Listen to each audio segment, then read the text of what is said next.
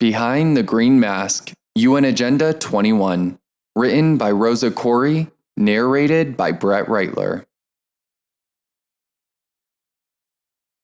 This book is dedicated to the memory of Estelle W. Koire, her courage to speak the truth, to strive, to seek, to find, and not to yield.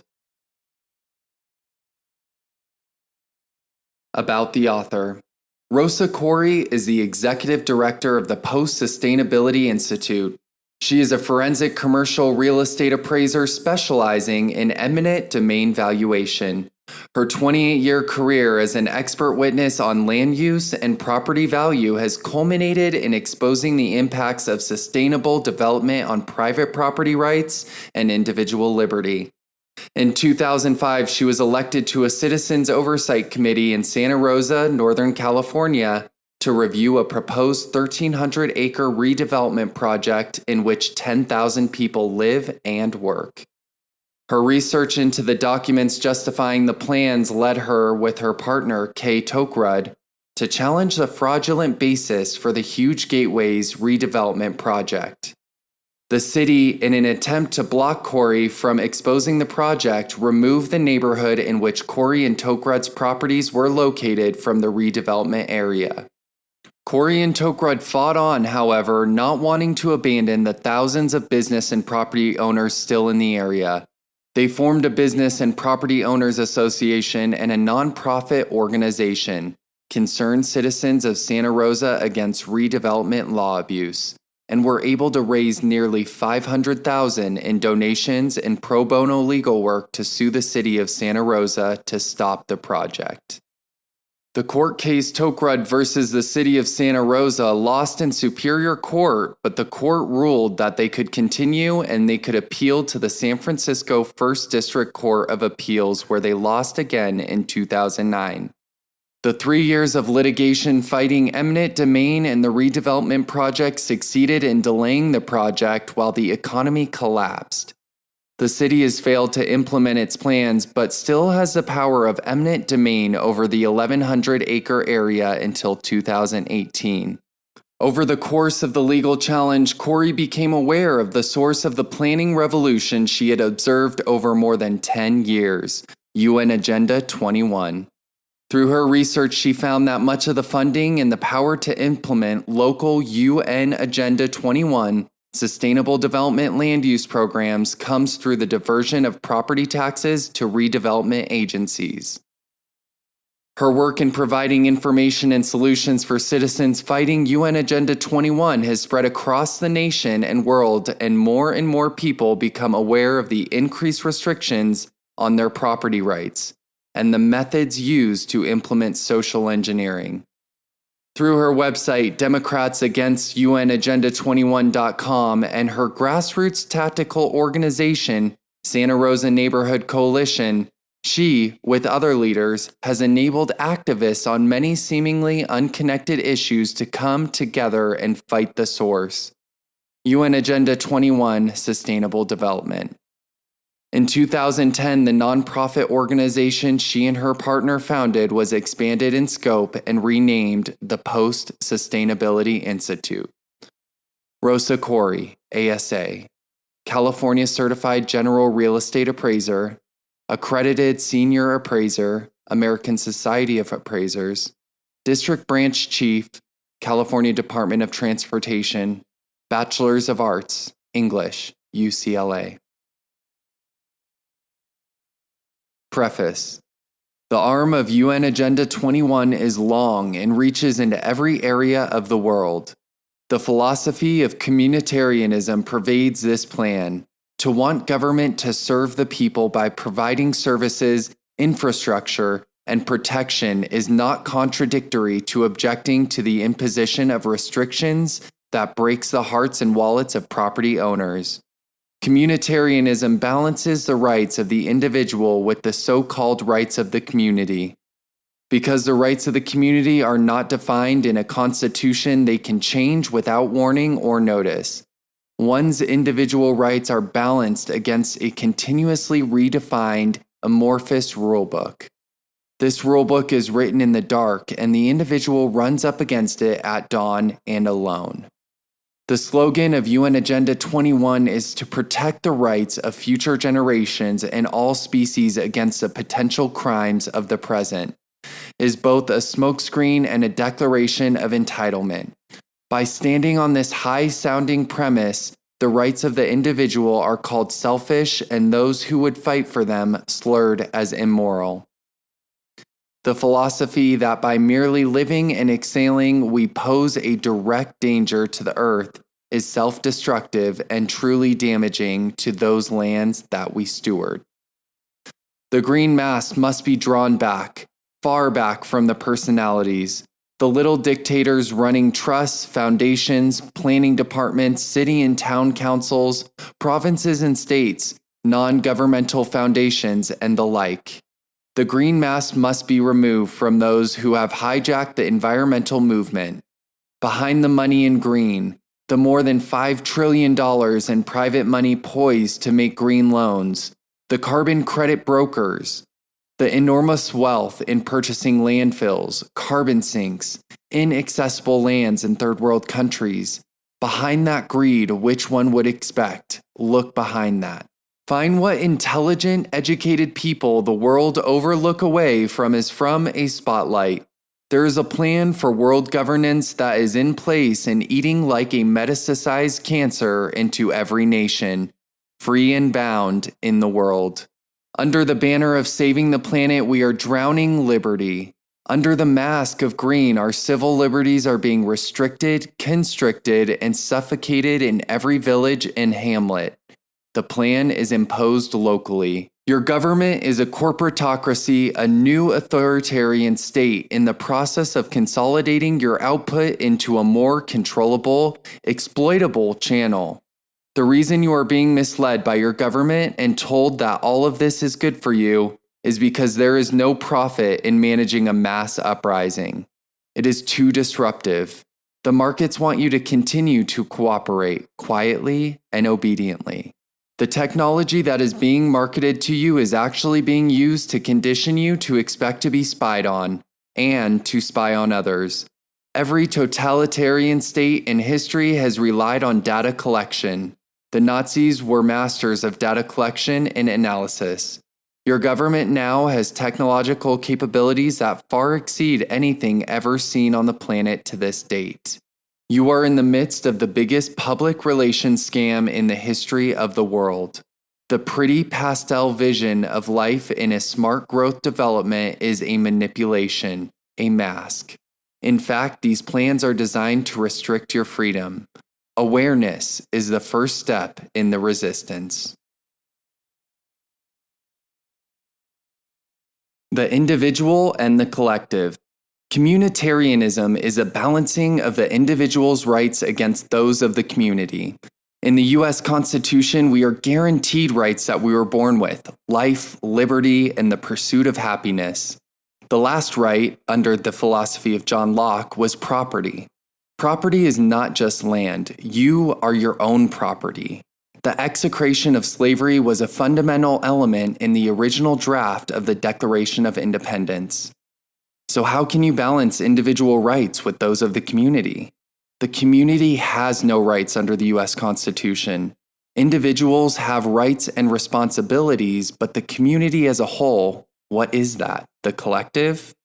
Whenever you balance or subsume or subordinate or consensusize the individual's rights, you'll get something different from what we are guaranteed under the Constitution. Here's an example. Let's take 2 glasses and set them on a table. One glass is full of water. Let's call it Constitutional Republic. The other glass is full of milk. Let's call it a communitarian state. Now we'll get a glass pitcher and set it on the table. Let's balance the water with the milk by pouring them both into the pitcher. What do you have? It's not water anymore, is it? It's milk. Watery milk, but milk, not water. The third way, communitarianism, balancing your individual rights with the rights of the community. Defined now as a global community. This is being pitched to you as the new enlightened form of political discourse. You are selfish if you insist on your individual rights and freedoms. This is the justification for UN Agenda 21 Sustainable Development. For the good of the planet, for everyone's security, for your health, to protect your children, to limit workplace violence, to stop bullying, to protect the rights of those in the future. All of these are laudable ideas, but somehow they always result in more restrictive laws that affect everyone. They criminalize everyone. In many towns, simple ordinances have been criminalized. What does that mean? If you don't mow your lawn, it's a violation. Will your child have a criminal record if he calls another kid a queer? Will you be held responsible if your employee shoots someone and you knew he was upset over a breakup with his wife? Will your 15-year-old daughter be strip searched at the airport? Will you lose custody of your 10-year-old because he is obese? Will you be evicted from your apartment because you smoked on your balcony in violation of the local ordinance? Will you be taxed for driving 15 miles to work instead of riding your bike? Will you be fined for watering your vegetable garden? Will your smart meter be used to tell advertisers what to sell you? Will your smart vehicle with remote shutoff capability be shut down by someone in your state capital while you're driving? Will your neighbor report you to the community-oriented policing unit of your local police department because you seem to be acting strangely? Will you be denied the right to use the water in your well? Will you be required to pay triple your original electricity rate because your town has decided to go into the power business? Community aggregate power generation. Will you be required to donate acres of your ranch land for county open space before you can put a house on it? Will you pay years of property tax without receiving any services for it because redevelopment debt has crippled your city? Will you be required to do your mandatory volunteering before you can get your child into Little League? Will you be accused of not caring about the planet if you question sustainable development? Your rights have been balanced. Welcome to the New World Order of the 21st century. Okay, what is UN Agenda 21 and why should I care? Have you ever wondered where these terms sustainability and smart growth and high-density urban mixed-use development came from? Doesn't it seem that about 10 years ago you'd never heard of them and now everything seems to include these buzzwords? Is that just a coincidence? That every town and county and state and nation in the world would be changing their land use planning codes and government policies to align themselves with? What? First, before I get going, I want to say that yes, I know it really is a small world and we're all on one planet, etc. I also know that we have a government of the people, by the people, and for the people, and that as cumbersome as that can be sometimes, Donald Rumsfeld said that the Chinese have it easy. They don't have to ask their people if they agree. And Bush Jr. said that it would be great to have a dictator as long as he was a dictator. We have a 3-branch government and the Bill of Rights, Constitution, and self-determination. This is one of the reasons why people want to come to the US, right? We don't have a Tiananmen Square here, generally speaking. Yes, I remember Kent State, not the same, and yes, an outrage.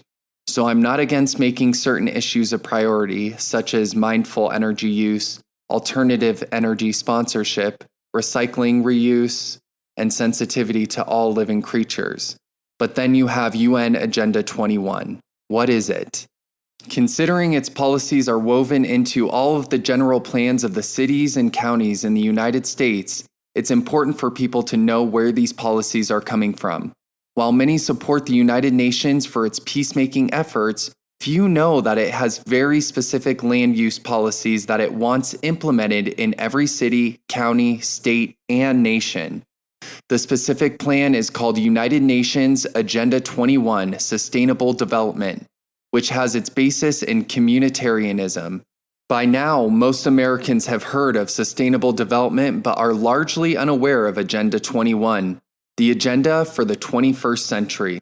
In a nutshell, the plan calls for governments to take control of all land use and not leave any of the decision-making in the hands of private property owners. It is assumed that people are not good stewards of their land and the government will do a better job if it is in control. Individual rights in general are to give way to the needs of communities as determined by a globalist governing body. Moreover, people should be rounded up off of the land and packed into human settlements or islands of human habitation, as they are called in the UN Agenda 21 documents, close to employment centers and transportation. Another program called the Wildlands Project spells out how most of the land is to be set aside for non-humans. In anticipation for our objections to such plans, our civil rights will be dissolved. UN Agenda 21 cites the affluence of Americans as being a major problem which needs to be corrected. It calls for lowering the standard of living for Americans so that the people in poorer countries will have more, a redistribution of wealth. Although people around the world aspire to achieve the levels of prosperity we have in our country and will risk their lives to get here, Americans are cast in a very negative light and it will be taken down to a condition closer to average in the world. Only then will there be social justice, which is a cornerstone of the UN Agenda 21 plan. UN Agenda 21 policies date back to the 1970s, but it got its real start in 1992 at the United Nations Earth Summit in Rio de Janeiro when President Bush signed onto it along with the leaders of 178 other countries.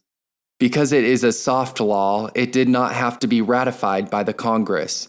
The following year, President Clinton began to implement it by creating the President's Council on Sustainable Development, PCSD, made up of cabinet-level government officials, captains of industry, including Ken Lay of Enron, and nonprofit groups such as the Sierra Club. One of the first tasks of the PCSD was to give a multi-million-dollar grant to the American Planning Association to design a legislative guidebook to be used as a blueprint for every city, county, and state in the United States in order to implement UN Agenda 21. This document, called Growing Smart Legislative Guidebook, Model Statutes for Planning and the Management of Change, took 7 years to complete and a full 9 years to arrive at the final version. The guidebook, and it's not just a guidebook but a blueprint, contains sample legislation, ordinances, rules, regulations, and statutes to be incorporated into the general plans of every single city and county in the United States.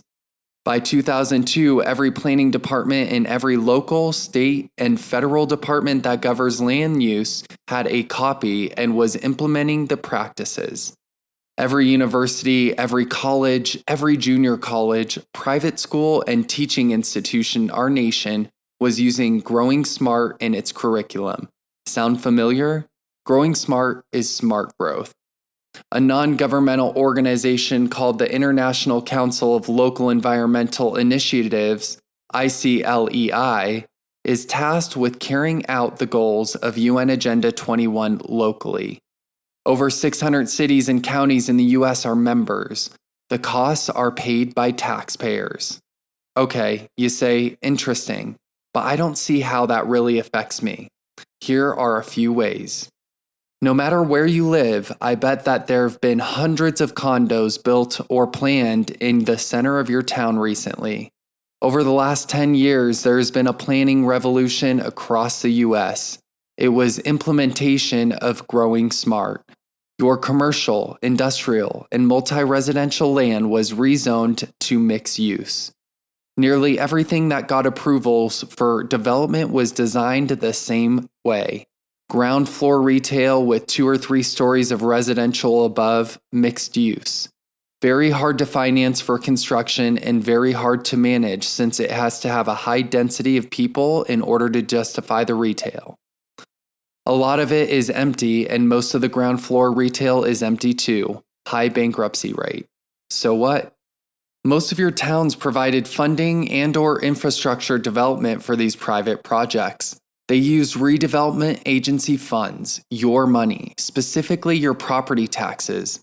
Notice how there's very little money in your general funds now, and most of that is going to pay police and fire. Your streetlights are off, your parks are shaggy, your roads are potholed, your county hospitals are closing. The money that should be used for these things is diverted into the redevelopment agency for 30 years.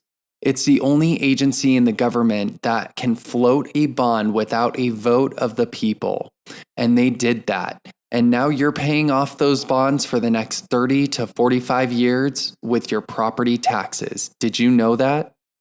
So what does this have to do with Agenda 21?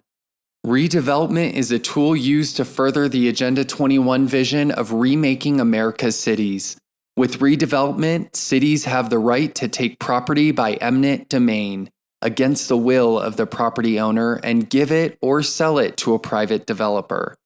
By declaring an area of town blighted, and in some cities over 90% of the city area has been declared blighted, the property taxes in that area are diverted away from the general fund. This constriction of available funds is impoverishing the cities, forcing them to offer less and less services, and reducing your standard of living. They'll be telling you that it's better. However, since they've put in nice streetlights and colored paving downtown, the money gets redirected into the redevelopment agency and handed out to favored developers building low-income housing and mixed use. Smart growth. Cities have had thousands of condos built in the redevelopment areas and are telling you that you are terrible for wanting your own yard, for wanting privacy, for not wanting to be dictated to by a condo homeowners association board, for being antisocial, for not going along to get along, for not moving into a cramped, overpriced apartment downtown where they can use your property taxes for paying off that huge bond debt. But it's not working and you don't want to move in there, so they have to make you. Read on.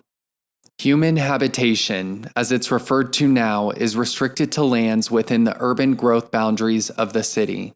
Only certain building designs are permitted.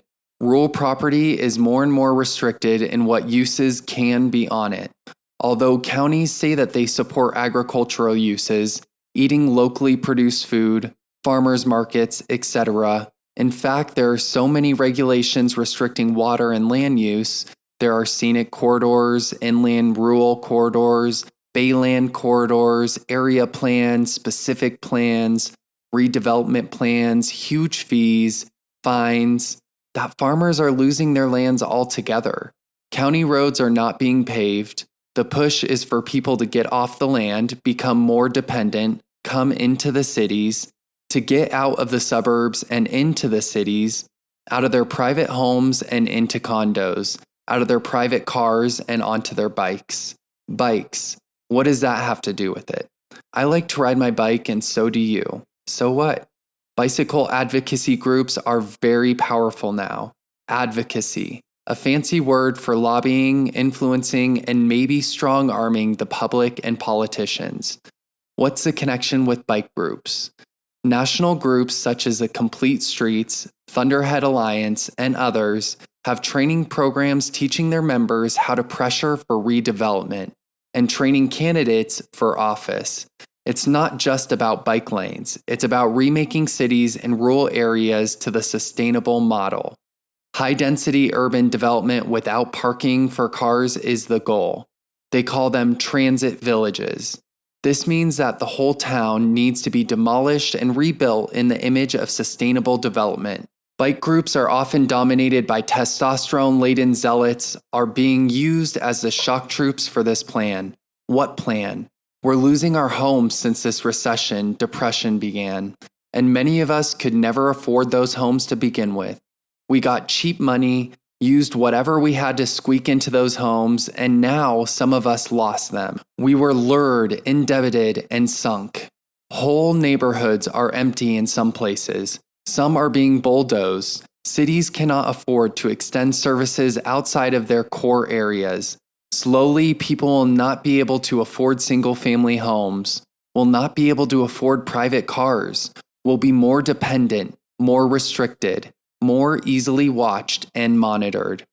This plan is a whole life plan. It involves the educational system, the energy market, the transportation system, the governmental system, the healthcare system, food production, and more.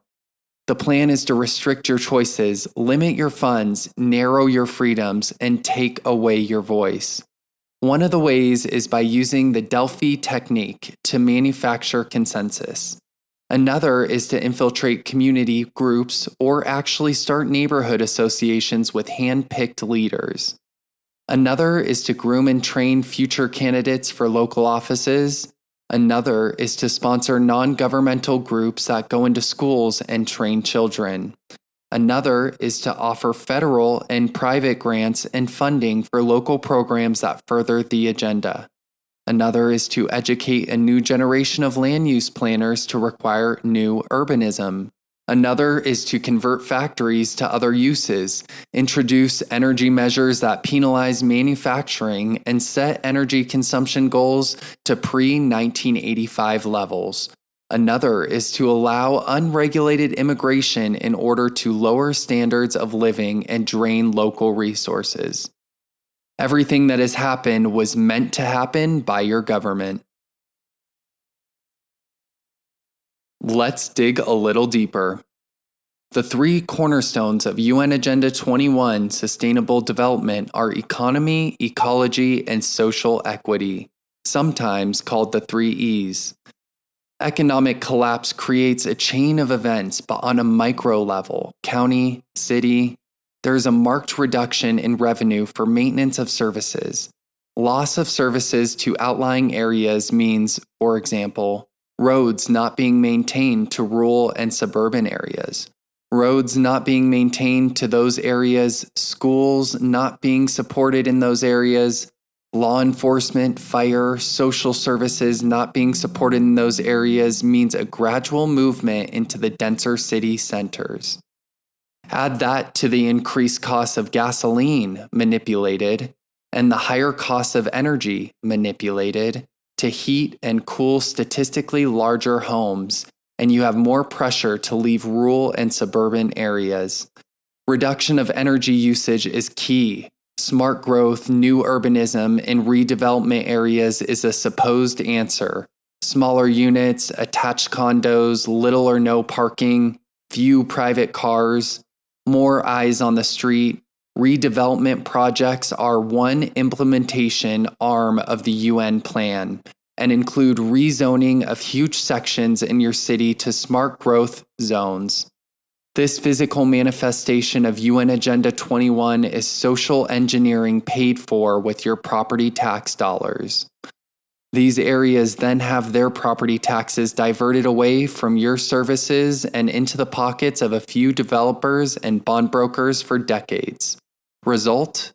Bankrupt cities and counties. In addition to these factors, ecologically motivated regulation makes rural suburban development prohibitive.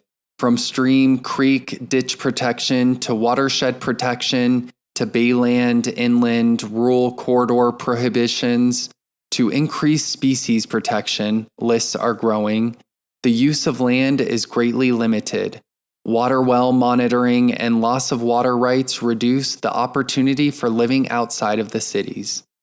Wildlands programs that prohibit roads and trails into rural areas while supposedly protecting them with conservation easements increase the loss of our food source independence.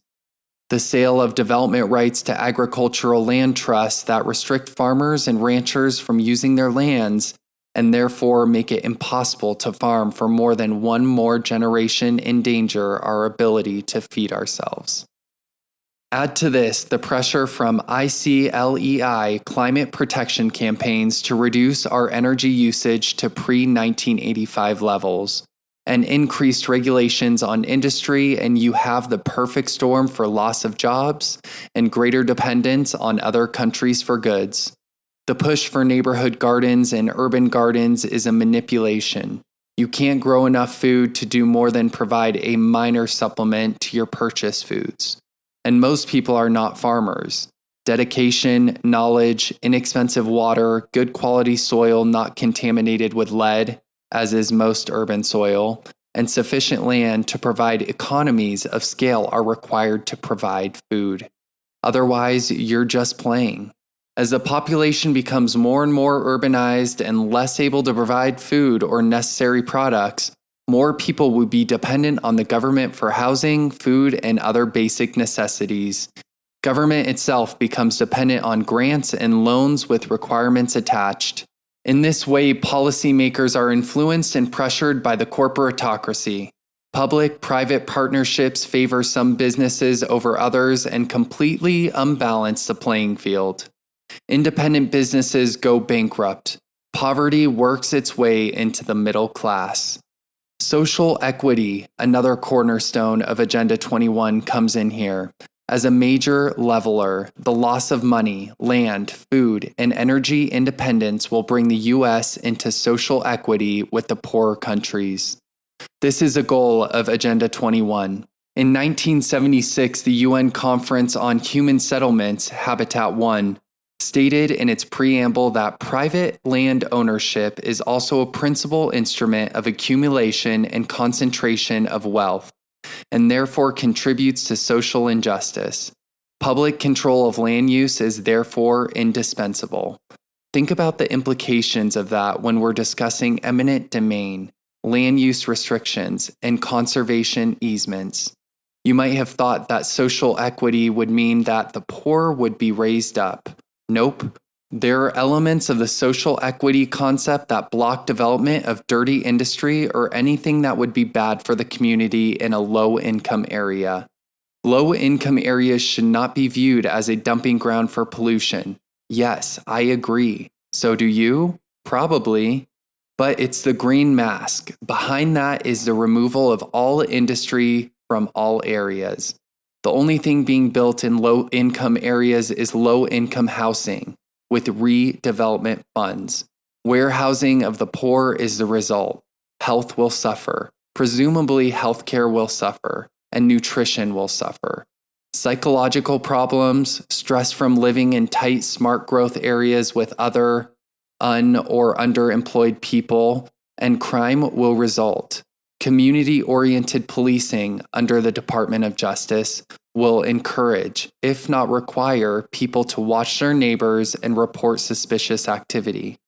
More activity will be identified as crime, such as obesity, smoking, drinking when you have a drinking problem, name-calling, leaving lights on, neglect in someone's perception of children, elderly, and pets, driving when you could ride a bike, breaking a curfew, and failure to do mandatory volunteering. The community will demand more law enforcement to restore order, and more rules and regulations will ensue. The lines between government and non-governmental groups will blur more and more as unelected local groups make policy decisions using the Delphi Technique to manufacture consensus. The Chinese and Russian models are instructive in what you can expect under communitarianism. Read Nin Chang's Life and Death in Shanghai and Alexander Solzhenitsyn's The Gulag Archipelago for real-world examples. The War on Terror is a communitarian plan designed to terrorize you. You can see that the groundwork for this has been laid and is being implemented throughout the nation. When you create deep dependence and then withdraw assistance, the result is chaos and poverty.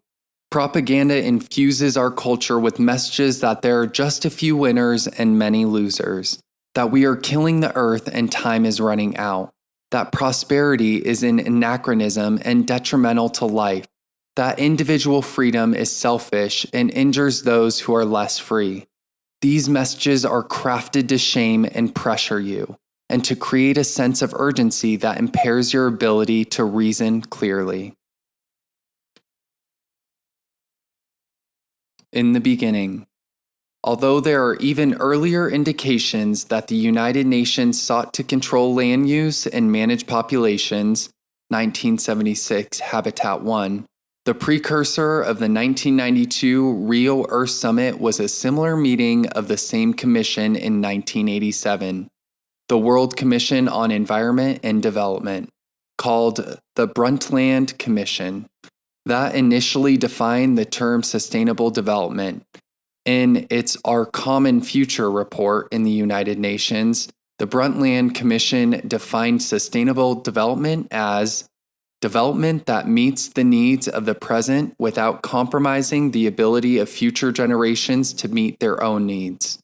All that remained was to state that our current activities and means of living were compromising the ability of future generations to meet their own needs and then decide what to do about it. After Our Common Future was presented to the UN General Assembly in 1987, the World Commission on Environment and Development, Brundtland Commission, was tasked with designing strategies for achieving sustainable development by the year 2000. At the Rio Earth Summit in 1992, the Commission, chaired by Maurice Strong, came back with Agenda 21. There is no aspect of our lives that is not covered by this document. The 40 chapters are divided into 4 sections. Section 1, Social and Economic Dimensions. Section 2, Conservation and Management of Resources for Development. Section 3, Strengthening the Role of Major Groups. Section 4, Means of Implementation. You can read it yourself on the United Nations website. Just put in UN Agenda 21 in the search engine. Some of the most important information can be found in Chapter 7, Human Settlements, which is the foundation for sustainable communities, and in the last chapters where the technology and methods for implementation are discussed.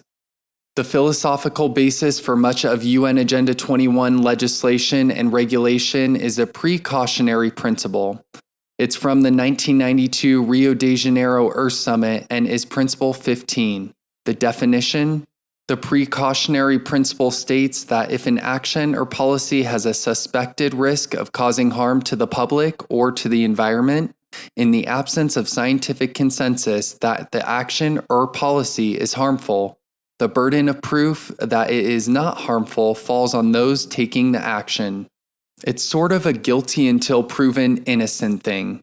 Calling it a principle makes it a source of law in the European Union. A fun fact is that the UE hasn't formally defined it, but they use it to craft their laws on food, technological development, trade, environmental and consumer protections. It is compulsory. Here in the US, we call it the precautionary approach so as not to codify it as law, but it is still being used to develop policy. How do you like that? In the absence of proof that something is harmful, you're supposed to prove that it isn't. This is serious. Think about climate change, global warming, or species impacts. Bringing it home. William Clinton was elected president in November 1992, and 6 months later, he issued Executive Order Number 12852, which created the President's Council on Sustainable Development, PCSD. It first met in the summer of 1993 and continued until 1999. The members of the PCSD included cabinet secretaries for transportation, agriculture, education, commerce, housing and urban development, Environmental Protection Agency, Small Business Administration, Energy, Interior, and Defense. Representing business were CEOs for Pacific Gas and Electric, Enron, ICLEI, BP Amoco, and Dow Chemical, among others. Environmental organizations rounded out the balance with the Natural Resources Defense Council, Sierra Club, World Resources Institute, and Natural Conservancy, and the Environmental Defense Fund being the most notable. The PCSD immediately began laying the groundwork for implementing Agenda 21 in the United States. The goal was to change public policy to bring it into alignment with the new agenda for the 21st century. The PCSD formalized its recommendations in Sustainable America, a New Consensus. We have never been the same since. Consensus: neutralizing enemies. One of the elements of a new rule of law is the creation of a new language to go with it, called jargon. This new vocabulary has a different meaning for those in the know from what you would understand from just seeing or hearing those words. Nearly every profession has its jargon. but the implementers of UN Agenda 21 rely on the obscurity of their definitions to keep you from becoming alarmed. Livable, walkable, vibrant, bikeable, consensus, conversation, progressive, community, diversity, carbon footprint, smart, vision, green, stakeholders, regional, sustainable. Buzzwords and slogans are used as tags to manipulate you. When you hear jargon words like this, you are being conditioned to support and accept the project or plan they're attached to without questioning it. These words, by their regular usage in the media and implied acceptance by your peers, tell you that something is popular. They are designer buzzwords, jargon that has been created to help you feel that you belong to the masses, that you are doing something positive and good, and that you'll gain acceptance by participating. The best public relations people in the world are working on these terms just for you. The word consensus, for example, is defined in my dictionary as an opinion or position reached by a group as a whole. In the PCSD's list of vital elements to incorporate into their recommendations, they included this statement: we need a new collaborative decision process that leads to better decisions, more rapid change, and more sensible use of human, natural, and financial resources in achieving our goals. A new collaborative decision process. The new definition for consensus is the neutralization of expressed opposition. In the old way of doing things, the democratic way, an issue is put before the voters and they vote on it directly, or they have a representative who reviews the issues, debates them publicly, and then votes. If the voters are not satisfied with the outcome, they can initiate a referendum or vote out the representative. Sustainable America, a new consensus, does not allow for actual dissent. There can be no opportunity for failure in implementing Agenda 21. In fact, the cabinet secretaries reported that they could implement approximately 2/3 of the PCSD's recommendations administratively. However, it is not desirable that you notice that you are not being given a choice in the most important issues of your life. So you are given the illusion that you are making decisions for yourself. As with the earlier examples of the glasses of water and milk, this principle of taking two opposing points of view and mixing them to render a third does not in fact represent your opinion. It might be said that it doesn't represent the other side either, but since the other side is running the meeting, you can be sure that the manipulation will result in their predetermined outcome. You'll find that the water never gets into the pitcher at all. The real meaning of consensus is to take away your voice and leave you feeling as if you are the only one who has some problem with the results. The President's Council on Sustainable Development incorporated the Delphi Technique into its recommendations so that more rapid change could be imposed on you through clever manipulation. The Delphi Technique. Developed by the RAND Corporation as a Cold War mind control technique, Delphi is used to channel a group of people to accept a point of view that is imposed on them while convincing them that it was their idea. In the 1970s and 80s, it was used to convince landowners of the merits of accepting general plan maps. Delphi can be used on any group, from just one person to the entire world. Trained facilitators present a range of choices to a group, but have tailored them to direct the outcome. This is most often done in public meetings called visioning meetings, put on by your city or county to get your opinion on your town 2020 or 2035. Money for these programs often comes from federal agencies, members of the President's Council on Sustainable Development, in the form of grants to your local government. The meetings are advertised as an opportunity for you to give your input to an exciting new plan for the redesign of your city center for the future. You'll usually see it as a specific plan for a redevelopment project or a regional transportation plan that involves housing and land use restrictions. Delphi is used in school board meetings, in trainings, at neighborhood association meetings, and other places where the organizers want to give the appearance that they have listened to the community opinion and incorporated it into their plan. By the way, you'll never hear the words Delphi. They will never acknowledge that they're doing it. The key thing to know about this is that, of course, you have no input. Only comments and observations that support the pre-approved plan will be supported. All others will be written on a big pad of paper and discarded later.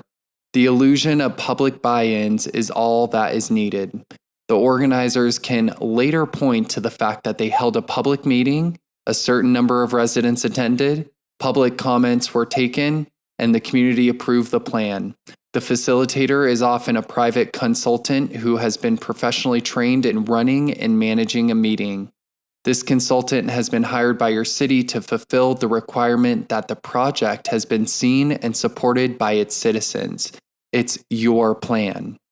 If the project is a controversial one, the city may have put out the call for nonprofit groups, neighborhood associations, city boards and commissions, and city employees to send members to seed the audience and outnumber potential opponents. This is war. On those few occasions when the majority of the attendees object to the planned outcome, the facilitator will close the meeting and reschedule it for another time and place. You are experiencing a new consensus. So let's see what goes on in a Delphi meeting. As you come in the door, you'll be asked to sign in. You'll be given a name tag, and depending on the meeting type, you'll either sit at tables or you'll be in an auditorium. A brief overview of the project will be given, and no questions will be allowed. The facilitator may try to establish the demographics of the attendees by asking you to raise your hand if you're between 18 to 25, 26 to 35, etc., your race and gender. Now the meeting begins in earnest. Speakers will include government officials, sometimes your mayor or council people, representatives from nonprofit organizations, and local business persons with an interest in the outcome, such as engineers, architects, and planners. The meeting is on tight schedule, and there are few opportunities for questions.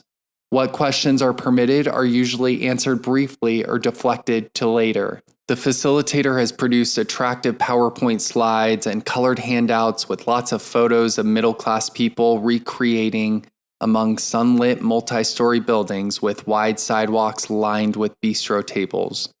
You notice that there is no manufacturing. In this pleasant utopia, there are few cars, lots of high-speed trains, blue skies, and bikes, lots of bikes. Open space parks, but no private yards. Shallow porches that face the street, buildings constructed right behind the sidewalk and touching their neighbors.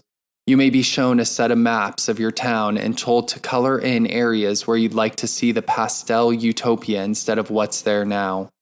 By the way, often the property owners in the specific project area have deliberately not been notified about this meeting, and they absolutely will not have been sought out to attend.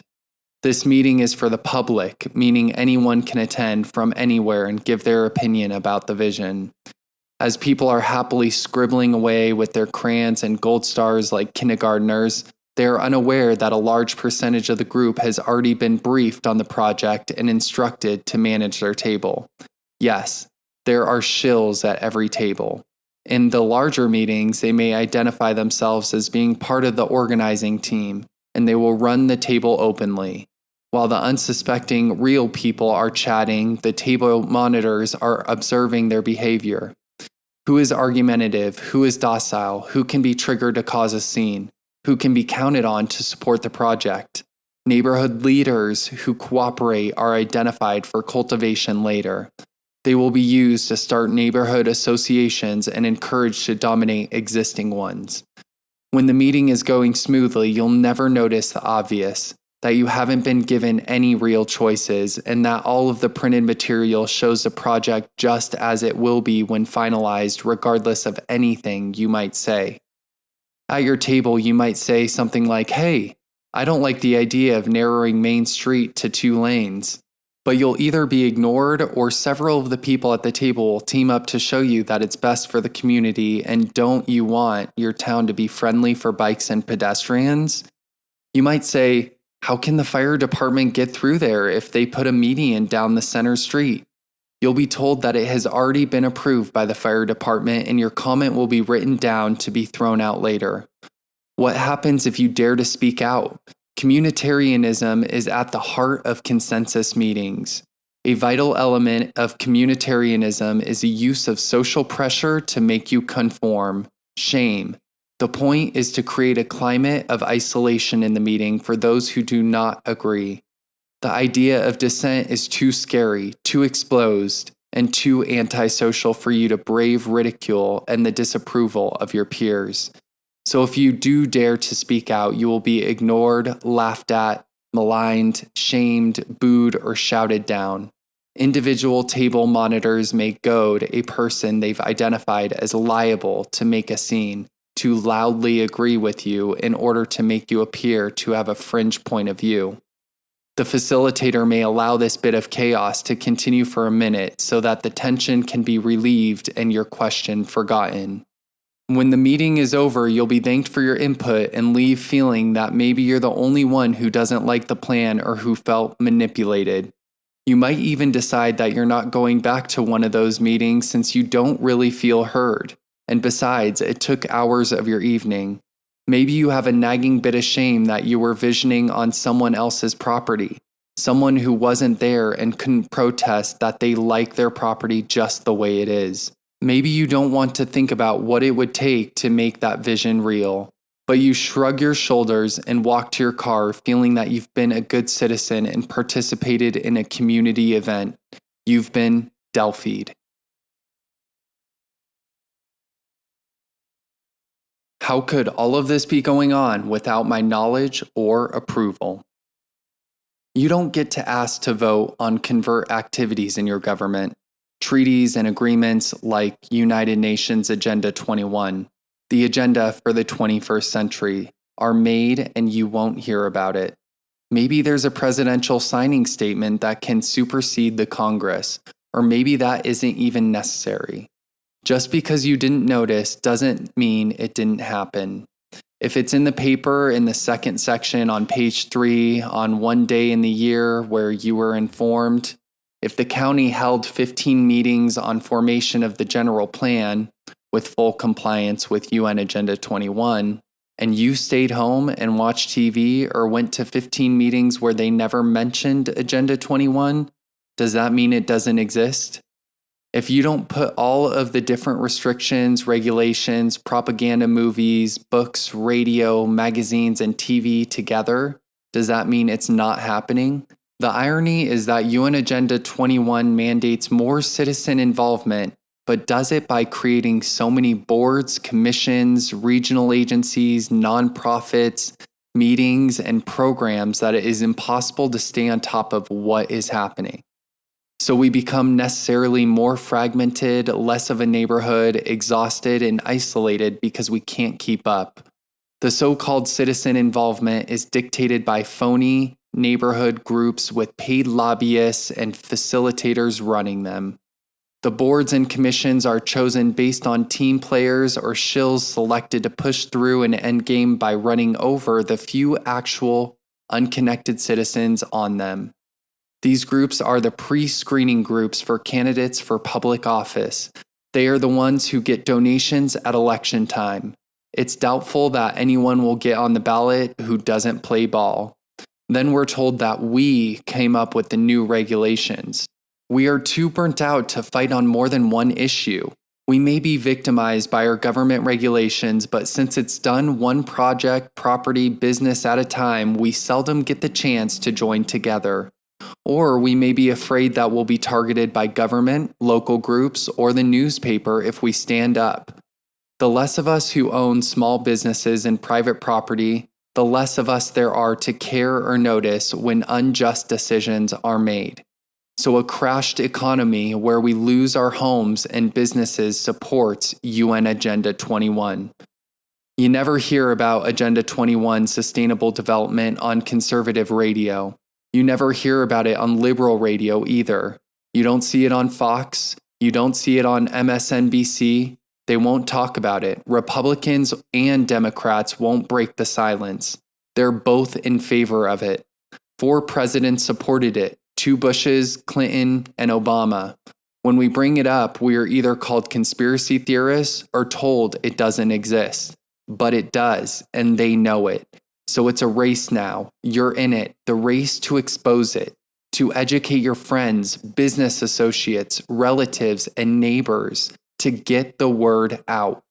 People know that something is happening, but they can't put a name on it, and they may not realize that it is all connected, but you do. You might wonder why they bother to ask your opinion at meetings. Why don't those guys at the top just push it through without Delphi? Because they don't want to remove the green mask. They'd have to acknowledge that there is a green mask, and that would incite civil unrest. Take a look at the European Union for the results of austerity measures, riots, martial law, and increased domestic surveillance. The show of force is intimidating, but it's also a view of what's behind the mask. Another reason why you may not have heard of UN Agenda 21 before is because opposition to it is often conflated with anti-Semitism. Calling it a Zionist plot is absurd considering that Zionism is an ultra-nationalist movement that is completely opposed to the dissolution of national boundaries. Israel is about the size of Vancouver Island and slightly larger than New Jersey. If you are approaching it from that angle, I urge you to drop those attitudes. It is not productive, not realistic. You could say it's a Protestant plot. Would that make sense? And feeds right into the dialect that pits us against one another. The mainstream media can then refer to it as fringe, and that justifies their lack of reportage. Demonizing all liberals is foolish and wrong. Don't play the alienation game with half of the US. We need to work together. Familiarize yourself with communitarianism. It's the political philosophy behind all of this. It states that the individual's rights are a threat to the global community.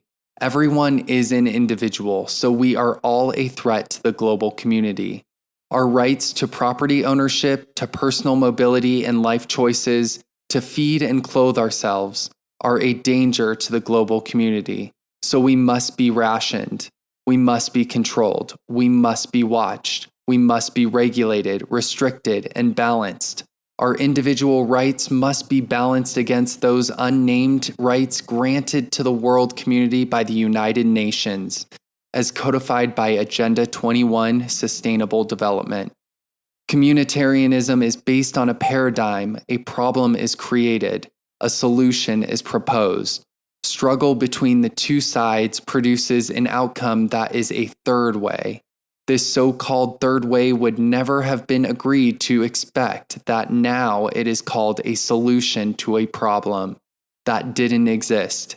And now the solution is the new normal. Corporatocracy, government by corporation, public-private partnerships, tax credits to corporations, nonprofits that are also corporations but have a green face. BP is green. It doesn't matter what political party they profess to support. They take turns funding both sides. It's UN Agenda 21, administered in your town by directives and training by the International Council on Local Environmental Initiatives, ICLEI, and its many partners. Everyone is being impacted by UN Agenda 21 Sustainable Development. It doesn't come with flashing lights and a label, so you have to be sharp and put it together. Since your government uses different names for all of the programs, it's alphabet soup, you don't recognize that there is a connection when you hear, for example, your 10-year-old child won't be automatically going to the middle school in your neighborhood, but has to apply for admission. She or he may end up across town where you'll never attend parent-teacher night, never become friends with other parents, and not volunteer in the classroom and hear the lesson because you can't make it home from your job in time. Your business is being subjected to a business improvement tax by your local government, and you have to pay it even though your customers now have to put money in the meters, pay huge parking tickets, and can go to the mall with free parking. You inherited a piece of land from your folks, but now you find out that it's impossible to build anything on it because the county has an ordinance that won't allow you to install a septic system on your 40 acres. And the biotic resource corridor that it's in won't allow development anyway. And besides, you're in the view shed, so bicyclists can look at your land as they ride a nearby trail, and a building would ruin that. You thought it was too good to be true when you and your husband were able to buy that nice 3-bedroom house in the suburbs, but the mortgage broker was really excited about the interest-only loan, and the payments were affordable. Now you see that you were ignorant about how the loan was structured, and, along with most of your neighbors, you've lost everything. You're hoping to get into one of the affordable housing units by the train station. You're trying to quit smoking since you feel like a pariah everywhere you go, but it's just so tough that you finally agree with your doctor that the best thing is to go on Zoloft or Wellbutrin so you can get through it. Now you seem to be floating through the day with a cozy blanket around your brain, and you can see why your wife takes Prozac. You don't believe that you're being forced out of your private vehicle, but then you notice that even though Libya produces only 2% of the world's oil, your gasoline costs just jumped up 20% since Gaddafi started shouting.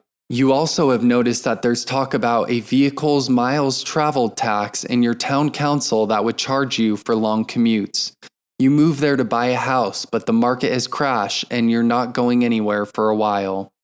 You, of course, were an avid fan of the smart train idea and voted for the 1/4 cent sales tax hike in perpetuity.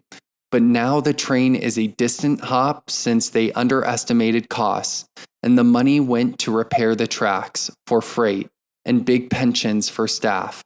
All those smart growth dwellers by the tracks are now going to hear freight train whistles, smell the fumes 6 feet away, and risk injury at grade crossings. You're sick of being called an oil addict and can't understand why innovations for energy-efficient vehicles have never been funded by your government. Until now, when you can pay $40,000 for a compact that gets 35 miles to the gallon. You are raising your kids on the farm you grew up on, but there are also so many regulations and rules that you spend hours a day filing out paperwork and complying with new laws that you didn't know about until you violated them. Costs for feed and seed and processing are increasing faster than you can manage, and without your wife's job, you'd be sunk. You still haven't paid your brother and sister for the farm. You inherited it jointly from your dad, and now the taxes going up, you're not sure you can keep it up unless you sell a conservation easement to the open space district. You look at your 3 kids, though, and wonder how they'll be able to pay the inheritance tax when you die, and there are no more conservation easement rights to sell. You are getting ready to graduate from high school, and you'd like to go to a state university, but you need a 4.2 or higher, and besides, you haven't done nearly enough volunteering for nonprofits like your friends have. You figure you're going to have to take a year off and serve in the Peace Corps and Community Corps, or you'll never get into a good school. You came home from work and noticed that your energy company had installed a smart meter without asking you. And now you've heard that they can shut it off remotely, monitor your use, reduce your allotment, and generally mess with you anytime. Your brother's kids sleep in a room right next to the whole bank of meters at his condominium complex, and they're complaining of headaches and nausea. You've gone from saying you'd never bother to learn computers to checking your email every half hour, and your kids never look up from their whatevers when you talk to them. Their classrooms are so crammed with kids that you can't even think remote learning might be a good idea. And hey, textbooks online should save money. They can update them, change history with a click of a mouse. Great. You just came back from a vacation in Mexico and noticed the retina recognition and fingerprint readers at every customs officer's stations, and it made you nervous. Of course, they're not using them on everyone yet, but how long will it be? You've also read that they have miniature drone spy hummingbirds that can fly 8 miles in and out of windows and record sound and video. Who? Your government. What else do they have? Do they know you're reading this? You go to a neighborhood's association meeting out of some sense of civic duty and see that they're electing officers to the association. You'd like to nominate your neighbor, but you can't because the bylaws say that any candidate has to be okayed by the board first. You try to make a comment, but you're booed by your neighbors in bike helmets and spandex. It's clear that they have a candidate who will be elected and claim to speak for the entire neighborhood. The shocking truth is that they don't just Delphi meetings. Your entire government and legal system is being Delphied and is transitioning to government by consensus. This is not a left or right issue. No American wants increased domestic surveillance, corporate takeover of our political, legal, and governmental systems, restrictions on free speech, and the enormous waste of our resources through endless war. Call it smart growth, call it sustainable development, call it form-based zoning, call it capacity building, call it consensus building, call it green building, call it wildlands, call it homelands, call it outcome-based education. Hey, it's not what is Agenda 21, it's what isn't Agenda 21. It's not Republican and it's not Democrat. It's not libertarian and it's not independent. It's communitarian, the new law of the land. From international to local in one easy step. It's time for the big picture. First, we'll look at the story and then we'll look at what they're doing with the story. Let's not worry about whether the story is true or not at this point. In my opinion, it would have been created regardless. It's just so useful. Here's the green mass story. We discovered recently that the planet is heating up fast. The ice caps are melting, sea levels are rising, biodiversity is threatened. There are too many people. Carbon dioxide is a greenhouse gas contributing to the rise in temperature. Our use of oil and natural gas combined with development in the world's rural areas is intensifying global warming, climate change. We have to change and fast. Time is running out. Celebrities, officials, and all sane people agree that the planet is in danger and we are the cause. Enter the International Council on Local Environmental Initiatives, ICLEI, created in 1990 as a non-governmental organization to implement Agenda 21 locally around the world. ICLEI, pronounced ICLEI, brings the international into your town.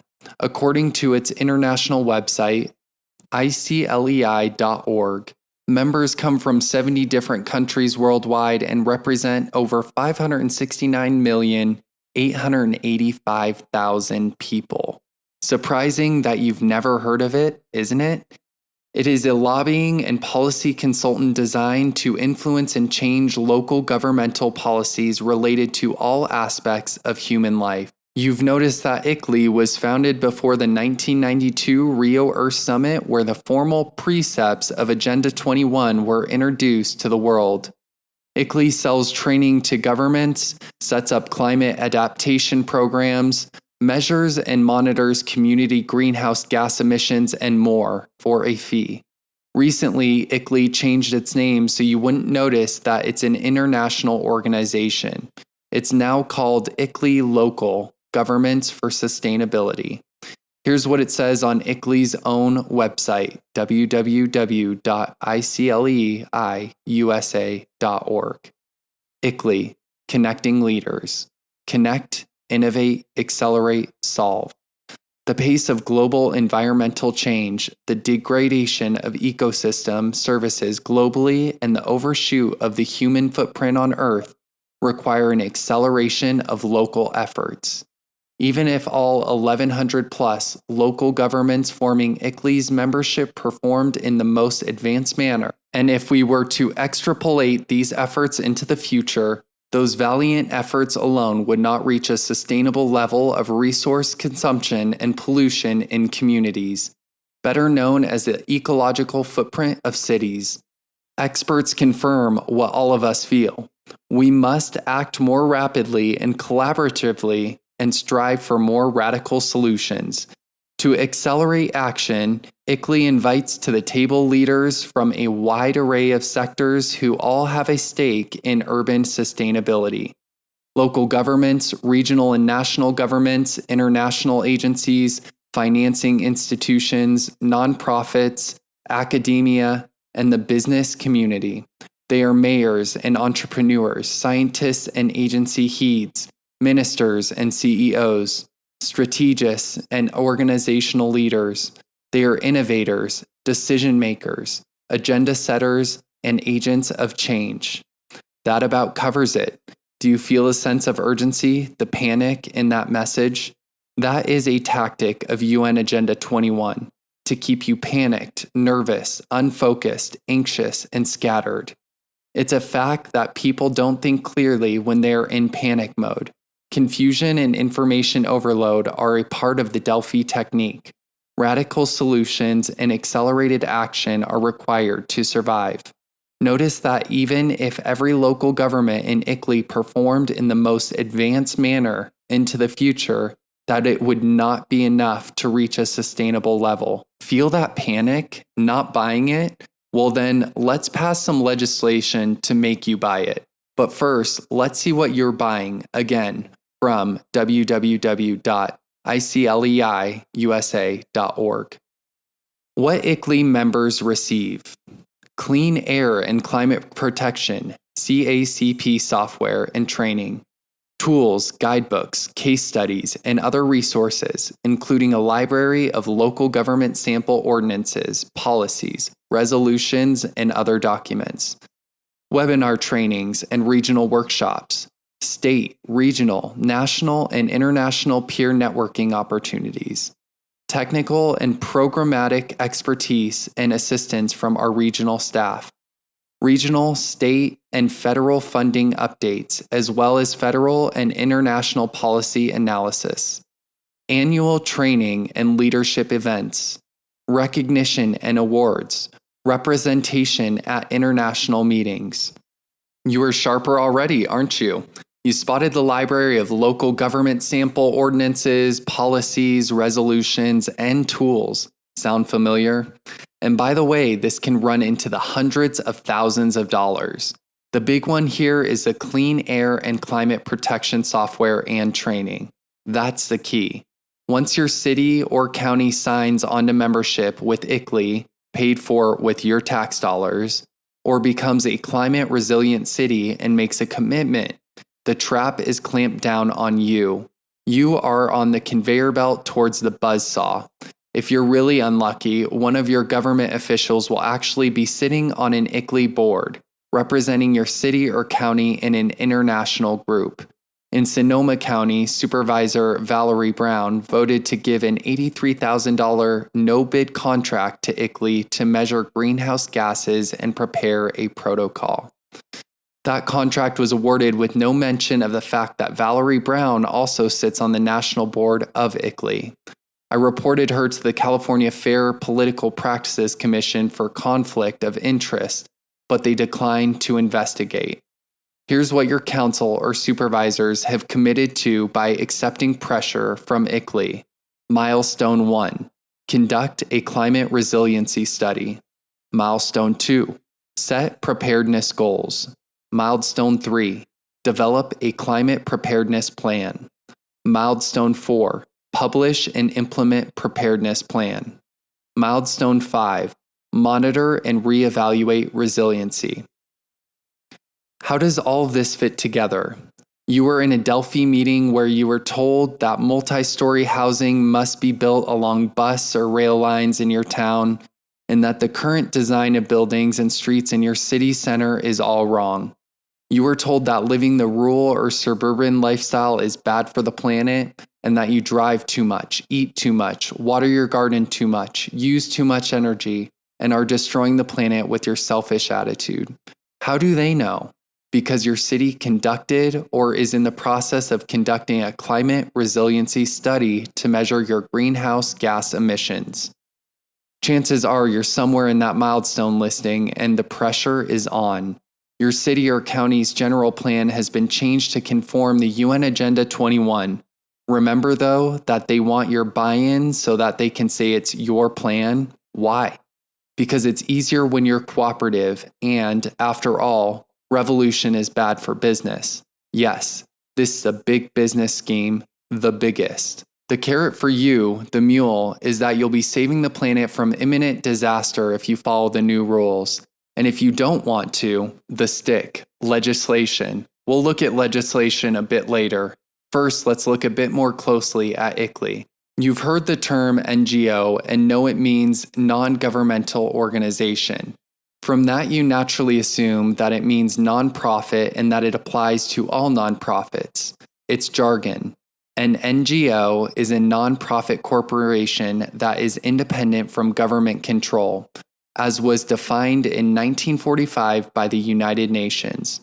Nonprofit does not mean that the corporation doesn't make money, but that surplus money after salaries and projects are paid goes back into the corporation and no tax is paid on the surplus. Chapter 27 of UN Agenda 21 focuses on the role of NGOs in implementing the agenda worldwide. NGOs are used to blur the line between government and the private sector. As governments become less able to maintain staff, they will contract out for services with organizations, civil society organizations, which are not accountable to the people. ICLEI is such a group. It has special consultative status to the United Nations, a position held by only a handful of the millions of nonprofit groups worldwide. Made up of government employees, nonprofit environmental and transportation planning groups, and for-profit industries, ICLEI is making legislation and policy in ordinance with international law that impacts you. ICLEI is the implementation arm of UN Agenda 21 Sustainable Development.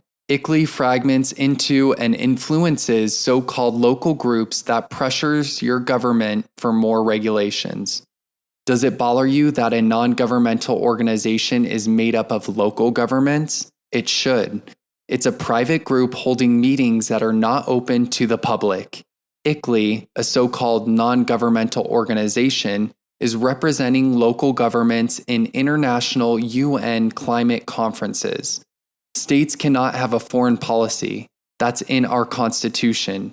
No treaty, alliance, or confederation can be made by states and local entities. ICLEI is receiving federal funding.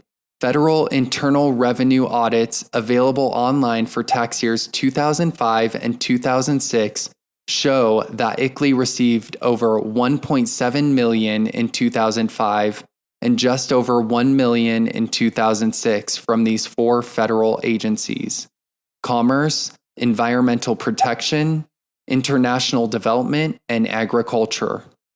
ICLEI's federal identification number is 043116623. The IRS Form 990 for tax year 2009 shows that ICLEI had $4,553,618 over $4.5 million in income. That was for tax year 2009 alone from all sources reportable in the U.S. Remember that one of the sections of UN Agenda 21 was strengthening the role of major groups? You can check the membership list at www.icleiusa.org to see if your municipality is a member. But it's likely that ICLEI has tentacles into your town even if you don't see it on the list. The list is out of date online and doesn't show cool mayors, sustainable cities, or cool counties. Check those too. The STAR program is a new one with 10 pilot cities. Here's what ICLEI says about it. At ICLEI USA, we have found that educational and policy programs are not enough. Networks and best practices are not enough. Software tools and consulting are not enough. Transformation requires a carefully coordinated, linked-up system of political education, professional training and networking, technical support and civic education, and constant performance evaluation and feedback with each local government member over an extended time period. ICLEI has always focused on building that system. STAR is designed to leverage each element of the system. And through our network of regional offices, we are scaling up capacity to deliver and, together with our members, institute change as a matter of public interest. ICLEI USA is developing STAR with a number of key partners, including the U.S. Green Building Council, the Center for American Progress, and the National League of Cities. In addition, ICLEI USA has enlisted 160 volunteers representing 130 organizations, including 60 cities and 10 counties, states, and federal agencies, nonprofit organizations, national associations, universities, utilities, and private corporations. Greenhouse gas emissions are being tracked, measured, and logged by ICLEI. Carbon offset trading, greenhouse gas emission goals, and legal statutes are designed and lobbied for by ICLEI. Here's an excerpt from a New York Times article, May 23, 2011. Across America and in Congress, the very existence of climate change continues to be challenged, especially by conservatives. The skeptics are supported by constituents wary of science and concerned about the economic impacts of stepped-up regulations. Yet, even as the debate rages on, city and state planners are beginning to prepare. Melissa Stoltz, the climate director for ICLEI USA, an association of local governments, said that many of the administrations she's dealing with are following a strategy of discreetly integrating preparedness into traditional planning efforts. There's a lot to refute there, but let's note that ICLEI is called an association of local governments. People who question are mainly conservatives, wary of science, and traditional planning is being stealthily changed.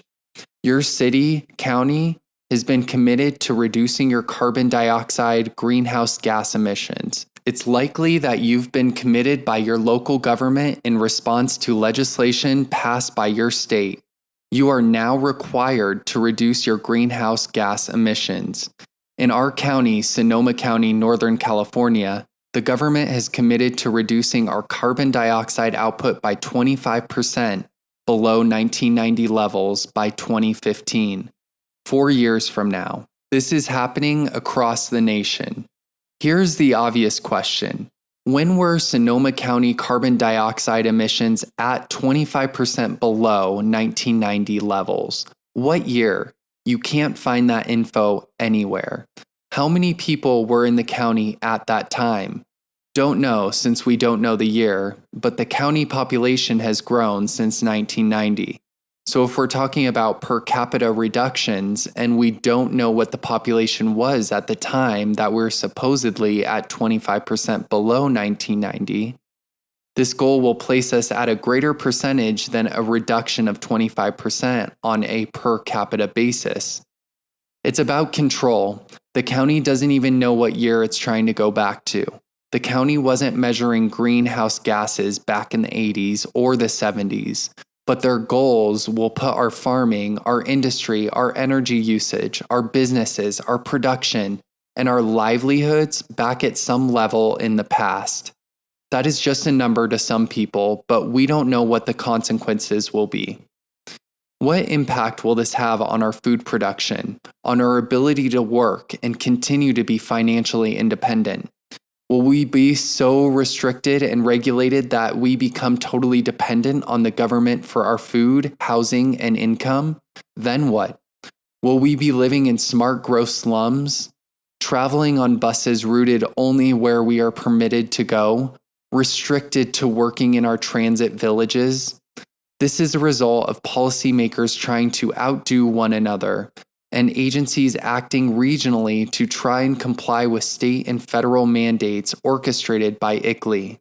You are required to comply. What happens if we don't meet their goals? Let's look at a sample inventory. 2009 countywide GHG emissions inventory. Sonoma County's GHG emissions in 1990, 3.6 million metric tons carbon dioxide, CO2. Goal of 25% below the 1990 level. 2.7 million metric tons carbon dioxide, CO2. Sonoma County's GHG emissions in 2009, 4.28 million metric tons carbon dioxide, CO2. Source: Sonoma County Water Agency. www.sctainfo.org/data.html. If this were enforced in 2009, it would have required a 36.92% reduction in emissions. So what's next? If you can't meet their goals, fines, and if you can't pay your fines, tax liens, and if you can't pay your tax lien, confiscation of property, or will they do it by raising your energy costs while rationing you and establishing tiers where you will pay more if you use more until you're sitting in the cold? Did you know the United Kingdom and much of the United States has committed to reducing greenhouse gas emissions to 80% below 1990 levels by 2050? This was one of President Obama's campaign promises. What will that mean for you? Are you wondering if your mayor has signed on to the U.S. Conference of Mayors Climate Protection Agreement? Just type that into your search engine. Every single state in the United States has at least one city that has signed on to it. More than 1,050 cities. There are commitments for major energy reduction of up to 25% by 2015.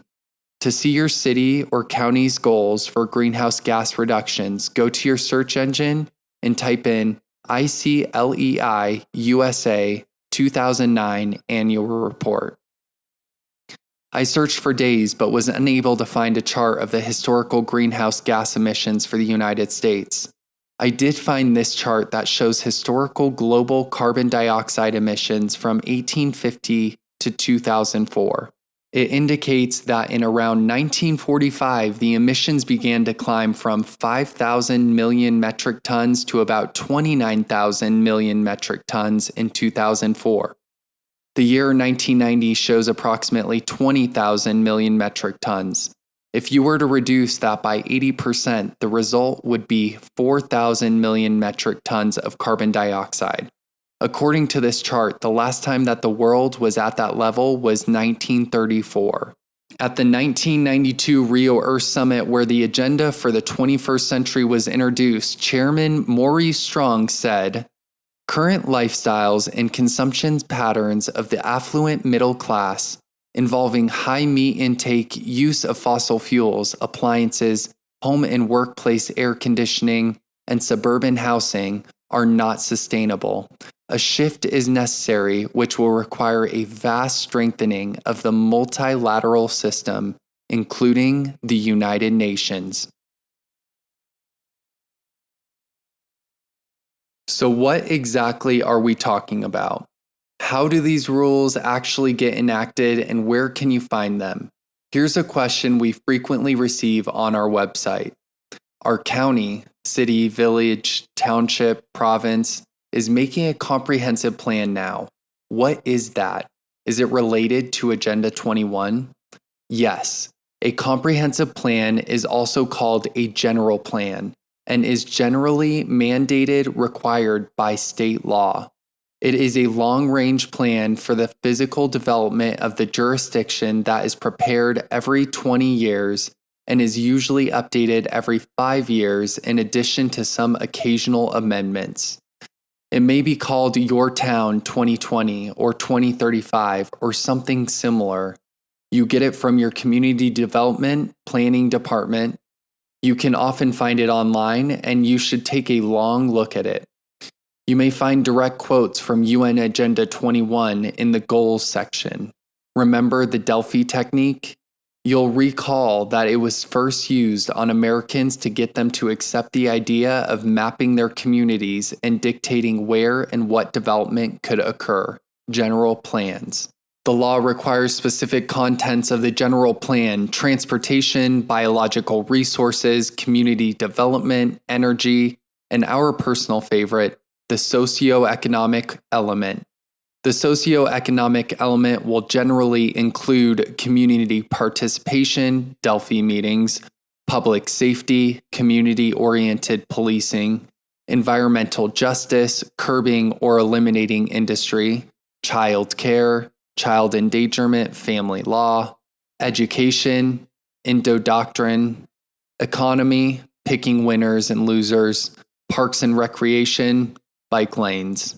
The 2020 and 2035 general plans will identify the rights of the community as balancing environmental protection with the needs of present and future residents for housing, jobs, and recreation, and on the need for transportation options to reduce dependence on automobile use. Quote from Marin County-wide Plan, General Plan, Marin County, California. Note the word balancing. That's a key jargon word for communitarians. You'll recall that it means that your individual rights are not as important and will be disregarded for the community's rights.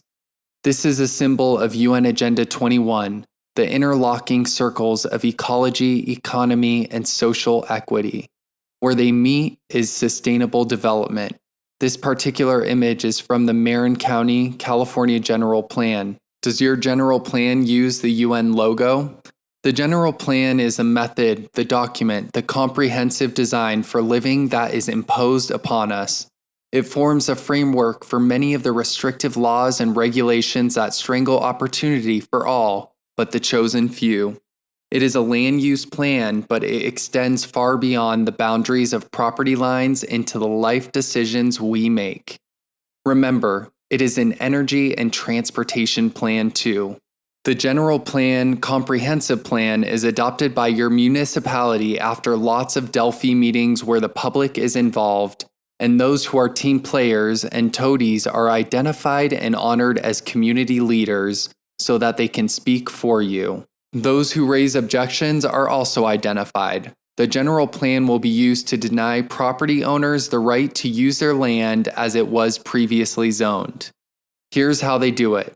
You may already know that if the city or county is going to change your zoning, it's required to notify you first.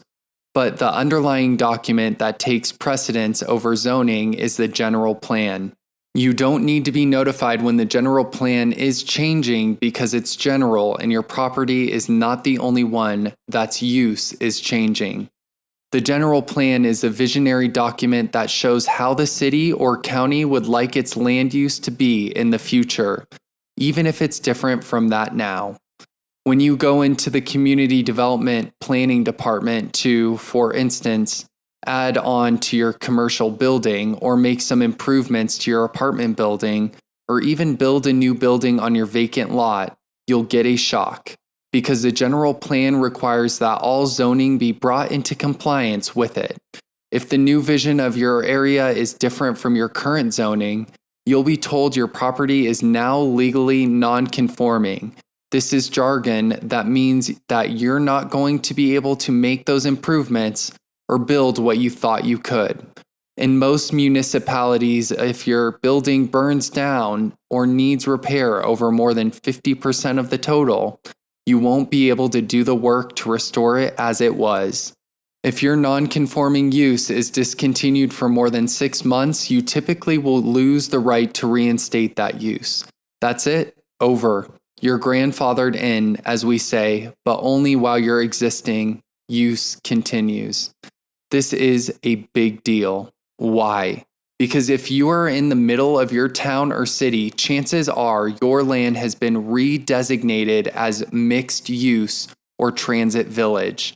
That is smart growth, high density mixed use.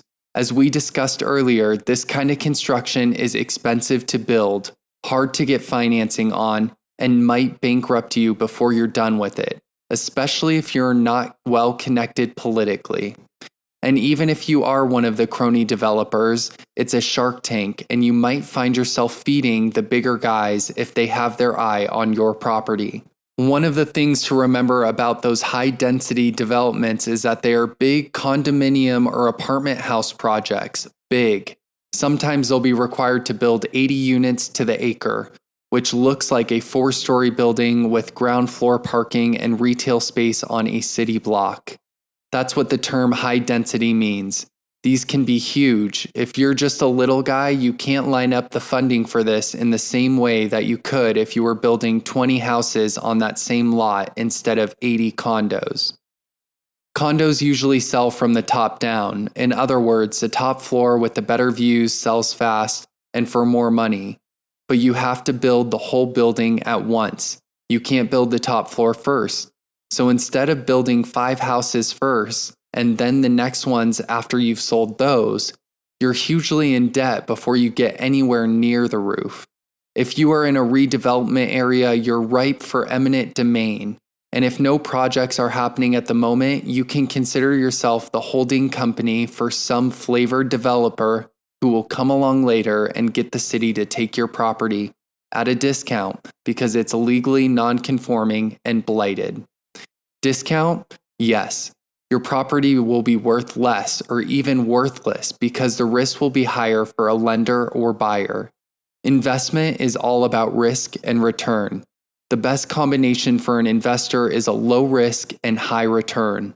If your property is legally non-conforming, then the risk increases that it can't be rebuilt if it burns, or that the city won't allow the current use to continue if a tenant moves out, or that if extensive repairs need to be made, it will have to be demolished instead. As I mentioned, most cities have a rule that if a use is non-conforming and the use is discontinued for more than 6 months, you won't be able to get a new use permit for that. So, for example, if you have a non-conforming specialized manufacturing building and you lose your tenant for more than 6 months, you may have to tear down your building. Banks will demand a higher interest rate and higher down payment on higher risk property. Your property value drops. Why would someone pay the same amount for your place that they would for a property that doesn't have these issues? They won't. Uncertainty in what it can be used for is a shadow on your property and will affect your insurance, your potential tenant mix, your financing, your partnership options, and your chances of selling. This can be the case for all property types, both improved and vacant, and you may not even have known this until you tried to get a loan. Do you find this boring? You shouldn't. Most small businesses are started with money obtained from home equity or commercial equity lines of credit. If you can't get a loan, you can't start or continue your business. If you can't start your business, you might be unemployed or underemployed working for someone else. You have less opportunity, less freedom, and less flexibility in your employment choices. Psst, want to hear a secret? When an area is declared blighted and becomes a redevelopment area, one of the criteria used by consultants for that initial designation is that there are too many local businesses there. Blight is a jargon term that is defined in your state health and safety code and refers to 2 categories: economic and physical. Part of the economic element says that not enough sales tax revenue is being generated in the area. Typically, smaller businesses generate less tax revenue than larger national chains. The consultant, who your city essentially pays to find blight whether it's there or not, will say that too many local businesses are dragging down the whole town. They're in older buildings that they own and don't pay a lot of property tax. So your city says, out with the old, in with the new. Create a code enforcement unit in the building department to harass property owners. Refuse to allow facade improvements. Let the area run down. Rezone it for mixed use. Fire up the local community leaders to demand that a new vision be enforced. Declare it blighted. Take property under eminent domain. Give it to crony developer pals or to government-subsidized low-income housing builders. Demolish the old mom-and-pop businesses. Rebuild to the new model with a Quiznos, Jamba Juice, Starbucks, Panda Express, Kinko's, and Payless shoes with 2 or 3 stories of apartments above. Rents will go up. Property taxes will go up. That's the vision. This only works in a boom time, as you're seeing now with the collapse of the economy. Wonder why every town looks like every other town? This is pushed by the National League of Cities and the National Association of Counties with workshops trainings, and sales pitches from redevelopment associations. That's why. And the property taxes get diverted away from your local, county, and state coffers for 30 to 45 years into the bond brokers' pockets. UN Agenda 21 benefits big corporations. The cities need to be sure that those bonds will get paid off, so they don't want to take their chances with a local business. Those apartments and condos are often built by huge national corporations like LISC and Enterprise Community Development, each of them builders of 280,000 units with investments and leverage of over $11 billion. Here's a little sidebar on Enterprise Community Development. With a nonprofit and a for-profit division and lots of expertise at building low-income units nationwide, Enterprise profits hugely from redevelopment subsidies. Who partners with Enterprise? Bike coalitions. Thunderhead Alliance, now called People Powered Movement, is a lobbying group that has hundreds of member bike coalitions, bike shops, and consultants in its ranks. They also had Tim May of Enterprise Community Development sitting on their board of directors. When those groups go down to the planning department to holler for smart growth, there is a financial incentive. How many of the helmets and spandex crowd know they're being manipulated by their board of directors and development corporations who are making billions from our tax dollars? Low-income housing equals social equity equals big money for huge corporate developers. Hey, who wouldn't want grants of $300,000 a unit for low-income apartments when houses are selling for $150,000 or sitting vacant? In the new green world, sprawl is evil. Legislation against suburbs is increasing. The cul-de-sac is the devil's spawn. In California, Senate Bill 375 is the anti-sprawl bill that combines with Assembly Bill 32, greenhouse gases, to legislate UN Agenda 21. Federal and state transportation dollars go to development and infrastructure for smart growth. Here's the jurisdiction, the green mask, according to newurbanism.org. Our quality of life keeps getting worse as we are constantly stuck in traffic. Our ugly, car-dominated environment is highly stressful, extremely unhealthy, from the constant toxic exhaust fumes we breathe daily, and very deadly from the endless car accidents. This stressful environment takes its toll on us in countless ways. Increased stress and rage, more alcoholism and drug abuse, rising divorce rates, rising rates of cancer and other environmental diseases, and a general dissatisfaction with our lives. In addition, major health organizations point to the fact that a high percentage of Americans have serious health problems due to being overweight.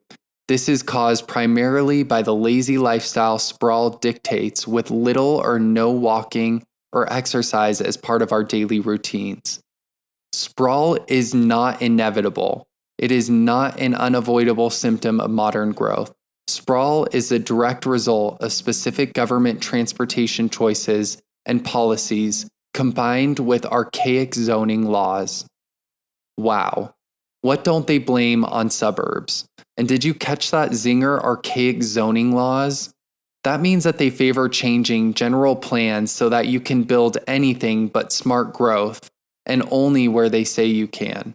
The new kid on the block is infrastructure financing districts, IFD, that go hand in hand with anti-sprawl legislation and are sort of super redevelopment districts that don't need a blight finding.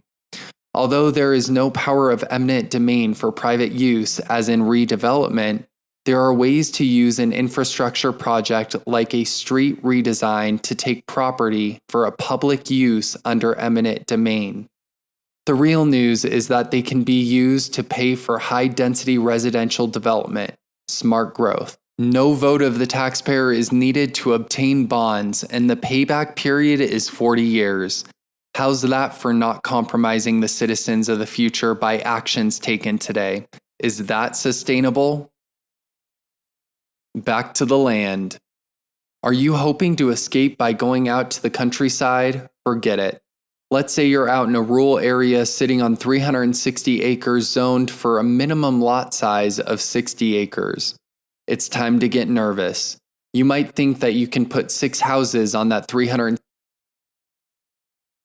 Besides the view sheds, habitats, ridge lines, streamside thresholds, and other restrictions on development, it's likely that your county general plan has decided that only one residence is permitted on each legal parcel. Smaller parcels may be merged into a single larger one if the county decides that they weren't originally split with county approvals back 100 years ago. Parcels of 1,000 acres. You may spend 10 years trying to obtain entitlements to subdivide those 1,000 acres. The county wants open space, ant up, pay to play. You might say, so what? I don't own any ranch land. Why should I care if a farmer or cattleman can't divide his ranch? Well, if you are a member of the local food movement, you should be concerned. Don't want to buy your food from 3,000 miles away? We'll get to food sheds and population control through nutritional restrictions in a bit. But first, let's look at the stress your local farmer or rancher is under. In a January 31st, 2009 news story on the depressed dairy industry in the North San Francisco Bay Area, the Santa Dominic Carnali, whose 350 cow dairy outside Sebastopol looks west to scattered rural homes and trees clustered on hilltops. He said he can't recall such depressed times in his industry. You really can't sell out even if you wanted to, because there's nobody who will buy your cows, said the 67-year-old Carnali. He is a secretary and past president of the Modesto-based Western United Dairyman, which represents 1,100 of the state's 1,700 dairy farms. For dairy farmers, he said, it's just a matter of how much equity they want to burn up to stay in business. Why would a rancher want to build houses on her land? We're not talking about hundreds of homes, we're talking about one house for every 60 acres. With rising costs and increased regulations, a farmer or rancher may be thinking of ways to recapitalize. She may be concerned that her adult children will not be able to live on the farm unless they each have their own home. But zoning codes won't allow more than one house plus some agricultural buildings on a parcel. She might be worried that when she dies, they won't have enough money to keep the farm going and will have to sell it to pay inheritance taxes or to divide the inheritance. Many general plans will not allow any use besides agricultural on land zoned for it, and have ever-changing ideas about what agriculture is. Some counties say that if your land is not producing a crop worth at least $800 per acre, then you'll be taxed at a higher residential rate. For a hay grower, this is the kiss of death. The local agricultural land trust has been coming around and offering to buy a conservation easement. When that land trust agent comes around and offers a high price to cover the land with a conservation easement, many farmers and ranchers jump at it. Believe it or not, the state of Wyoming Department of Agriculture is actually sending facilitators out to elderly ranchers to assist them in estate planning. As usual, this stuff is too crazy to make up. The state says that it's concerned that not enough family farms are being retained by family members. The state-paid facilitator pressures all family members to get together with him or her and discuss what will happen to the ranch when the owner is dead, and then meets with each family member privately to find out all of the intimate dynamics of the family.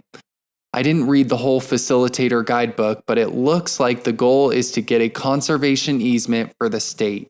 If you want to read it yourself, put the title in your search engine, Passing It On, an estate planning resource guide for Wyoming's farmers and ranchers.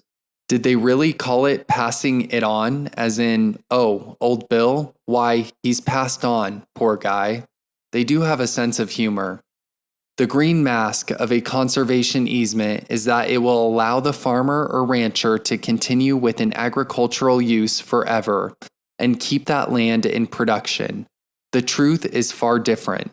Essentially, the sale of a conservation easement is the sale of the development rights on the land forever. It runs with the land, not the owner, so if you sell the land, the easement stays with it. A conservation easement gives the land trust the right to enter, inspect, and monitor the land use, and financially penalize the property owner if there is any violations of the easement agreement. You lose your rights to privacy, to decide what you want to do on your land, and where you want to do it. If, for example, you are the rancher and you park your farm truck in an area in order to load cattle, and that area is off limits according to your easement, you will be fined. If you want to fight that fine in court, you will pay all legal fees and court costs regardless of whether you win or lose. One dispute can cost you thousands of dollars. The money you got for your development rights won't last more than one generation. Your kids won't have much to sell if they need to pay taxes or buy each other out, and the land will likely be sold to the conservation easement holder. It may be the same land trust that bought it from you, or it might be a different one. They don't notify you if they sell your easement to someone else. What is the true purpose of a land trust? To take the land out of private ownership and to return it to the wild. Much of the land in land trusts is completely closed to humans. If you think this is a good thing, think again. Where is your food going to come from? I hope you like vegetables. Here's what the United Nations News Center has to say about farm animals. Livestock are one of the most significant contributors to today's most serious environmental problems. Senior UN Food and Agriculture Organization, FAO, official Henning Steinfeld says, urgent action is required to remedy the situation. www.un.org. According to the United Nations, cattle rearing generates more global warming greenhouse gases as measured in CO2 equivalents than transportation. Their solutions include methane capture, very expensive, and restrictions. Have you heard of food sheds? Transit villages, formerly known as cities, will be restricted to having only the population that can be supported by food grown within a 100-mile radius, called a food shed. Food sheds will dictate where you can live and when you can change your residence. Calculations, such as those done recently at Cornell University, will determine how much food can be grown within that area, and then the transit village population will be limited to the number of people who can be fed by that land. Take a look at the Cornell website by putting Cornell University and food sheds into your search engine. It is reasonable to expect rationing based on this mode. If you want to move to that village, you'll have to apply and wait for an opening, don't you think? Doesn't that make sense? Because if they only produce enough calories for the existing population, then you'll have to wait. And everyone living there will have to have an identification card. And anyone who wants to marry into the area or have a child might need to get permission. Just musing on the possibilities here. I suppose they could reduce the number of calories you need. That might solve the problem. Gives more meaning to the locavore label, doesn't it? Go local. Wildlands, our glorious future. Conspiracy theories are for kids. This is the big time. No need for theories when you have policy implementations staring you in the eyes. The Wildlands project is one of those science fiction-y sounding things that make people look at you funny when you talk about it. Unfortunately, you are not crazy. By now, you've seen the map that Dr. Michael Kaufman prepared for Senator Kay Bailey Hutchinson's objections to the Convention on Biodiversity Treaty on the Senate floor. The treaty was never ratified by the Senate, but is being implemented administratively. If you haven't seen it, put Wildlands map in your search browser. When you see it, it looks like the whole US is a mass of red and yellow lines. Those lines represent wildlife corridors, both existing and proposed, that restrict human activity. The idea is to bring back species into the wild and provide corridors traversing the continent for their safe migration. Sounds terrific, doesn't it? Ted Turner, the billionaire media mogul, owns thousands of acres of land in Montana and is apparently releasing wolves and bears onto his land to repopulate it. Ranchers and farmers in the area are concerned that some of these wolves are a Canadian breed that whelps more pups per litter than local wolves and are ferocious hunters. 2 wolves can bring down a horse or elk. Across the nation in cities near open space, more mountain lions, bears, coyotes, cougars, and bobcats are coming into populated areas. If you take a look at wildlandsnetwork.org, you'll find this quote. Our science-based solution is the creation of 4 continental wildways, large protected corridors of land running coast to coast and north to south throughout Canada and US and Mexico, providing enough room to roam to protect wildlife and people for the long term. Our current areas of focus are the western and eastern wildways. Kind of cute that they copyrighted Room to Roam. You can see their vision of the wildlife corridors on a map they have at wildlandsnetwork.org/wildways. They obviously don't own all of that land, so the plan is to either acquire it in a fee, government parks or lands off limits to human activity, by conservation easements or through restrictions or regulations, biotic resource overlays, sensitive species overlays, etc. in general plans. Water rights are the new battleground, as you are aware, whether it's a delta peripheral canal, commercial fishing restrictions, species protection that calls for creek setbacks, reduction in river flow diversion, or dam destruction. It's all for the greater good. According to UN Agenda 21, dams are unsustainable. Look at pages 728 to 763 of the UN Global Biodiversity Assessment for lots of other unsustainable constructions and targeted activities, including golf and ski runs. I'd like to mention just 2 of the many bizarre New World Order examples. The first example is the proposed 2012 demolition of the Elwha River dams in western Washington state, near Port Angeles, referred to as one of the largest environmental restoration projects in the U.S. history. This will demolish 2 electricity-generating dams and let the Elwha River run freely to the Straits of San Juan de Fuca for the first time in 100 years. Salmon will be able to spawn again and will repopulate their depleted ranks. This fight to demolish the dams has been going on for 20 years. Fish ladders were never installed on the dams and the salmon languished.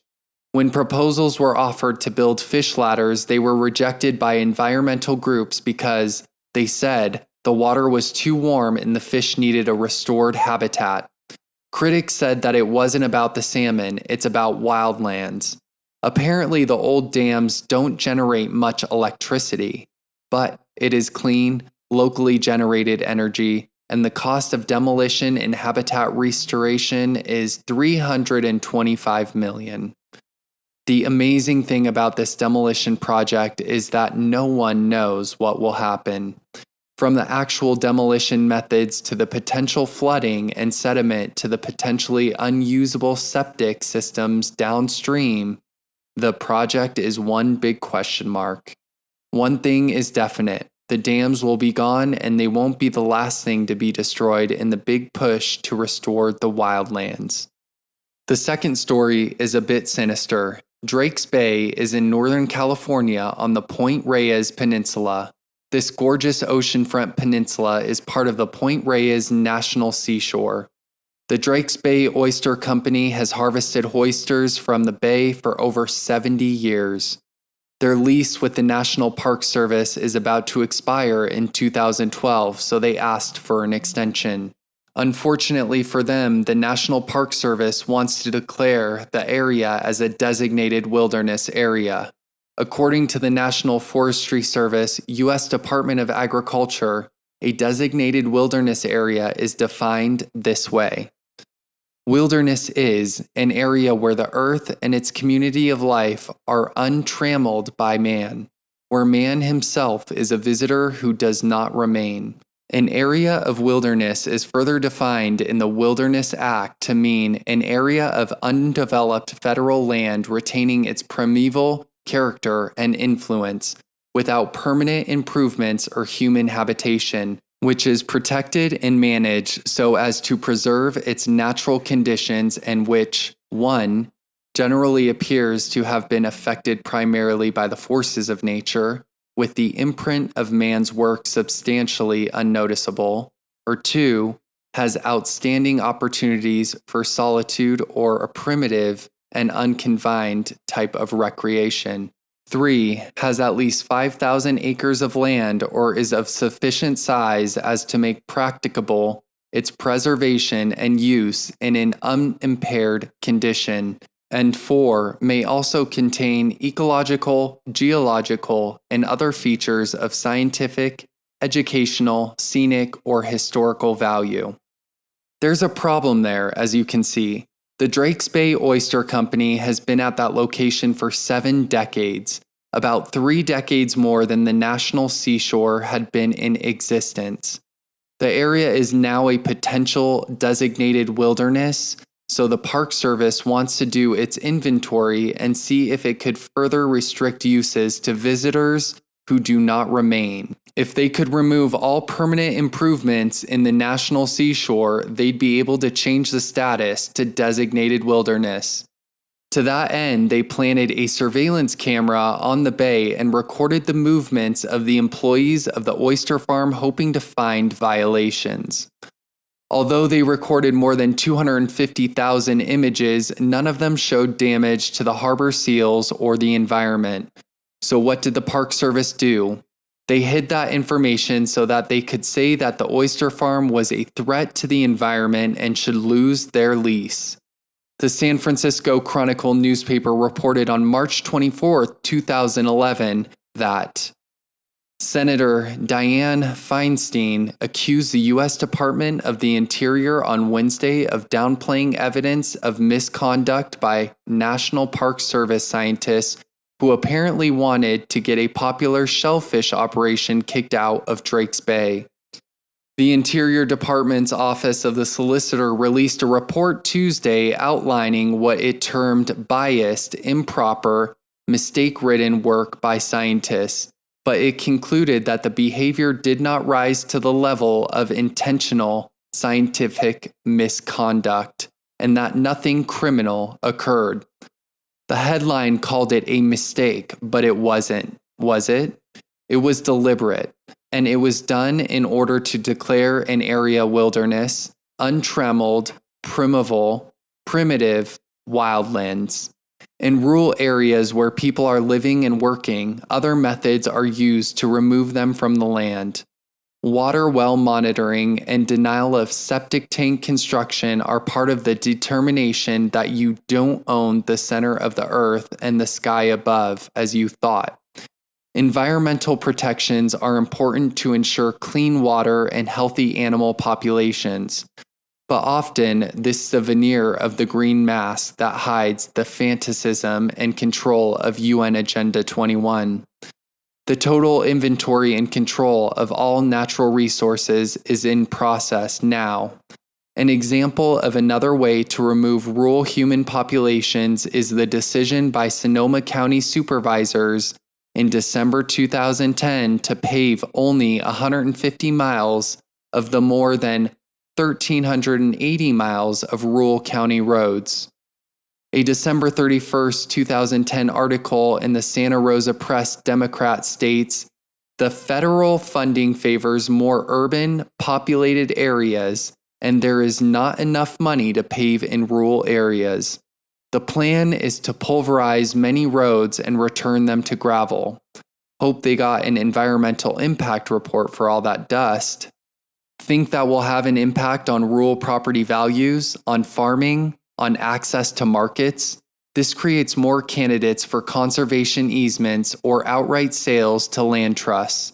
Less private ownership, less people on the land, less land in production, less independence, less freedom, and also less property taxes generated for county budgets, which will contribute to a spiraling deficit.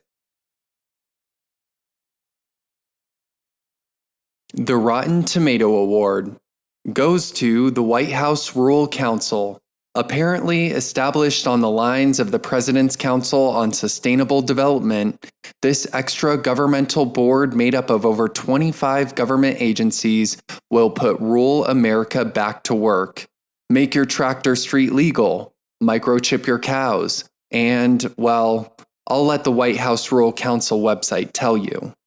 To address challenges in rural America, build on the administration's rural economic strategy, and improve the implementation of that strategy, the President signed an executive order establishing the White House Rural Council. The council will coordinate the administration's efforts in rural America by performing 3 core functions.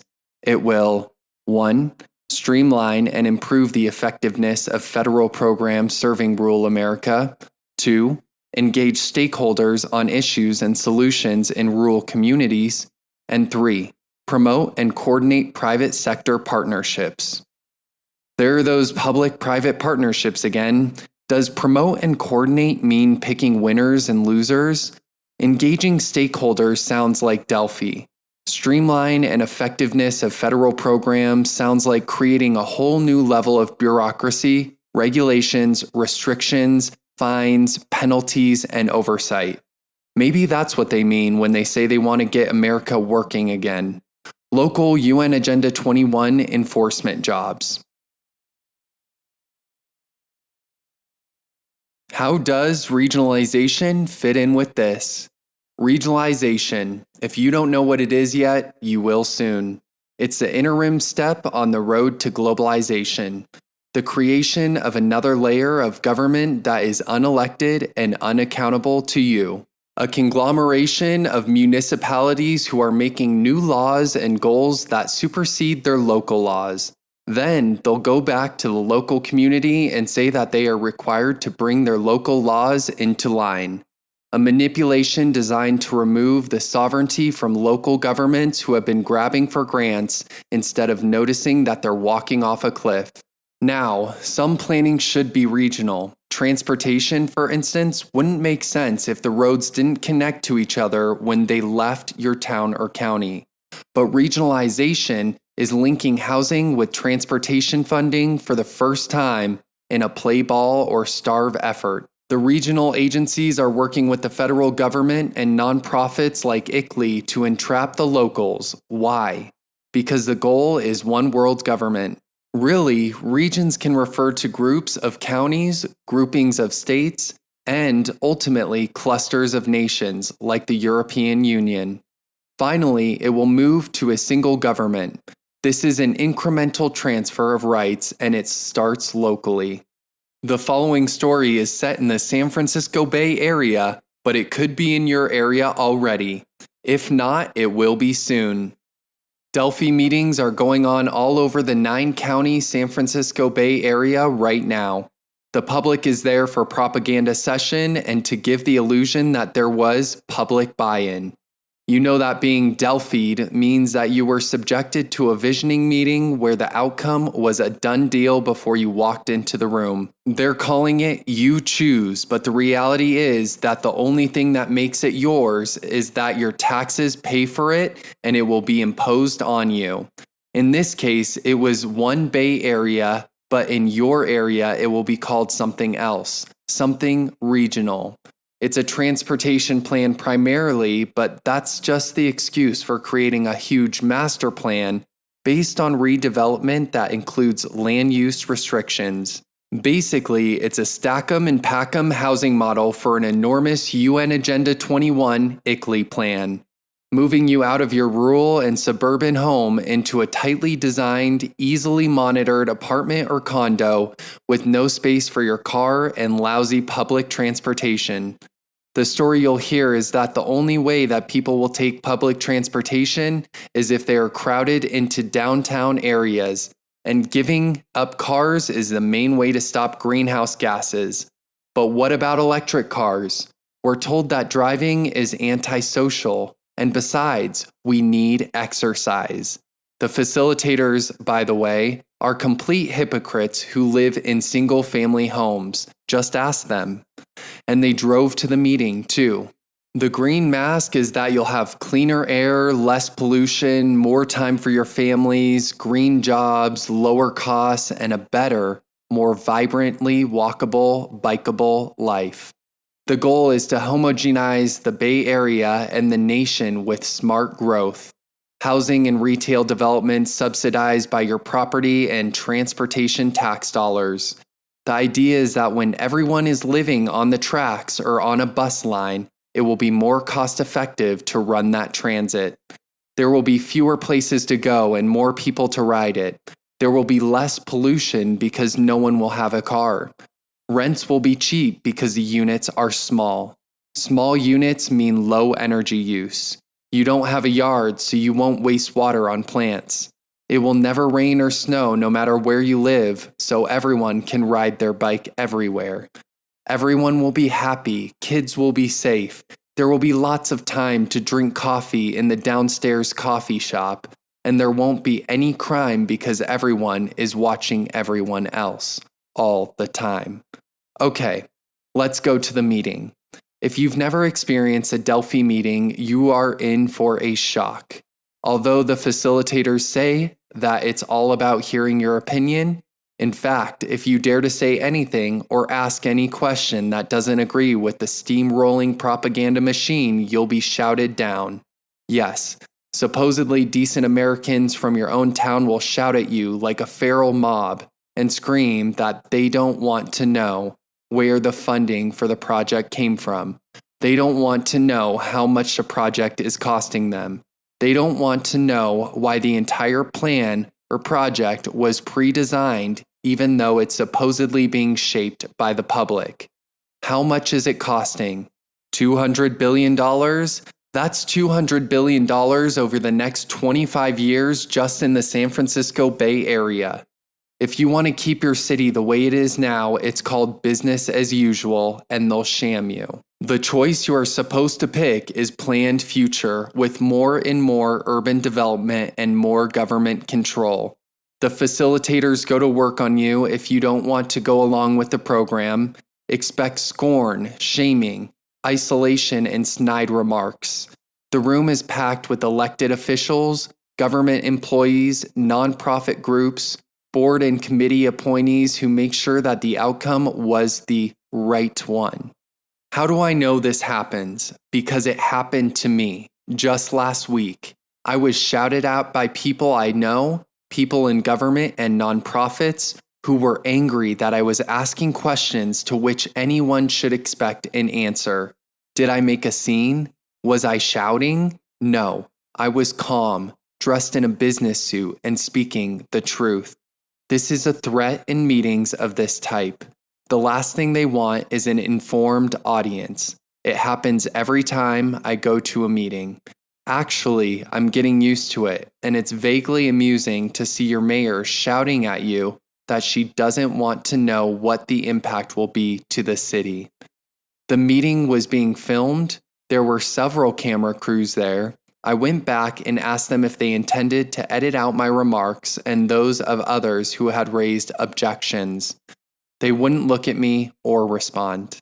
I recognized the director of the local public media center and asked him if this was going to be on public access television, but he said he didn't know.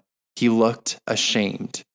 You may wonder to yourself if your government officials know about UN Agenda 21, Sustainable Development. Yes, they do. In a bit, I'll tell you how to anti-Delphi a meeting. But now, let's look at regionalization. Regionalization is the intermediate step in globalization and the method by which laws, rules, and regulations can be standardized so that you can't escape them. The regional push is to restrict future development to redevelopment areas and priority development areas only. Did you get that? If you own land outside of those areas, you may not be able to build on it. Now, I didn't say land outside of the city limits. No, land outside of a redevelopment area, outside of a small section of a narrow 1/4 mile wide transportation corridor may not be buildable. This is stunning. If your city wants to get a piece of the big funding pie for transportation and planning, it has to agree for that the next 25 years, residential development will only happen within the priority development areas. Why are they doing it mostly in redevelopment areas? Because they have the power of eminent domain there and can take your land against your will. All of the new construction to accommodate population increases for 25 years will be in a small area. That's why they call them priority development areas. The city, county can take the property taxes in that area for the next 30 to 45 years and use it to pay off bond debt and pay their cronies to develop smart growth. Hear that thunder? It's sellers running to dump their property outside of redevelopment or priority development areas and buyers racing to buy within those areas, but quietly, stealthily, because you haven't woken up to it yet. In the San Francisco Bay Area, these public-private meetings are organized by two regional groups, Metropolitan Transportation Commission and Association of Bay Area Governments, ABAG. In your area, they will be called something similar like a Metropolitan Planning Organization, MPO, and a Council of Governments, COG. These two regional planning groups are comprised of selected city council members and county supervisors from all over the region, who are responsible for putting UN Agenda 21 sustainable community strategies into place. They partner with nonprofit groups like Greenbelt Alliance, which are themselves comprised of member organizations like Pacific Gas and Electric, the Sierra Club, U.S. Environmental Protection Agency, and others.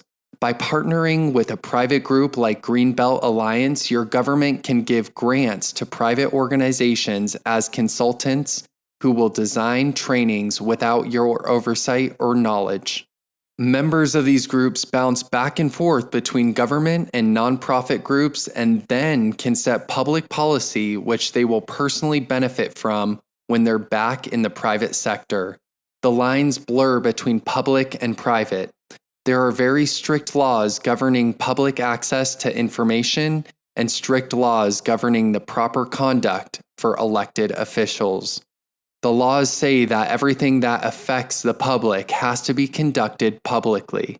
But the way these groups are configured makes it nearly impossible for you to keep up with them, and your newspaper won't inform you of their task forces, study groups, board meetings, retreats, and strategy sessions. These agencies are working with a model they have received from ICLEI that urbanizes every targeted area and gradually empties the rural and suburban communities into the city. It's happening faster and faster as they near their goal. Planning documents for each and every city and county are standardized and brought into alignment with this idea. Mixed use only works in highly urbanized areas where there are enough residents to support the retail. San Francisco is an example of a place where this can work, but even there, the planned densities are much higher than what is there now. Typically, smaller cities cannot support this model. While appraising a shopping center in a very small city recently, I found an interesting article in the local paper, the Valley Mirror. The November 28, 2008 story by Doug Ross is an unusual transcription of a joint meeting between the council members and supervisors of 3 small cities and a county in Central California. This rural area is talking about abolishing the local police departments and having a county-wide law enforcement agency, public works department, and library system. One county supervisor said, "We may have to disincorporate the cities and form a single city-county government. We are left on our own. We are, I don't want to say it, screwed financially. I hate regionalism, but unless we can pull a pie out of the air, Glenn County is going to get wiped out financially by larger areas." These small communities are going away. Significantly, these miserable elected officials were treated to a threatening little pep talk from a woman from a nonprofit group that arranges grants for energy programs. Here's what she said. San Bernardino and Stockton were sued by the Attorney General when they rolled out their general plans with no mitigation plan for emissions. Stockton met with the Attorney General and agreed to inventory greenhouse gas emissions by category. Now they are one of the greenest cities in the state. Yes, Stockton had just joined ICLEI. As more and more regions are created, identified, and superimposed on the local and state governments, there will be more regional legislation and less local control. Local governments will exist solely to implement regional regulations administratively. Separate sovereignty will slip away. As clusters of elected officials from different areas join together in regional boards, you'll have no way to vote them out as a body, and you'll find yourself having to travel to a regional hub to attend meetings or make objections to new laws. Your rights as a voter will be dissolved into the consensus of communitarianism. We know when you've been sleeping. This is social engineering, moving you from your rural or suburban home where you know all the neighbors and have real community to an artificial, transient, illusory community. The reality is that lots of people crammed together in a small space is a strain on services, requires huge expensive new sewer and water lines, and can lead to high vacancy, crime, and poor maintenance. These developments are designed for the minimum of privacy and to allow controlling energy and water agencies the option of limiting your usage without your consent. In the guise of environmentalism, the stress of living will increase through greater regulation and restrictions. Every town will be the same. Where will you be living? In an apartment or a condo with a homeowners association board or a residence board overseeing your behavior? If you play a saxophone, fight with your partner, burn incense, hang your wash out, or any number of forbidden activities, you can lose your place or be fined. You'll have very few places to go that are completely private. Our culture now is conditioning us to be accustomed to the loss of privacy. Isn't that what Facebook is for? And what about texting constantly? And tell-all reality TV. You'll be shamed if you want privacy. Even 12-step programs expose your most intimate issues to whoever shows up. Does that bother you? What are you hiding? Covering up the built-in camera on your laptop?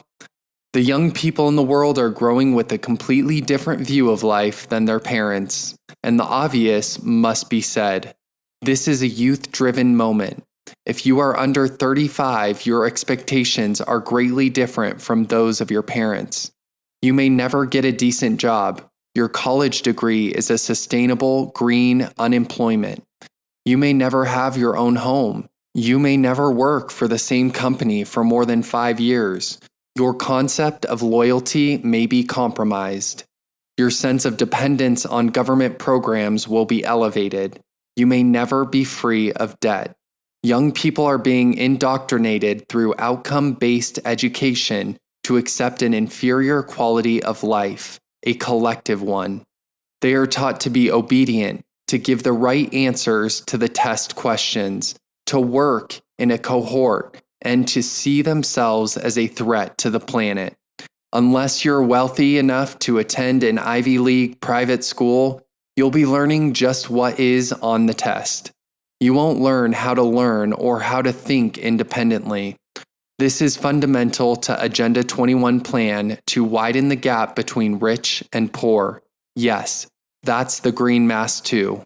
It's a communitarian model to embrace a loss of individual rights as being part of the greater good, part of one planet. I noticed that ICLEI USA, if you search on it as an employer, shows that it employs about 220 people, median age 29, and 55% female. Are these young women paid a decent wage, or are they only able to afford an apartment in one of the high-density urban rental buildings next to a train track? Recruitment for the splinter group seems to focus on those who are misfits, extremists, zealots, and generally rigid, regimented, and controllable by group leaders. The environmental groups have morphed from those who like to hike and appreciate the outdoors to those with a social engineering agenda. There is a program put together by Sonoma County Conservation Action, a political environmental group which endorses candidates, called Know Your Neighbor. This program is also being pushed at neighborhood summits. Those city NGO-sponsored workshops where neighborhood leaders are selected. A very nice young woman was in charge of it. She came to my door to talk to me about it. The goal was to have someone on every block that would know everyone and also know their political opinions so that they could be engaged when issues were coming up for a vote. No kidding. There's something else that needs to be said about social engineering. Most of us, about a minute after we first heard about the Holocaust, wondered if we were the kind of people who would commit such crimes. If we were being honest with ourselves, we said no, but then had a sort of vague, uneasy feeling. Could we be sure? In the 1970s, Professor Philip Zimbardo conducted the Stanford Prison Experiment at Stanford University. He was a psychologist who wanted to see if students would torture each other if given permission. He set up a prison in the university basement, randomly assigned some students to be prisoners and others jailers, and watched. The experiment had to be ended because of the brutality of the jailers, just ordinary students. How long did it take? 6 days. Well, guess what? You're going to get your chance to see what you are made of if you haven't already. Maybe you are one of those weak ones who has already jumped on the bandwagon of spying on your neighbor for their own good. Community-oriented policing, asset-based community development, neighborhood watch, excluding people from neighborhood groups, reporting a neighbor for smoking in their apartment. Flattery is a big manipulator. Maybe you'll be asked to reason with a neighbor. You'll be told that you're such an important insider. Hey, the mayor will thank you. Maybe it will take just a little more to push you over the edge. When your child comes home and says, Billy's mom says you're crazy if you don't support the bike boulevard, and she's mad that you're not going along with the neighborhood. Will you go along? Maybe you'll just hide in anonymity since it could maybe cost you your job to stand up. Are your kids 100% indoctrinated into UN Agenda 21 sustainable development? What's that going to mean for dinner table conversations? Will you be silent? It doesn't take much to destroy a social fabric, just a willingness to go along with it, and a fear that if you don't, you'll be hurt or unpopular. There are studies that show that people would rather suffer physical injury than be rejected by their neighbors. The resistance to this movement is growing. You are reading this. You are thinking about it. It's not a TV show, and it's not a drama, and it's not a game. This is your life. Anyone can be a good German. The Nazis did it slowly. They took years to get up to speed. They weren't taken seriously at first, but they manipulated the system strategically. They tightened the screws, narrowed the choices, rewarded the snitches, and took out the brave ones. Will you be a part of the resistance? Our journey to the truth begins. I'm going to tell you the story of how I discovered UN Agenda 21. I think it's important to see how two unsuspecting people fell into the snake pit and survived. I am a Democrat, and I have been since I first registered to vote in 1974. The relevance of my party's affiliation is that I have always been a liberal. I have only voted for a Republican once, and that was last year, after I reported Democratic Assembly candidate Michael Allen to the Fair Politics Practices Commission for a serious conflict of interest. He was found guilty and fined after he was elected. I am pro-choice, anti-war, a feminist, and gay.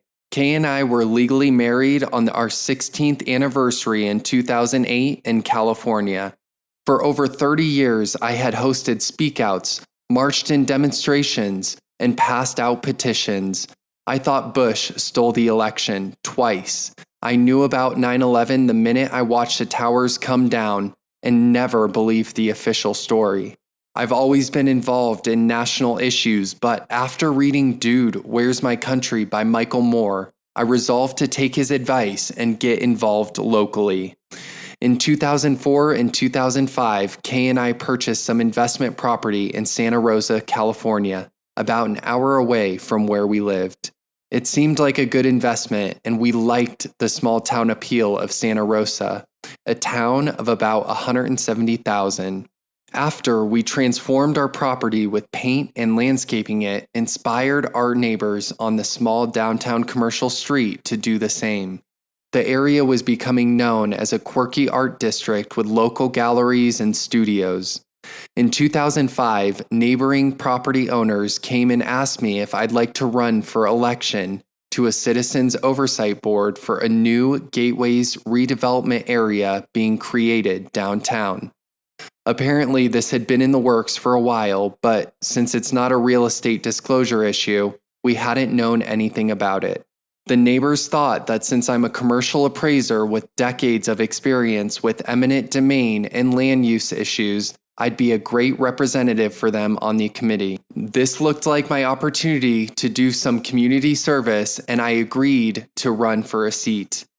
Although I'd appraised hundreds of properties, including shopping centers, vineyards, car dealerships, golf courses, a lumber mill, sand and gravel quarry, oil refinery, and office buildings in all 9 counties of the San Francisco Bay Area, as well as Los Angeles County, I didn't know much about redevelopment.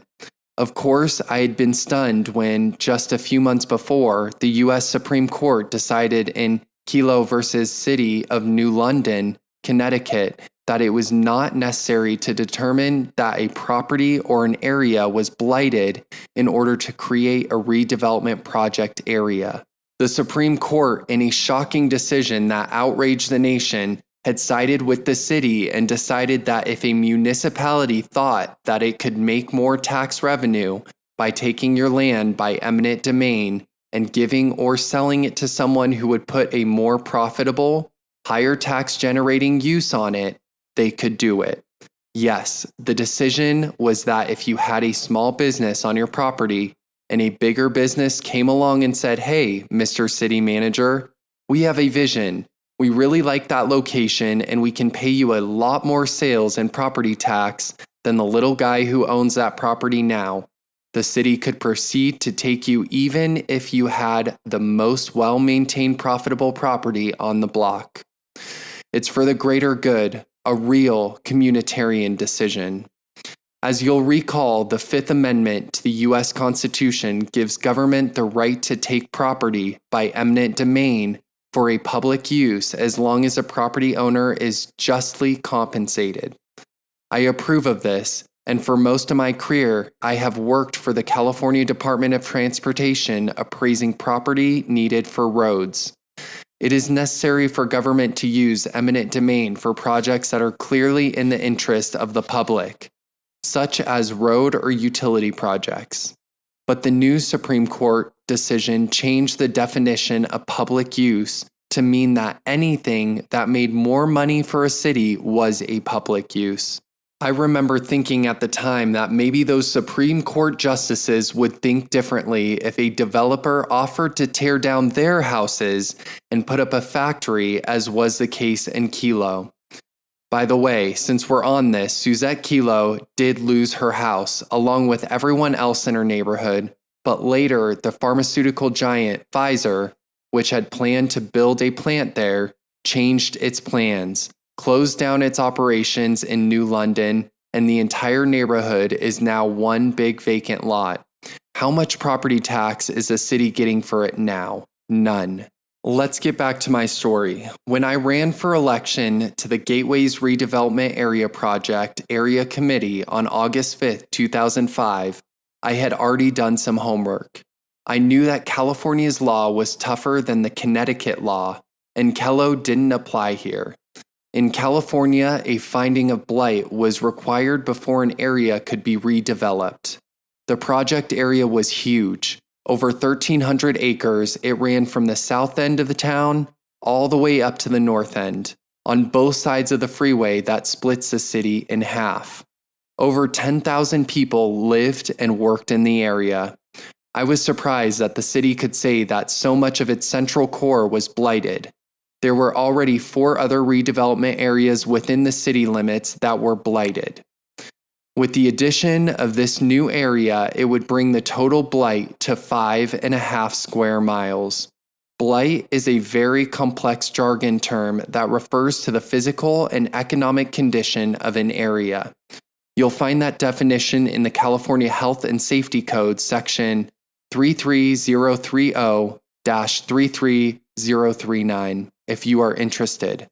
But basically it says to be blighted, the area must be characterized by a condition so severe and so prevalent that it's a burden on the community, and no one will invest in it or do anything to improve it unless government steps in and offers incentives. Sounds pretty serious, right?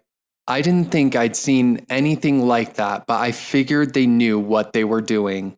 I also figured that the city would be thrilled to have me on the committee since I'm a professional and could help them explain things to the others in the group. I sure was wrong. As I was waiting in the packed auditorium to make my campaign speech, I was amazed that so many people wanted to get onto this committee. Developers, owners of engineering firms, attorneys, permit expediters, former council candidates, and a talk show host all vied for positions. When it was my turn, I told the crowd about my experience, and then I said, "It's all about the blight. If there's no blight, there's no justification for the project." Kay told me later that the city staffer for the project jumped up and started pacing agitatedly at that point. I told the crowd that I had been a land use and property valuation expert for many years, and that I am an expert witness testifying in litigation over these issues. I vowed to listen to the citizens and make sure that all was in order for this tremendously large area. We deserve to know what was being planned for it, and so far, no one from the city had given us any information. I got some big applause and was elected with the largest number of votes. We were to meet monthly in a small back room in an auxiliary city building after it closed for the day. An awakening. Even though I'd never heard of the Delphi Technique, I could tell that something was wrong with the monthly committee meetings. Intuitively, Kay and I decided that although she would attend every meeting with me, we would drive separately, never arrive together, and never acknowledge each other. She was the only citizen audience member at first. The meetings were run by 2 attorneys that the city had hired for the project, and were transcribed by a court reporter. We were told that there were no actual plans for the area, but that the city would tell us later what they were going to do. The attorneys wasted every meeting with mundane, boring details and said that we would be voting within a month or 2 on the project. It was just a formality, they said, and we could suggest things we'd like to see in the project area, like park benches and bike racks. Our vote and recommendations would go on to the city council, which would then pass the ordinance. They seemed to be in a hurry for us to do some cursory recommendations and vote for the project. At the second meeting, I asked for the project books. I'm accustomed to reading environmental impact reports and project plans, and it just seemed weird that we weren't getting nothing from the city. The attorney said it wasn't necessary. Well, I said, I looked at the law and it says that it's our job to vote the project up or down on its merits. We need those project books. The attorney was getting angry. "We don't have copies for you," she said. "If you want them, you'll have to pay for them." Kay and I bought a set and they were our coffee table books for the next 4 years, full of maps, copies of code enforcement logs, financial analysis, property value charts, and rental data.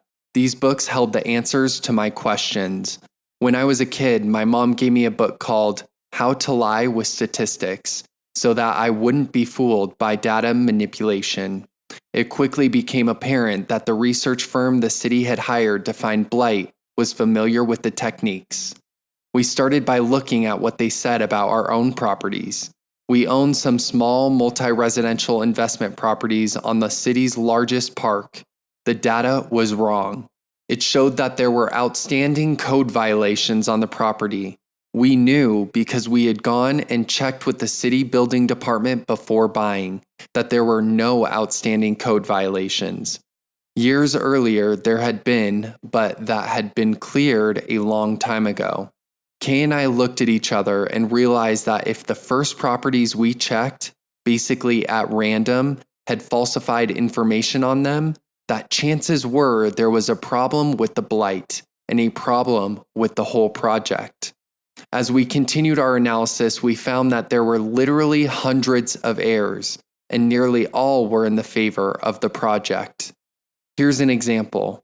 You recall that blight is a condition that is such a threat to health and safety, such a physically and economically depressed situation, so prevalent and substantial, that no one would invest any money in the area unless the city assisted them with subsidies.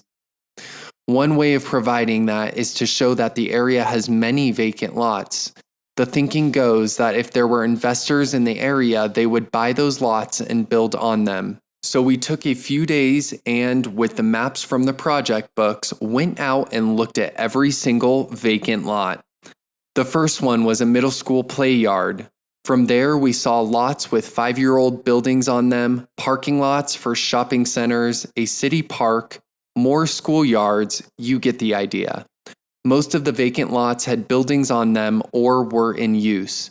My personal favorite was the 3-story office building directly across the street from City Hall. It had been there for 7 years and was a twofer. Besides including it in the list of vacant lots, it was also on the list of building code violations.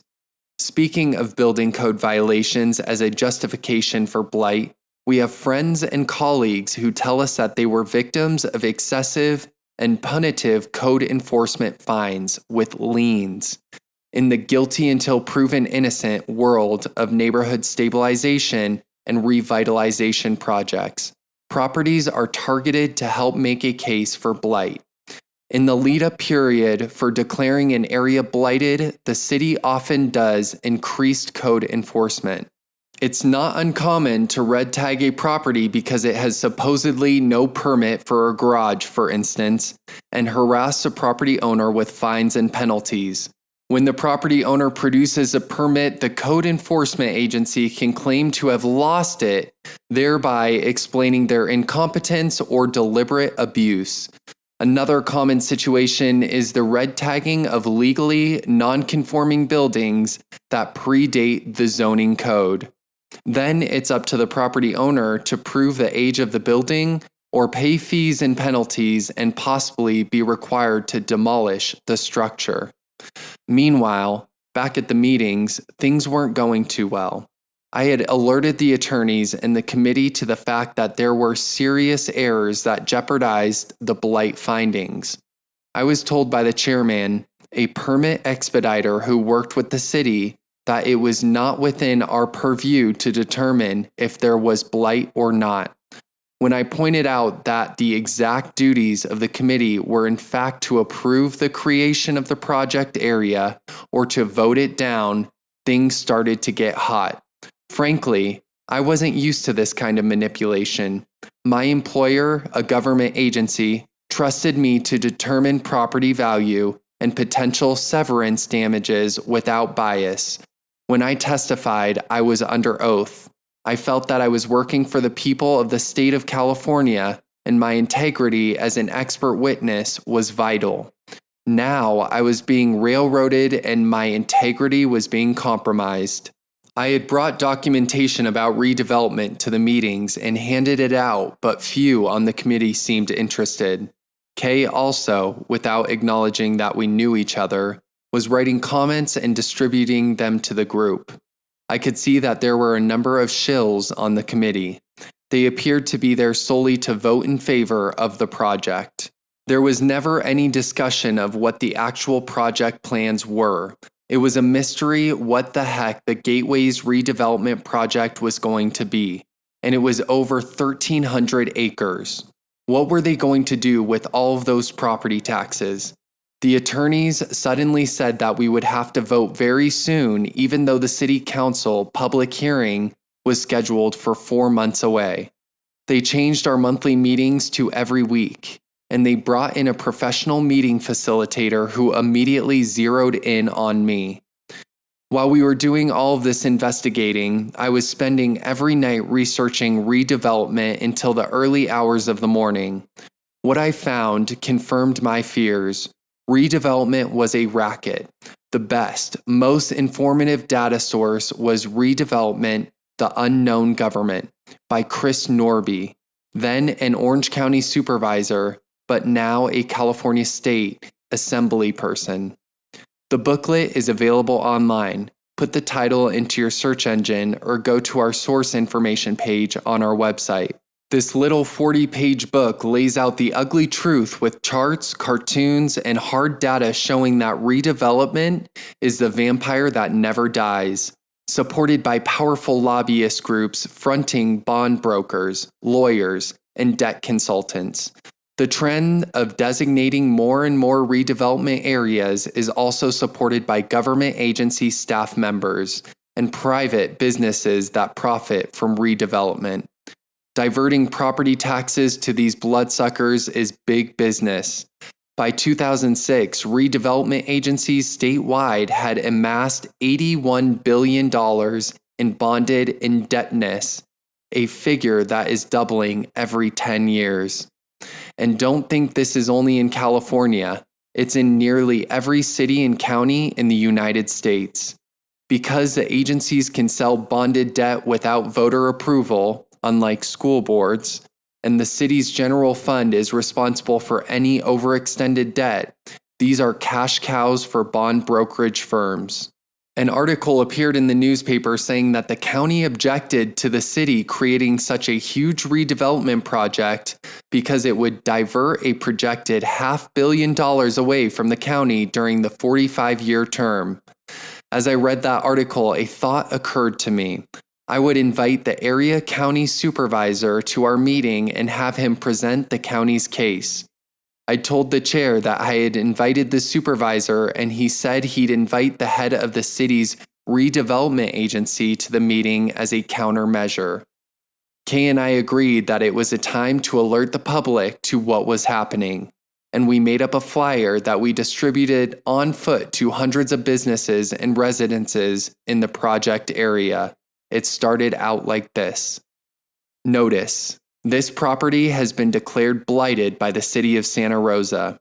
The flyer went on to define blight under the Health and Safety Code, give the boundaries of the proposed redevelopment area, and tell property owners and residents that if they wanted more information, they should come to the Gateway's Redevelopment Project Area Committee meeting.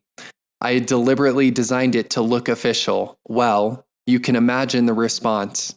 People who should have been informed about this by their city were hearing about it for the first time from this flyer. We had inadvertently stumbled onto the best way to reach large numbers of people with a call to action, flyering. The city was absolutely blindsided by the large numbers of people crowding into the small meeting room assigned to our committee. I never acknowledged that I was the one who had written and distributed the flyer, but of course they knew. Business and property owners were furious that people were visioning about what was going to happen with their properties. How dare the city identify opportunity sites where their livelihoods were made? There was such an uproar from property and business owners that the city decided to hold a town hall meeting in the council chambers to coincide with the next redevelopment agency meeting. Since they met at 2 p.m, maybe the city figured that no one would show up. Kay and I got busy.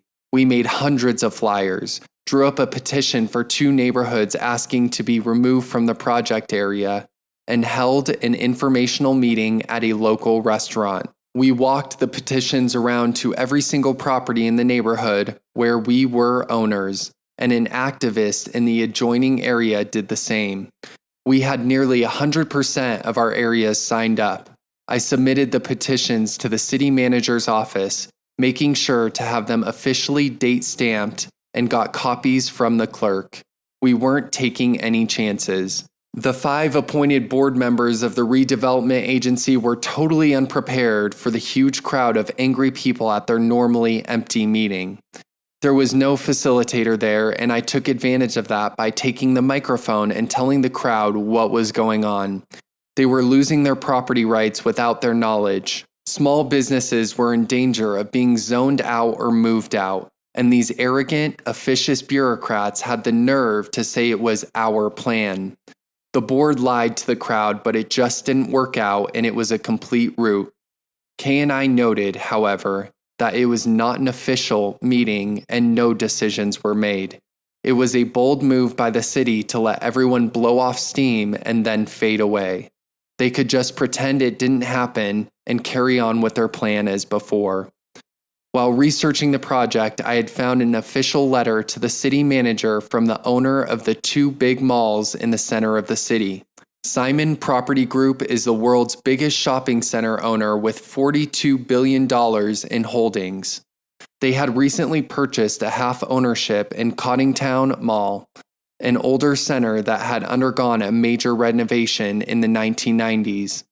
In the letter, Simon Group had asked that Coddingtown be included in the Gateway's redevelopment project, saying that they were going to need a new parking garage. Since mall parking garages don't generate any income, Simon wanted the city to help. I had recently calculated the construction costs for a parking garage and knew that what they were asking could run into the tens of millions. This was big news. We flyered about it, and I was invited onto a local drive time radio show. On the show, I told people that Simon Group had a subsidiary company that specialized in getting property taxes reduced for huge property owners, including themselves. So there was a real possibility that our property taxes would go for a private parking garage while the owner was arranging to reduce his property taxes. We later put the letter on our Santa Rosa website, and you could read it by going to santarosaneighborhoodcoalition.com, and then more. And then go down to Rosa Koire K. Tokrud. The letter is in a link called Simon Says Build Me a Parking Garage. After the radio show, the city was flooded with calls from outraged citizens. The newspaper wrote a story that definitely was damage control, and once again, we were confirmed in our belief that the paper was a city mouthpiece. I hounded the editor until he published my letter to the editor saying that citizens do not want big business benefiting from our property tax dollars, while small local businesses were run out of town and subjected to the threat of eminent domain for 12 years. During all of this, the city had apparently been looking for ways to get me off of the committee. The facilitator had her hands full trying to shut me up. I was always calm, reasonable, and professional. They hated it. But I politely insisted on answers to my questions. The attorneys were angry that what should have been a slam dunk was getting messy, and the chairman, who I suspected was trying to trick me into a Brown Act violation, was frustrated. When I got a call from the city attorney's office saying that they were investigating a report of a Brown Act violation on me, I wasn't surprised. The Brown Act governs meeting access for all public bodies and says that they must be conducted in full public view. It's a violation for more than 50% of the members of a group to get together privately. I was accused of sending emails to more than 50% of the members. Several times, some of the members had tried to trick me into doing that, but I didn't fall for it. I was cleared. It was nearing time to vote on the project, and I had done my utmost to lobby the non-shill and fence-sitters on the committee. It was important to vote the project down, even if the city council would pass it anyway. Many people on the committee thought that if they voted the project down, their recommendations for it would be ignored. The attorney misled them, although I tried to pin her down. She said it would send a mixed message to the council, and she further confused the committee. We were still flyering and had hooked up with some business owners in the area who wanted to be more active. One of them, Sonia Tori, owned a smog repair shop that was being targeted by city code enforcement.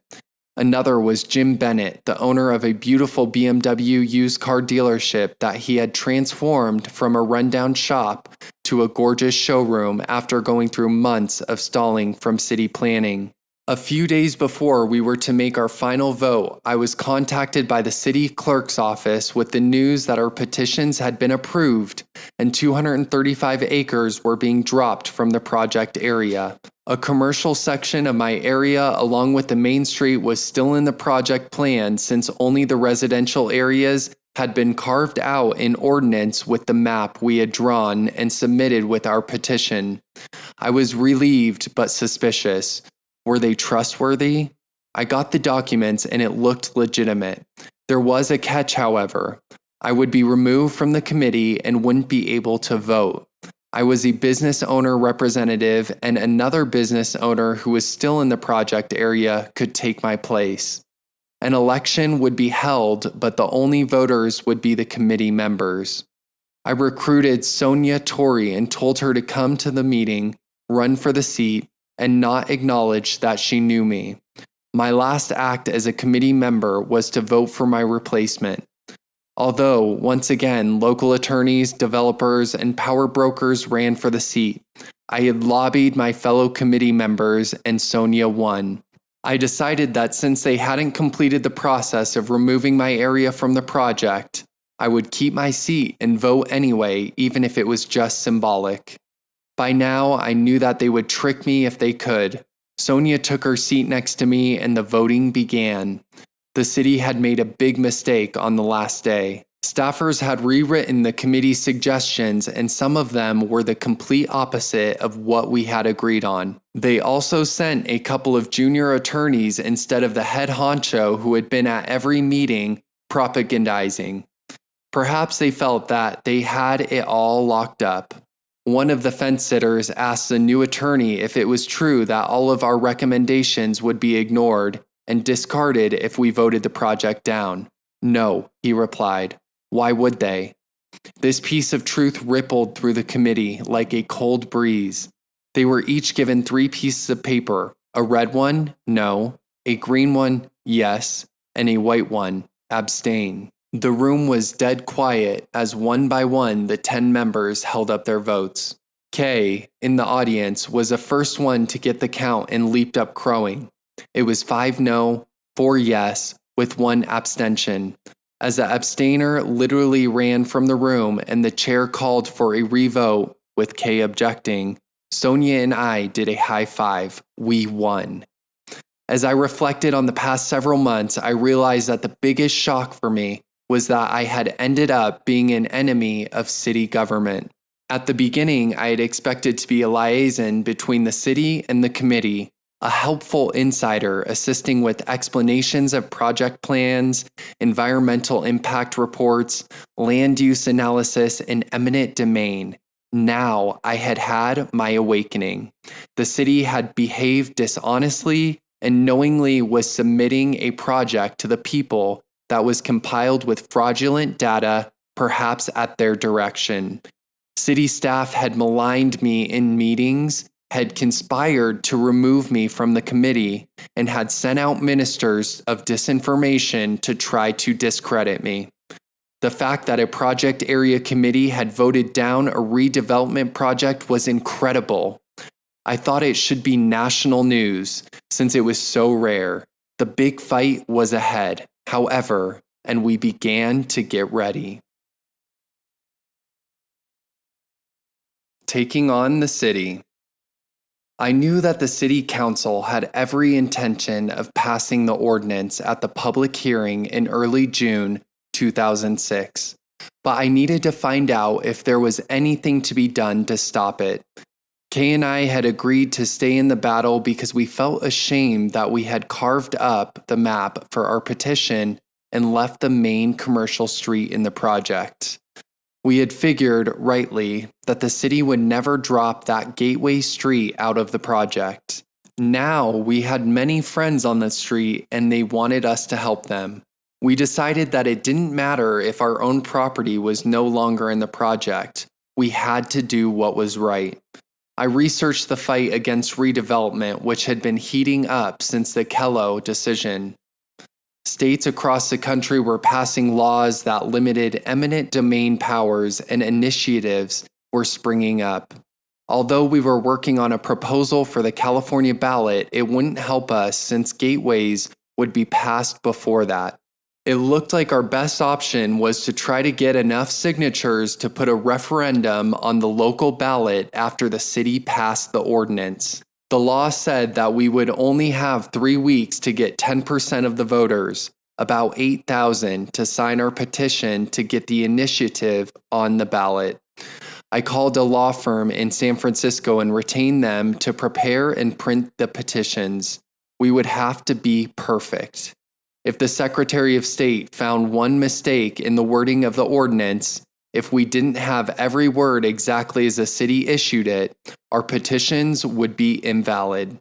Jim and Barbara Bennett, Sonia and Wolf Torrey, and Kay and I put the $3,000 together for the law firm, agreed to split the petition books, and together, with about 10 more supporters, get those 8,000 signatures in 3 weeks. Yes, we only had 21 days. We had to wait for the ordinance to be passed before we could get started, but we intended to go to the public hearing and try to convince the city council to not go forward with it. That was our faint hope. We flyered the area with hundreds of newsletters explaining why everyone needed to go to the hearing and speak out. It was a long night at the packed council chamber on June 6, 2006. The council heard a long explanation from city staff about how necessary the project was and how important it would be to have that tool of eminent domain, although they never used it. I scanned the chambers as the staff droned on and tried to identify the crowd. Kay and I had recently bought a house and moved to Santa Rosa, and we still didn't know many of the players. I saw people from the Chamber of Commerce, neighborhood associations, heavy hitter developers, the shills on the project area committee, the city insiders there to speak for the opposition. On our side, I saw lots of small business owners and concerned citizens who were waking up to the evils of redevelopment. The room was tense. We had submitted long, detailed letters in opposition to the project and made sure to get date-stamped copies. We knew that all of our objections had to be entered into the record prior to the vote, and we wouldn't be able to enter them into the administrative record later. They wouldn't be part of the lawsuit. I'd found a law firm in San Jose that had sued to stop a redevelopment project there and won. I read everything on their website, and then I contacted them for advice. I never really thought we'd sue, but I thought we should avoid any mistakes that would kill our chances in case we did. So when the city clerk announced the names of those who had submitted letters and we didn't hear our names, Kay jumped up and called out that she had submitted a 20-page objection. Where was it? The clerk left the chambers and came back a while later with our letters. Later, we learned that they had lost every other page in an effort to keep it out of the administrative record. Hours passed as we each took our 3 minutes for public comment and had our say about the project. The opposition, supported by council comments, kept saying that we were afraid and holding back progress. It was no surprise when the council unanimously passed the ordinance at the end of the night. The next day, I went to the city clerk to get the ordinance. It wasn't ready, she said, and we'd have to get it from the newspaper when it was published. I was nervous because we had so little time to get so many signatures, 380 a day for 21 days. I asked the law firm to get it, and it was a good thing I did because the city published a fake ordinance in the paper. I'll say that again. The city of Santa Rosa published a fake ordinance in the newspaper in order to invalidate our referendum signature petitions. The city manager, city attorney, and city clerk knew what they were doing when they tried to stop us. The San Francisco law firm was experienced and had seen that before. Can you believe it? So they were able to force the city to give them the actual ordinance. We got our petitions and took to the streets. We stood in the hot sun all over town and couldn't get more than a few hundred signatures. It was pathetic and frustrating how ignorant people were about redevelopment and the Gateways project. After one day, it became clear that unless we got paid signature gatherers, we would never come close to getting 8,000. I tried professional signature gatherers, but they wanted $1 per signature, and we could only get one person to do it. I called around and talked to Sonoma County Conservation Action, a liberal environmental political advocacy group that was often out with petitions, but they wouldn't return our phone calls. Later, I would look back on that and laugh because, like so many of my early attempts to find allies, I had no idea that I was going to my enemies for help. I was interviewed in the newspaper saying that we were confident that we were going to have the signatures, but it was all a bluff. The council was considering removing my power of eminent domain over the owner-occupied residential properties in the area in order to split our support. I hoped they would, and they did later. But so what? Owner-occupied only? A lousy compromise that excluded all of the tenants, non-owner-occupied houses and apartments, and commercial properties from protection against eminent domain?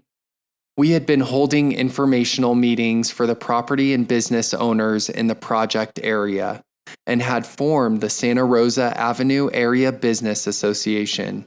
As we were flyering the main commercial street, we'd been followed by city employees who told business and property owners that there was nothing to worry about.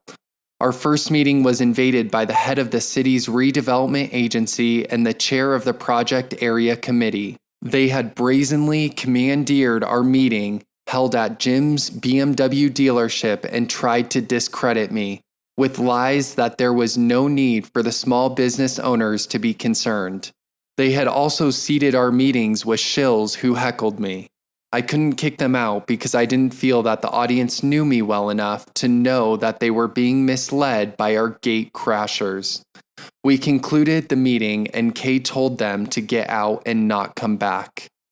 Now, with the deadline looming and still thousands of signatures short, I called the San Jose law firm, Brooks and Hess, again. What would it take to sue?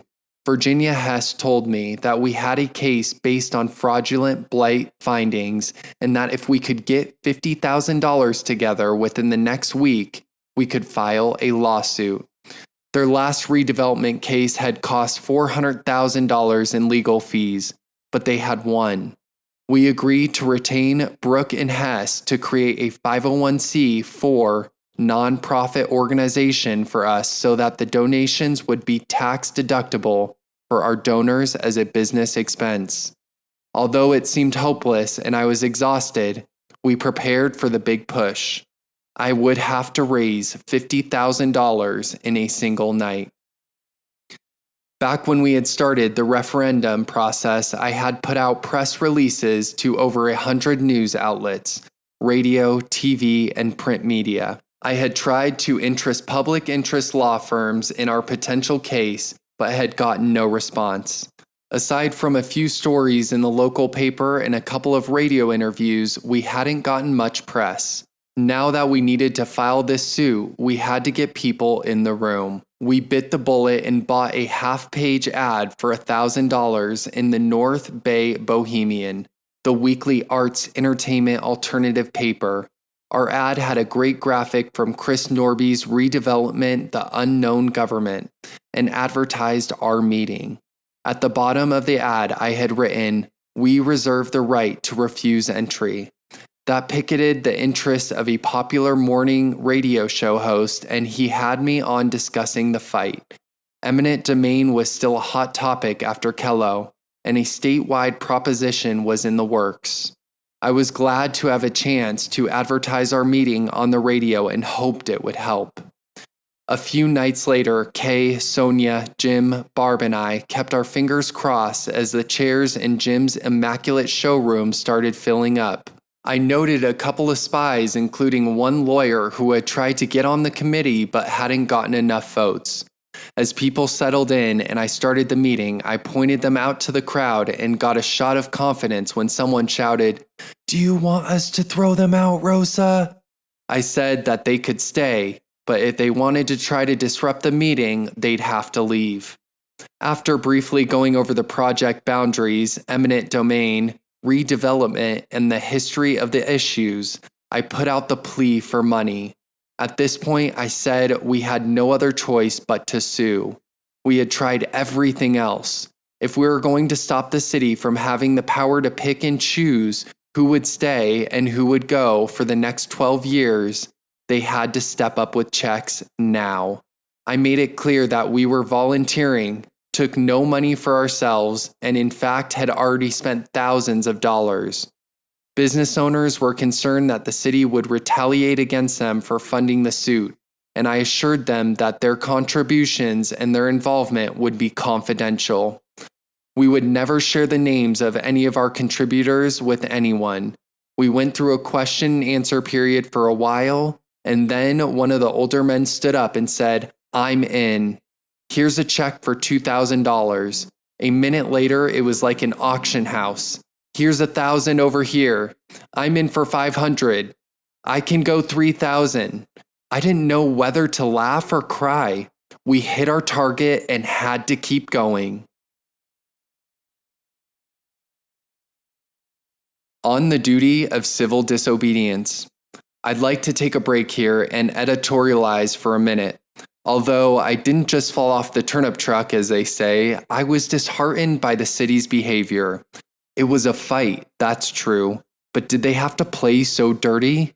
I realized that if they didn't play dirty, they wouldn't have a project, and they apparently felt that the end justified end means. This was a philosophy that I would encounter again and again in my education on UN Agenda 21 Sustainable Development. If the end could be painted in a pretty scenario, a vision, then whatever it took to get there was okay. For the greater good is the rallying cry of communitarianism. That greater good can be defined any way that suits those in power, and the definition can change at any time. One of my heroes has always been Henry David Thoreau. Thoreau is best known for On Walden Pond, his meditation on self-reliance, but my favorite of his works is On the Duty of Civil Disobedience. This short essay is often published in a collection with Walden and is usually referred to as Civil Disobedience.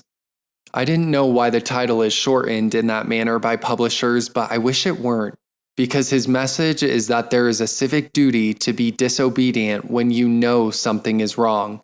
A duty. Frankly, it's amazing that this piece is still studied in schools. At least I hope it is.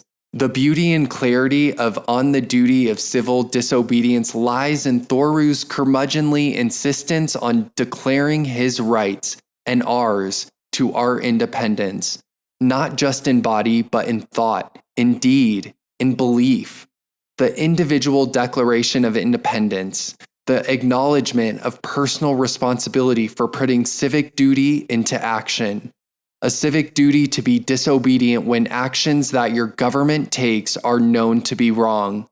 Recognition that there is a clear moral standard and that it is important that we adhere to it. This is my guide. Now, some people might read that and think that I myself am immoral because I'm gay. We have a great tradition of thought in America. One not burdened by centuries of adherence to kings or churches, popes or dogma. Why should issues of gay rights and gay marriage have confused and separated the country? Better to look at ourselves as a moral people in terms of our individual actions. We need to examine our desire to be part of a group. I speak of the need to be part of the herd, to not raise our voice because our neighbor may hear, to cast a stone because the crowd surrounds us, to avoid asking the hard questions such as, why have I tolerated the restrictions of personal freedoms because of a perceived external threat? Why have I accepted that individual rights must be abridged for the overall good of the nation? Why am I so afraid of not being liked that I will stand by when someone is being attacked for speaking the truth? Why would I try to impose my religious beliefs on others? Why am I willing to accept corruption in government if I see it in my own political party, or my place of worship, or my social movement? Thoreau's most famously quoted statement that a man must keep pace with his own drummer, however measured or far away, is part of a deeply American tradition, a tradition that we are proud of for a reason. It takes courage, and we honor that. Communitarianism can be very subtle and hard to see, even in your own behavior. It operates in tandem with social pressure. We owe it to ourselves as a nation to be vigilant. The Twilight Zone. With the lawsuit filed and our commitment deepened to assist the attorneys, we felt that we had our hands full. The newspaper had written several articles about the suit, mostly misquoting me, and in one, the city manager said that I had a fundamental opposition to government. I thought that was really funny considering I was celebrating my 23rd year as a government employee. A ballot proposition, Prop 90, seeking to drive a stake through the heart of redevelopment and regulatory takings was filed in response to the 2005 Supreme Court Kelo decision. I was on the advisory board for the development of the proposition and was on the local television station doing election night coverage in November 2006 on the redevelopment issue. Unfortunately, the proposition was narrowly defeated by a less than 5% margin. We were enjoying our 1880s home in a charming historic neighborhood outside of the redevelopment area, and we were looking forward to making new friends and having some pleasant experiences. Kay read the neighborhood newsletter and saw that the annual Junior College Neighborhood Association meeting was coming up in February of 2007. The JCNA is the largest neighborhood association in the city. On the day of the meeting, I was working, so Kay went with a couple of neighbors. A few hours later, she came home and told me that she had been elected neighborhood president. The former president, Jenny Bard, was not continuing, and no one had wanted the position. Kay gave a short speech about her desire to get historic status for the neighborhood and her willingness to do the hard work in representing it. She didn't talk about her redevelopment fight because the neighborhood wasn't in the Gateways area, and she only had a couple of minutes to introduce herself. We felt happy that now we would be involved in a more peaceful connection with our town. Wrong. A few days later, our neighbor across the street, the one who had nominated Kay for president, came over and said that he had been approached by Jenny Bard and some leaders from other neighborhoods, people within the redevelopment project area, and had been pressured to withdraw his nomination of Kay for president. He said he would, if they could prove that the election was invalid. The so-called leaders had a law student with them who said that Kay hadn't been legally elected under Robert's Rule of Order. I'm going to talk about all of this briefly, mainly because I think you'll be shocked, as I was, at how vicious, deliberate, and relentless the attacks on us became. What we didn't know was that the former president, Jenny Bard, was the Assistant Director of Communications and Advocacy for the Lung Association of California, an official UN non-governmental organization. She was a paid lobbyist for smart growth, and no one knew it. Before we moved to Santa Rosa, she had hired Dan Burden, a well-known smart growth advocate, to come to the neighborhood and give a seminar on redesigning Mendocino Avenue, the main street through our area. It is the main alternative to the freeway and is 4 lanes. Jenny and Dan, however, thought it would be much better with just 2 lanes and a big median planter, traffic calming. 4 wheels bad, 2 wheels good. Well, Jenny apparently went into panic when Kay was elected, and in a few weeks quickly mustered up 12 people to be on the neighborhood board. They held that election when we were at my niece's graduation out of town. A friend recorded the meeting for us, and it was scary. Attendees were primarily bike coalition people, no way to know if there were actually neighborhood residents in the audience voting, and the shouting and yelling was stunning. Any neighbor who objected to the election of 12 officers in 18 minutes was shouted down. We did not know any of the 12 new board members except for Jenny, and we didn't really know her. Their first move was to declare Kay's presidency invalid based on Robert's Rules of Order. I don't know about you, but we had never read Robert's Rules of Order. We bought a copy and started reading. I had heard that one of the young Democrats in the neighborhood was a junior parliamentarian and called himself the parliamentarian for the Sonoma County Democratic Central Committee. He was also on the City Planning Commission. I called him to ask his opinion. I had another shock when, about 3 minutes into the conversation, I realized that he was giving me the board line that Kay wasn't legally elected because we couldn't prove we'd paid our $10 membership fee. I paid it in cash. Later, I had found out more about him and had a chuckle, another mistake. Next, I contacted the state parliamentarian. Hadn't known there was one till I found him on the internet and sent him a fully factual letter with the details of the election. We were relieved when he sent back an official letter saying that Kay was legally elected. We were in another fight and hadn't expected it. I don't know if I can convey to you the deep feeling of disappointment we felt, along with the conviction that we had somehow dropped into the Twilight Zone. This all seemed to be connected to our fight against redevelopment. The 12 board members were out for blood, angry that they couldn't just vote her off the island. They met secretly, blocked Kay from posting on the neighborhood website, and then took the site down altogether, sent us vicious emails, and called for a trial. They said that she was a disagreeable character. You'd have to know Kay, as many do, to realize how ridiculous it is to call her a disagreeable character. She is calm, serious, soft-spoken, and fair. She is not a stubborn person and is able to hear all points of view. She's quite agreeable unless there is a violation of justice, and then she firmly speaks out and doesn't back down. So, what had she done to earn this label? She had asked to represent the neighborhood at the Neighborhood Alliance. The Neighborhood Alliance is something that you may see in your town too if you look, though it may have a different name. It's a confederation of all the neighborhood associations in the city. This block of neighborhood leaders is very likely to be pro-redevelopment, pro-smart growth, and pro-Agenda 21, even if they don't call it that. Since it represents all of the neighborhood leaders, by extension, it represents all of the residents, and it speaks for you. In our town, it was created by Jim Wilkinson, formerly a career diplomat assigned to the United Nations by Gerald Ford.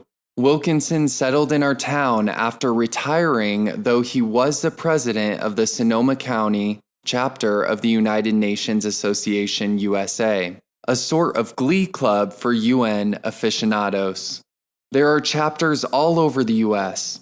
It also sponsors middle school, high school, and college students in mock UN summits where the students learn about UN Agenda 21. He later was to write letters to the editors of several newspapers attacking us, and to give an interview to the Santa Rosa Press-Democrat in an article entitled Koire, the Face of Shadowy SR Coalition. The other founder of the Neighborhood Alliance was Jenny Bard, the Lung Association Smart Growth Advocate.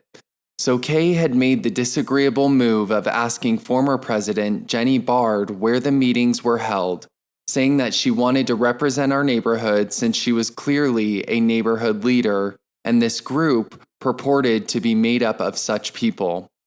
Jenny Bard refused to tell her and said she wanted to continue to represent the neighborhood.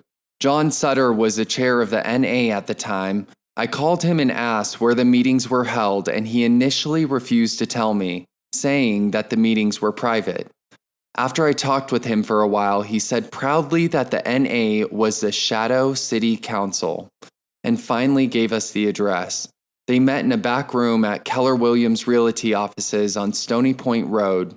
Kay and I, along with Sonia Torrey from our business association, went over to the meeting and were coldly brought into a room with about 10 people, including Bard and Wilkinson, who were there representing their neighborhoods. One of the leaders was Fred Kruger. I later researched him and found out that he is director of a religious tree cult religious campaign for forest conservation, RCFC, which advocates for an end to commercial logging. They're an NGO that advises the United Nations. The leaders decided that we could be there for the first couple of items on the agenda but would have to leave. I noticed that there was something about the city council candidates on the agenda which was snatched away from me. Next, my partner was attacked systematically by each person for as long as that person wanted to speak. Kay objected, saying it seemed to be a trial of some kind, a kangaroo court, but it went on.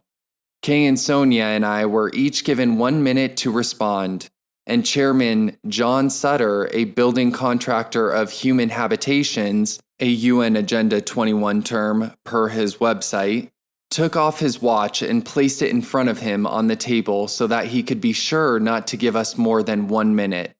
We spoke calmly and articulately about our concerns. Kay's as a neighborhood leader, Sonia's as a business owner, and mine as an American. After we spoke, we were told to leave. We were escorted out and the door was locked behind us. This group was not open to the public and was not open to all neighborhood leaders. It was a travesty and a shameful embarrassment to all who participated. I was stunned that such a group purporting to represent all neighborhoods in Santa Rosa could operate in this manner in our country. By using these few people to represent the entire city, the local government can say that they have community buy-in when they want to push through a land use plan or a new policy that wouldn't be popular. By putting the word out to these hand-picked so-called leaders, the city can manipulate the public and sideline those real citizens who come forward to object. Kay went down to city council the following Tuesday and informed the city on camera that there is a group in town calling itself the Shadow City Council. It should have been in the newspaper. Just after this, there was a neighborhood meeting called by the board to label Kay as a disagreeable character and investigate her. No kidding. Kay and I went early to the Odd Fellows Hall and we rearranged the chairs so that there would be a long table in front for the board and audience seating facing it. We brought an American flag in from another room. When Kay, as president, called the meeting to order, she announced that we would all say the Pledge of Allegiance. The board was clearly annoyed and angry, but grudgingly stood while Kay led the pledge. She had wanted to remind them that in America we stand for truth and justice for all. There were only about a dozen neighbors in the audience, along with the Santa Rosa Press Democrat columnist who had written a libelous column about Kay the week before. The board got down to it quickly and wanted to vote to investigate her without Kay or anyone else having a chance to speak. I stood up and said the board action was shameless and an outrage. I repeated that as the whole board screamed at me to sit down and shut up. As I looked at their red faces and open mouths, the sound of their shouts was like dogs barking. It was a surrealistic moment that I will never forget. I turned my back on them and said that they could call the police if they wanted, but I will not sit down and would not shut up. This was an outrage. I had never in my life seen anything like it. The few neighbors in the audience sat paralyzed and silent to my disappointment. Kay remained calm and managed the meeting. Minutes later, the board voted 12-1 to investigate Kay. with her vote the single dissent. The idea of an investigation was crazy. It was pure harassment. There was absolutely nothing to investigate. The Press Democrat columnist wrote another article and named me as disrupting the meeting with my shouts of shameless. Later, when I read Ning Cheng's Life and Death in Shanghai, I realized that we had been the victims of struggle meetings, such as were used in communist China in the 1960s to break down society. After this, I got serious about finding out who these board members were. They were either shills or toadies or stood to gain from redevelopment or were on the boards of environmental groups. A couple of them seemed to be mentally unstable, one of whom sent us a vicious email saying that we could continue to live in the neighborhood, but would not be allowed to participate in leadership. I think he was even too crazy for the board. He was purged a few months later. I drew charts and put organizations, people, groups, nonprofits, government officials, and ideologies on them with lines linking the connecting elements. The strange thing was that redevelopment seemed to be at the center of everything. I wondered if I was just obsessed or if we had inadvertently stepped into the heart of a snake pit. The main board member of interest was Gary Wysocki, formerly the president of the Sonoma County Bicycle Coalition. The Bike Coalition had been very aggressive in supporting the Gateway's redevelopment project. Wysocki had attended a training by the Thunderhead Alliance, where he was so impressed that his quote was used on their literature. It still is. Here's the quote. "A how-to kit for influencing public policy. I learned methods and tactics I have used on a regular basis. It's now board policy that at least one member each year attend a Thunderhead training." Gary Wysocki, President, Sonoma County Bike Coalition. Many national environmental and transportation advocacy groups sponsor candidate and leadership trainings. This is one reason why you'll find the same jargon and reasoning used throughout the country. They've been trained. That attitude of superiority is fostered in weak people. They are told that they're better than others because they live with less. They're told that wealth building is bad because it creates an unbalanced society, social inequity, and it's better to work for a nonprofit earning low wages. Hey, it's the new poverty. It's hip. It's cool. It's a new wave of the going forward. Riding a bike shows that you are redefining progress. I'm not making this up. Anyone who objects to whatever is defined as social equity is called a hater. Remember that bullying is becoming a crime. So it's a short jump from being labeled a hater and user of hate speech to being identified as committing a community crime. There's a term called flipping. That's when you're accused of doing or saying what is actually being done or said to you. We have had this tactic used on us. Yes, this is part of the toolkit for influencing public policy, methods, and tactics. So what did they teach him? Thunderhead Alliance, people-powered movements, calls this the only professional campaign training series for leaders of bicycle and pedestrian advocacy organizations. You learn to promote complete streets, fundraise, and this is my favorite, map out the power structure in your community, support and leverage allies, and neutralize and convert enemies. Knowing this, plus knowing that Enterprise Community Development, the huge national government subsidized low-income smart growth developer, was on the board of Thunderhead Alliance, made my blood run cold. The bicycle coalitions are the shock troops for redevelopment, agitating for smart growth and complete streets. Here's Thunderhead's flyer for the 2007 training. Thunderhead Training, Winning Campaigns, Washington, D.C., October 5th through 7th, 2007, plus lobby training on October 8th and Hill visits on October 9th. The only professional campaign training series for leaders of bicycle and pedestrian advocacy organizations.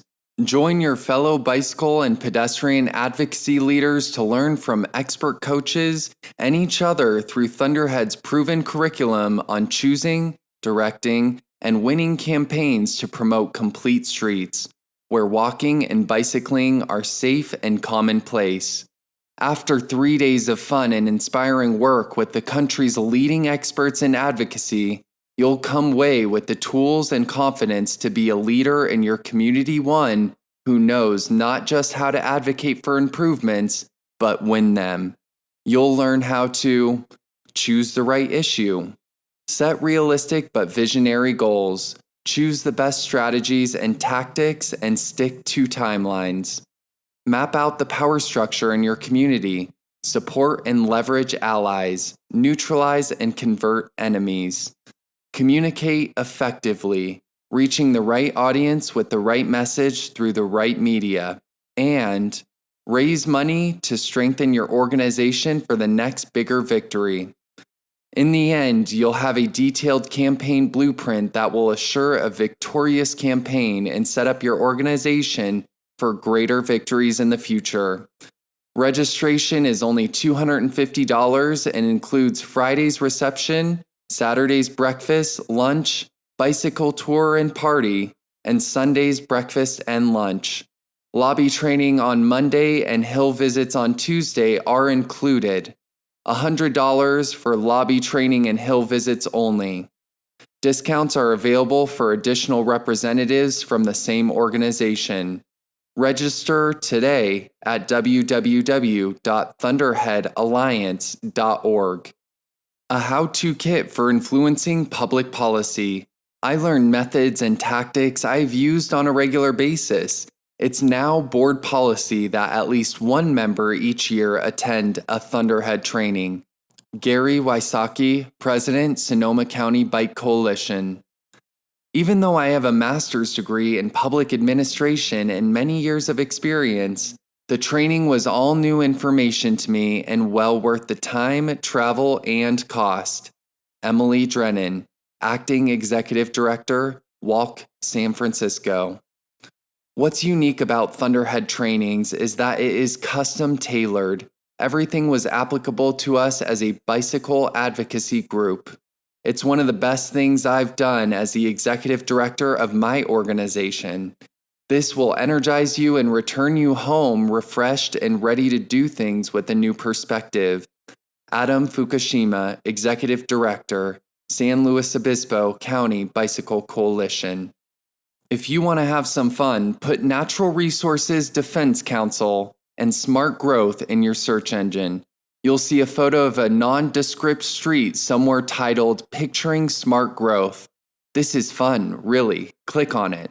It will change to a vibrant, walkable, bikeable, fully developed street with buildings constructed right at the back of the sidewalk on both sides. Gee, what happened to the buildings that were there before? Who owns that land now? There are 70 cities pictured on their interactive map. Take a look. It's headed your way. Complete Streets is a program legislative plan that is funded through your transportation and income taxes and remakes streets according to the smart growth requirements. By painting a bike lane in the street transportation corridor, running a bus or a train down that street or near it, and by putting smart growth on both sides of the street, they are then complete. That's a lot of money for smart growth developers and operators of low-income housing. Did I mention that about 20% of redevelopment money is supposed to go to low-income housing? Do you see how the bike coalitions and low-income housing developers are connected in redevelopment? I wouldn't blame you if you were thinking to yourself, this woman Rosa and her partner might really be everything they say she is. How would I know? Well, we got a surprise one day when we were contacted by the former president of the West Junior College Neighborhood Association, a very sweet man who writes a newsletter for his church. He told us that the same thing happened to him the year before in his neighborhood, right on the other side of Mendocino Avenue. Why? Because he supported the construction of a parking garage for students at the junior college. You see, The UN Agenda 21 local groups don't want more parking garages because they want you to ride your bike and live in smart growth.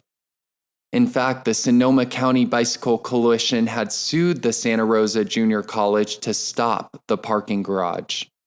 And our new friend, the former neighborhood president, didn't want students parking all over his neighborhood, so he supported the garage.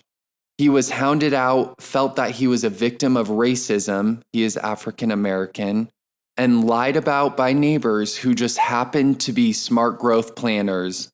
Everything was coming into focus for us, and it wasn't pretty. A few weeks went by, and in August 2007, the board summoned Kay to a hearing of the results of the investigation at the home of a board member. They, of course, had never interviewed her or anyone she knew. She had asked to have a lawyer present, but her request was denied because he didn't live in the neighborhood. No members of the neighborhood were there, and no one knew about it. At the hearing, which was like some kind of secret court, she told them that it was more about them than it was about her, and that she would take this as a declaration of war. We and our business association would publicize this everywhere. We did later flyer the neighborhood. The board was so aggressive in continuing the process that she felt she did not want to go on fighting them. She just had taken a job with Habitat for Humanity to lead their Women Build program and didn't want to have this controversy continue. The Habit for Humanity experience is another surreal political story, but this is long enough. She agreed to release her position as president to Gary Wysocki and finish out her 2-year term as a board member at large. As the nightmare continued, Wysocki sent an email to the JCNA board where he said that it should sponsor a picnic to stifle dissent. Just a couple weeks later, the picture cleared when Wysocki announced his candidacy for city council as your neighborhood leader. That explained much of the harassment.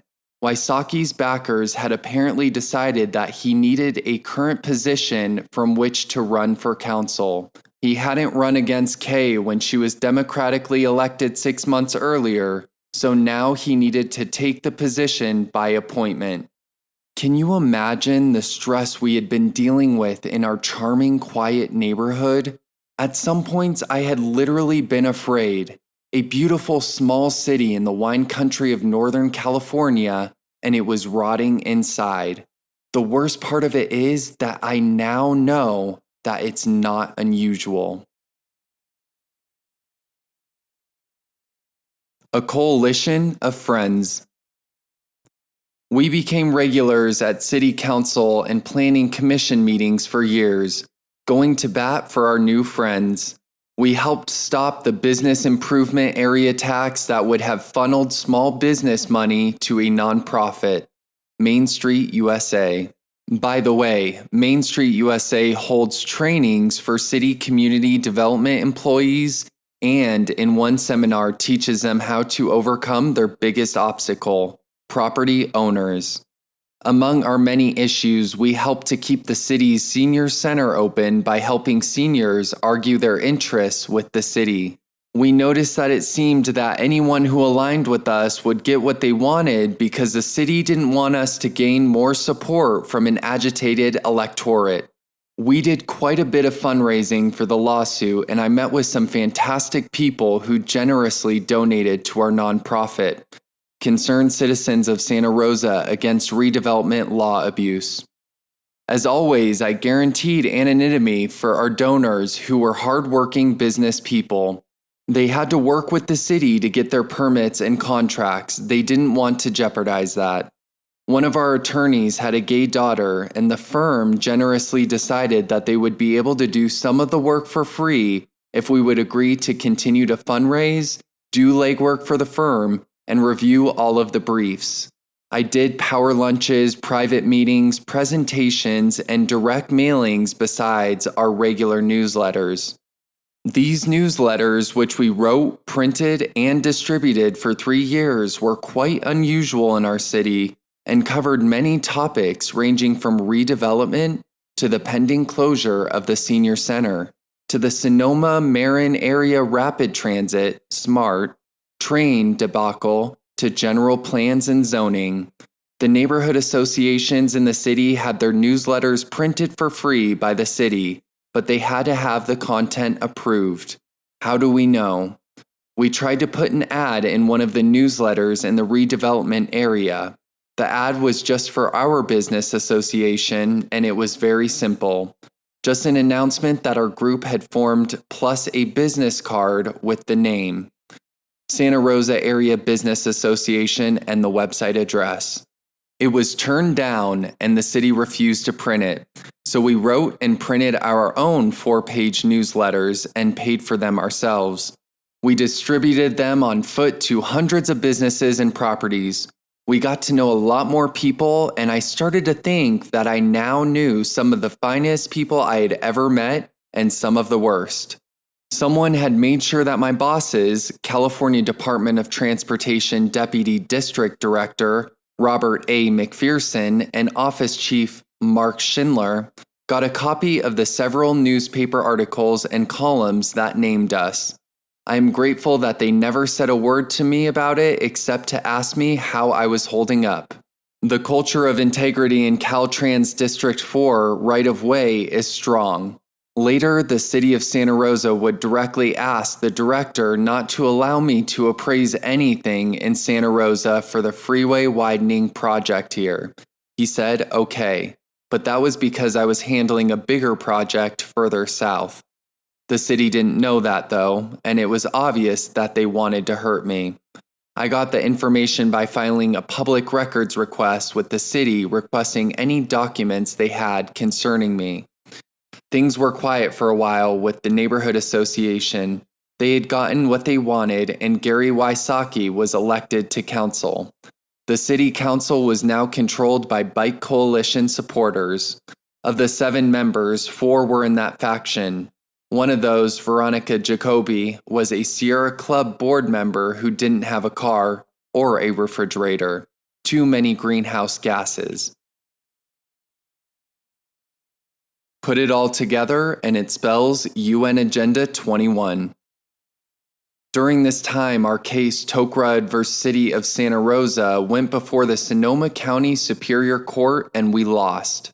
Our arguments were excellent, and our support was strong, including some dynamite gotchas that we thought might blow the city's case.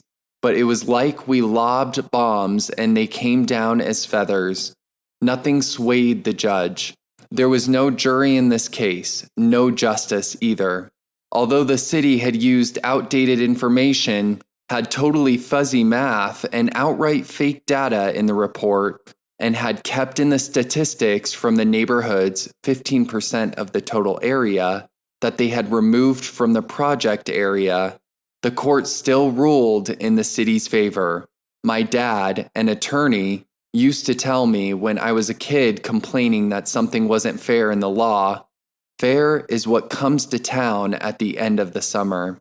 That's a hard truth, as I have seen it in my litigation support work as well. You can be right and lose. The one silver lining to the loss was that the judge ruled that we had exhausted our administrative remedies, meaning we had done everything possible to have our case be heard, and we could move up to the appellate level. Our attorneys advised us to do that, so we kept up the fundraising. Harder to do now that the economy in 2007 and 2008 was collapsing. Ultimately, we raised about $500,000 in donations and pro bono legal work. The city spent about twice that to fight us. Maybe they had to work twice as hard. I had been doing research to try and put everything together, and I was learning something new every couple of hours, it seemed. We had gotten connected with some other property rights groups in the area, one of which was called Sonoma County Land Rights Coalition, primarily made up of rural property owners who were resisting having their groundwater monitored, well monitoring, by the Sonoma County Water Agency. This group was generally on the opposite end of the political spectrum from most of us, but we didn't care. The point was reassert our private property rights. Through their leader, Orlean Coel, We had found out about UN Agenda 21 and the light bulb went off.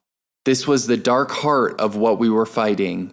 I read the UN Agenda 21 plan documents, researched ICLEI, looked at government contracts, watched videos, read books, examined environmental group and government websites, and educated myself about the United Nations plan that was shaping our world.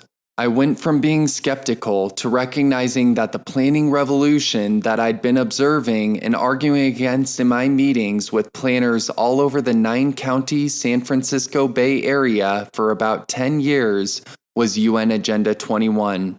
I looked at the charts I made of connections in Santa Rosa and Sonoma County, and it was clear to me that redevelopment was at the heart of UN Agenda 21, sustainable development, and is a funding and implementation arm for it.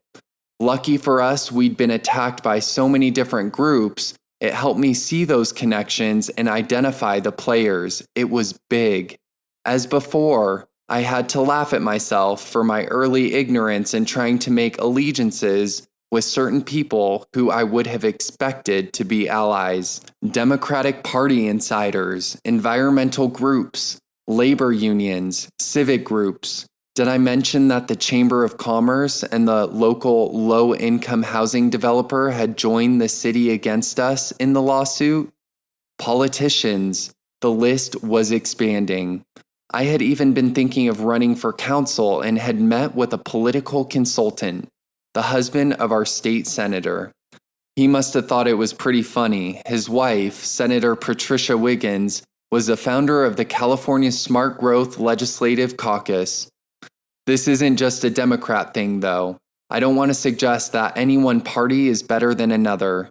People in power want to stay in power. People who want power try to get it. If you follow the trajectory of Barack Obama, you will see that the Republican Party made it possible for his move into the presidency.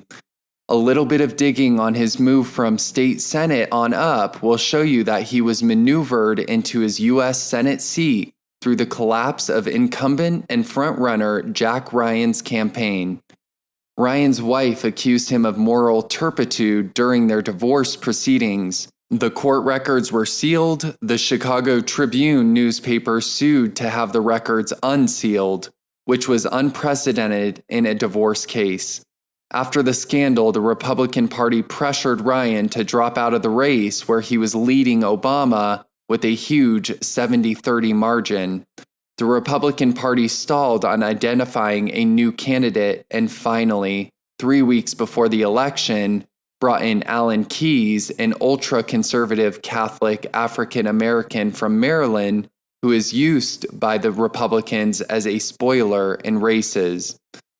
Keyes lost by a margin of 30-70 against a formerly obscure state senator from the outskirts of Chicago, Barack Obama. In my opinion, further maneuvering ensured his election to the presidency. I don't want to get into a partisan thing. My purpose in mentioning this is to say that we are being manipulated. Political parties are part of the dialect. Power has no party. United Nations Agenda 21 is nonpartisan. I learned about the Hegelian dialect from Nikki Rapana, the world's foremost critic of communitarianism. Her book, 2020, Our Common Destiny, is an excellent analysis of the supranational movement of sustainable development. The Hegelian dialect is a philosophical basis of communitarianism. The idea is that the true freedom only comes through slavery to the state because then all free will is relinquished to a higher order, government. Paradoxically, slavery brings freedom. This brain twister appeals to Karl Marx and he used it politically. Submission to the state for the greater good brings the joy of carefree living theoretically. In practice, not so much. The green mask has to stay on in order to implement this for the good of the collective.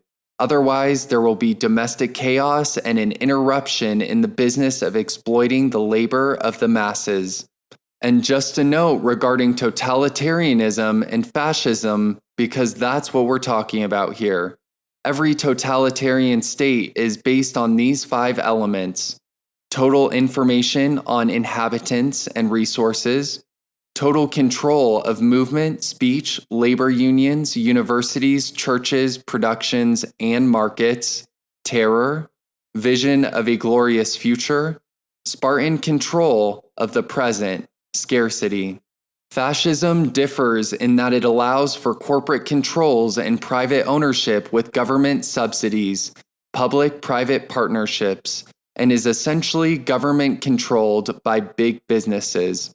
The rest of the elements are the same.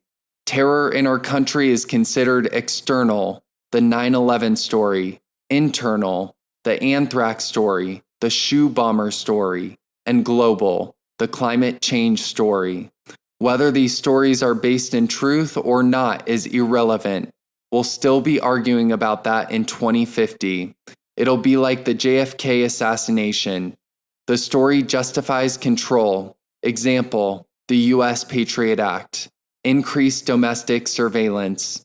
Searches, no-fly lists, and land use, energy use, transportation and education restrictions, and indoctrinations.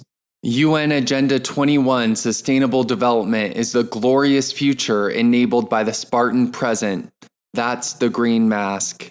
The future is an artist's rendering of blue skies, green common areas, and lots of smiling people on bikes in clean, shiny cities. The present, near term, is increasingly more austere, more restricted, and imbued with the panicking, apocalyptic rhetoric of global warming. With the tools at their disposal, cities and counties implement the UN Agenda 21 plan. They use redevelopment, code enforcement, bike boulevards, green building retrofit programs, fees and fines, general plans, and whatever else wastes time and resources for the common good. Yes, I said it, waste time and resources. That is a goal of UN Agenda 21, wasting resources, whether they are human resources or natural ones. It's purposeful. As George Orwell said in his brilliant book, 1984, constant war is necessary to absorb the products of everyone's labor so that the shortages and a culture of scarcity can be maintained. Austerity measures will increase. Natural resources will be off limits. Caloric intake will be reduced. You're obese. Manufacturing will be concentrated in quasi-slave labor camps as it is now in China and India. In fact, that image fits quite well, doesn't it? The Chinese model. Ground floor factory at the transit village with units upstairs for the workers. Today you are looking at the pastel drawing, and tomorrow you'll be in a smart jail. Green. Democrats against UN Agenda 21. Shortly after I started researching about UN Agenda 21, I began to wonder if we were the only liberals who were aware of it and were taking it seriously. How could that be? Democrats own property. Liberals don't want to live in a corporatocracy. Free people don't accept totalitarian rule. Civil rights are a vital element of our freedom. Why were people saying that UN Agenda 21 was a right-wing fantasy? What was this polarization all about? Was it to keep us from looking behind the green mask? We definitely knew we were onto something because of the tremendous amount of effort that was put into trying to discredit and attack us. I thought of calling the website Villagers with Pitchforks, but someone already had it. Politically, I realized the importance of broadening the spectrum of awareness. Being Democrats against UN Agenda 21 was disappointingly unusual, but I hoped that it was a foreshadowing of the future movement against totalitarian control that will hopefully soon come from the left. The realization that the environmental movement has been hijacked should shake up and wake up liberals to get on board against UN Agenda 21. This is a nonpartisan grassroots movement. Whether you drink tea or coffee doesn't matter. Just stay off of the Kool-Aid.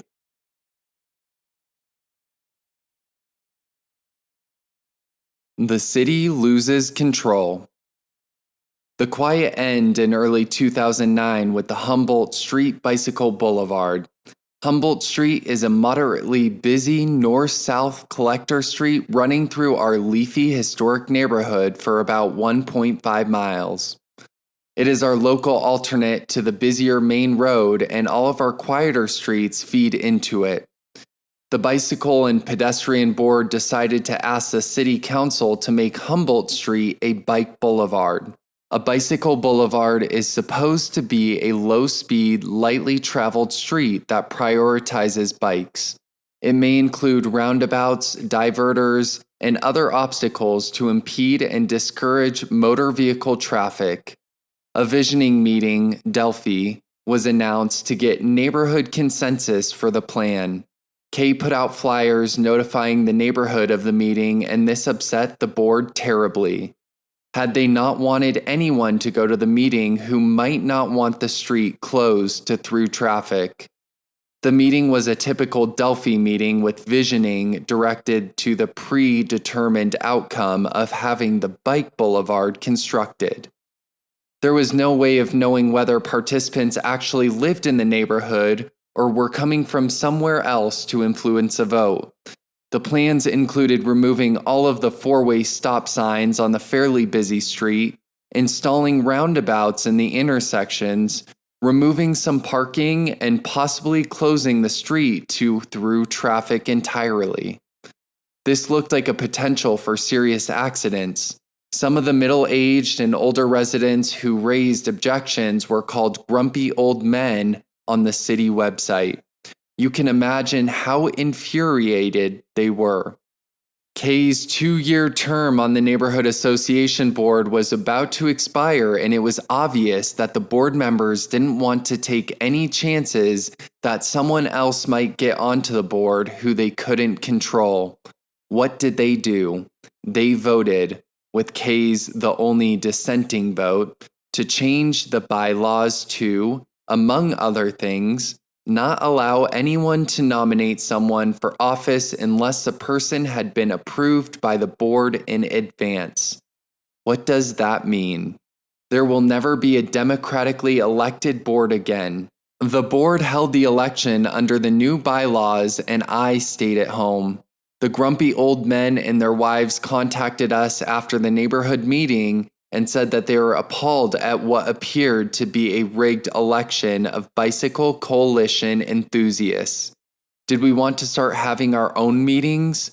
Finally, we weren't alone. I made a website using the extremely easy Weebly.com website builder, and we decided to call ourselves the Santa Rosa Neighborhood Coalition. Our motto is Get Involved. It's your city. We flyered the neighborhood announcing a neighborhood meeting about issues of concern and held the meeting in our home. From about 400 flyers, we got just 30 people at our meeting. That's the state of civic involvement these days. We're all so busy. But it was an excellent core group. Besides the bike boulevard, we included something very important on our agenda: the proposed mandatory green building energy retrofit program. This was a shocking proposal that had been studied for a year by a city task force called the Green Building Advisory Committee. Made up of builders, environmental groups, the Chamber of Commerce, realtors, and the area's low-income housing developer, this group would write the new green building requirements. Under this proposal, all existing commercial and residential buildings in the city would be subject to mandatory energy inspections from the attic to the basement. To enforce this, there were requirements that the inspections occur when a property was being sold or remodeled. The energy upgrades would have to equal or exceed 1.5% of the sales price if it was being sold, or the value of the remodel. No property transfers or remodeling permits would be processed until the inspection and upgrades were approved by the city. Wow. Santa Rosa would be the first city in the United States to make this mandatory.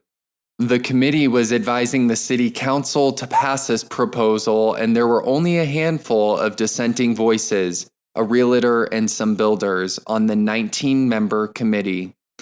We wanted to wake up the citizens of our city. Some of the people in our new group still thought that the city wouldn't do a thing like that, and they invited the representative from the Board of Realtors on the Green Building Advisory Committee to our meeting to talk about what had happened at the committee. When she came to talk with us, it was clear that the only reason the realtors opposed it was because it might slow down sales, not because it was a search of our homes without a warrant, not because it would cost each property owner an estimated $750 for each inspection, not because it was a violation of our right to privacy. After she made it clear that she only cared about her commissions, I said, "Look, we're not getting any help from the Board of Realtors or anyone. The only thing we can do is flyer the city and get the people on this. Let's do it." I wrote the following flyer and we made 7,000 copies. About 15 of us split the city into 4 quadrants and strategically put the flyers on doorsteps for several weeks. Here's the flyer. Notice: the city of Santa Rosa is in the process of imposing green building requirements on all existing buildings that will impact your home and business. The city is currently crafting guidelines that may include mandatory inspections and testing, $750, of every property in Santa Rosa, a requirement that every property owner pay up to 1.5% of their property value in energy upgrades prior to being able to complete the sale of their property. A requirement that every property owner pay up to 1.5% of their property value in energy upgrades prior to being able to obtain permits to remodel.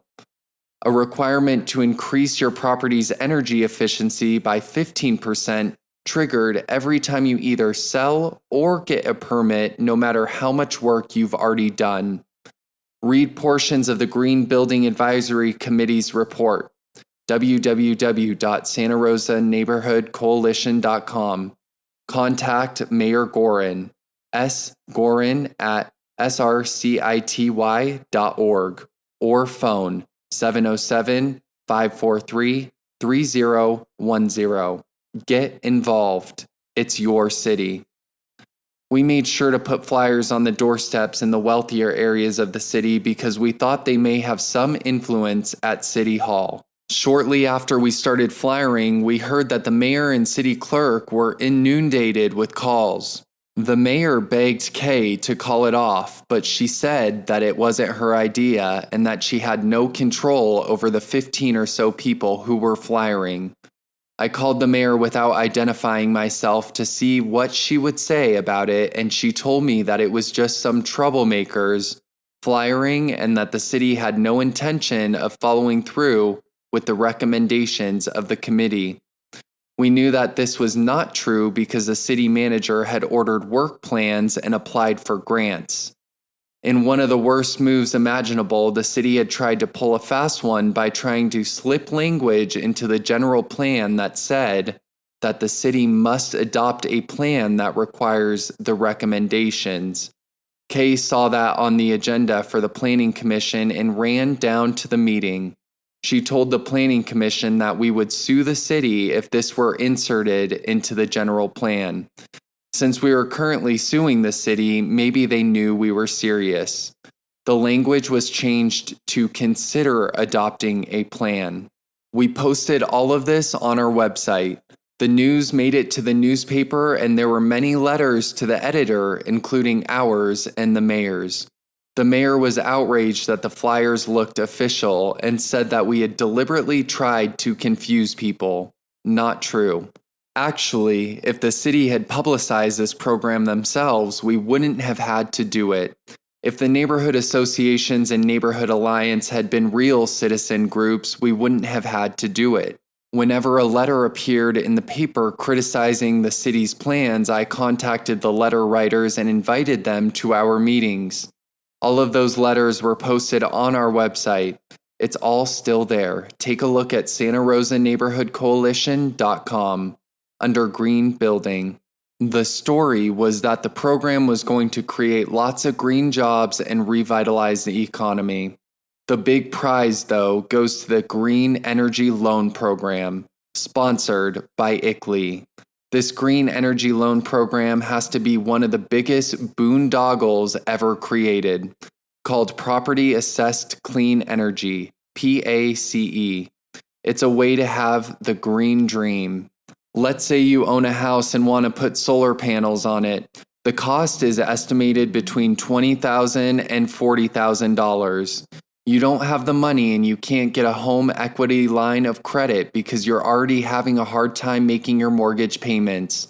But the county, because it's an ICLEI member and has committed to reducing greenhouse gases, will arrange for you to get a loan of up to 100% of the equity value of your house. You can pay it off through increased property tax payments over 20 years. Doesn't matter if your credit is bad or if you can't really afford to buy those solar panels, because the loan is guaranteed by the property taxes and the house. Either you pay them or the person you sell the house to next will pay. Sounds good, right?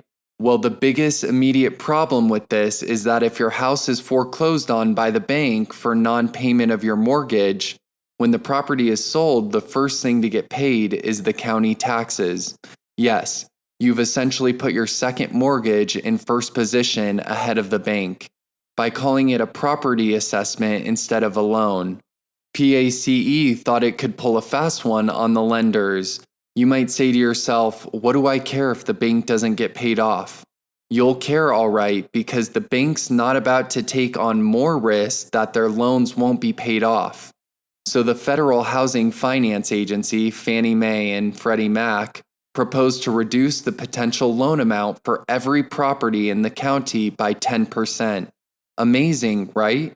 It means that if you normally would have to put 20% down and get 80% of value mortgage, after PACE, even if you have nothing to do with it, you'll now be able to get a 70% mortgage. So you'll have to come up with an additional 10% down payment on any house you'd want to buy in the entire county.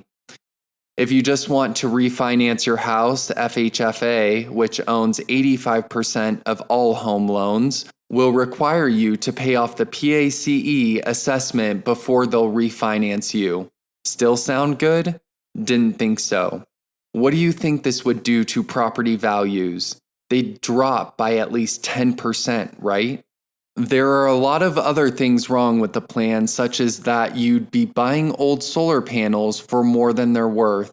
If you bought a house with 10-year-old panels on it and 10 more years left to pay on the assessment, re-roofing, what if you had a 15-year-old roof and 20-year panels, and your potential inability to pay increased property taxes? The Federal Housing Finance Agency, Fannie Mae and Freddie Mac, was sued by Sonoma County and they're in litigation now, but the county is still making loans, assessments. ICLEI has launched a vigorous campaign. Put ICLEI and PACE in your search engine to get the director of FHFA to re-sign and have PACE move forward. This is a pilot program that they want to start up all over the nation. You were wondering where the upfront money comes from for the loans, assessments. Simple.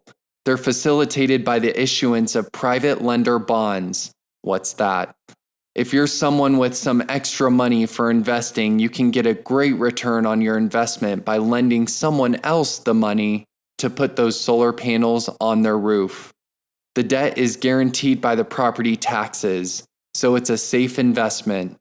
Here's what environmentalfinance.com reported on April 1st, 2010.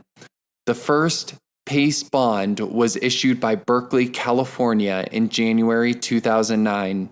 But 20 states have legislation allowing their cities and municipalities to implement PACE programs, which are voluntary for homeowners. This is fundamentally a game changer. Alan Strachan, a co-founder and manager partner of Green Energy Loan, a firm that facilitates PACE bonds, told attendees of the Wall Street Green Trading Summit in March 2010. Cities are not structured to be lenders. They have neither staff nor money to do this, Strachan said.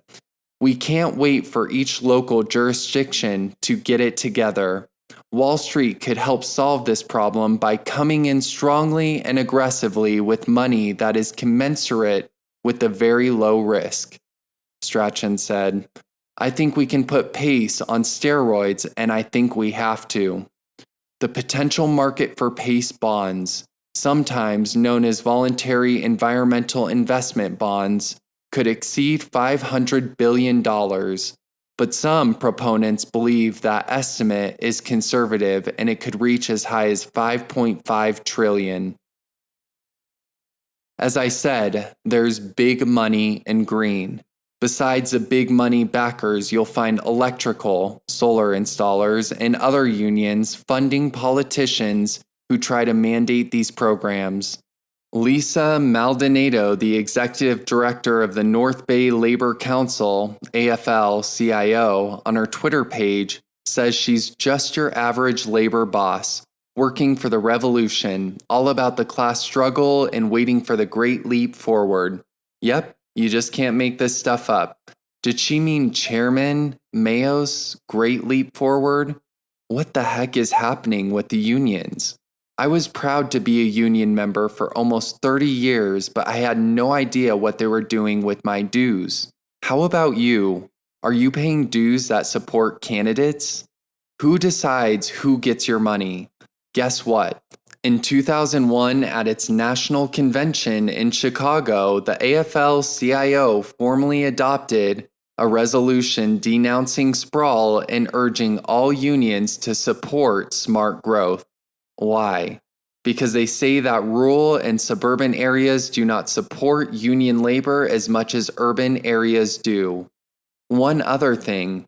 Alan Strachan is well known in this area because he built a lot of smart growth mixed use, also called New Urbanism, off the beaten track in southwest Santa Rosa.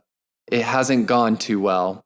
In fact, Mr. Strachan went bankrupt, was sued by investors in his project, and has a $6.5 million judgment against him. In another action, the people who actually owned some of the land he built the development on sued him too. The Bonfiglis, who were 78 and 82 years old, alleged fraud and elder abuse in their lawsuit, which they won't appeal.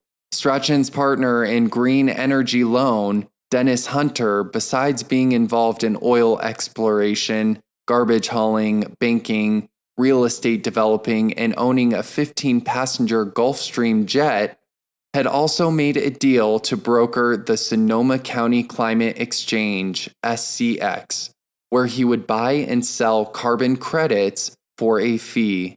Like a stock exchange, traders would use SCX to establish the trade price, cap, and trade. SCX had a memorandum of understanding with the Climate Protection Campaign, ICLEI affiliate that designs energy reduction plans for cities and runs school programs training students in climate change, to coordinate the program and be the third-party auditor. This is to be a prototype for other climate exchanges around the nation. Another fun fact is that Sonoma County tax collector auditor Rod Dole was pushing this program hard, and now he's about to retire with the highest pension in county government and go to work with Strachan and Hunter. The new company is called Egren, and they'll be arranging PACE loans to retrofit commercial buildings using this program in Sacramento, California's capital. Retrofitting office buildings leased to the government. Who's got the tar and feather concession in Sacramento? By the way, Dennis Hunter is the same guy who provided office space to Sonoma County Climate Protection Campaign, Sonoma County Bicycle Coalition, Solar Sonoma County, and the Post Carbon Institute. Dennis Hunter's Global Legacy Center's logo is a globe sitting in the palm of a white man's hand. An interesting thing about the building, 31 D Street, Santa Rosa, California, is that it was owned by Hunter's partner in the garbage hauling business.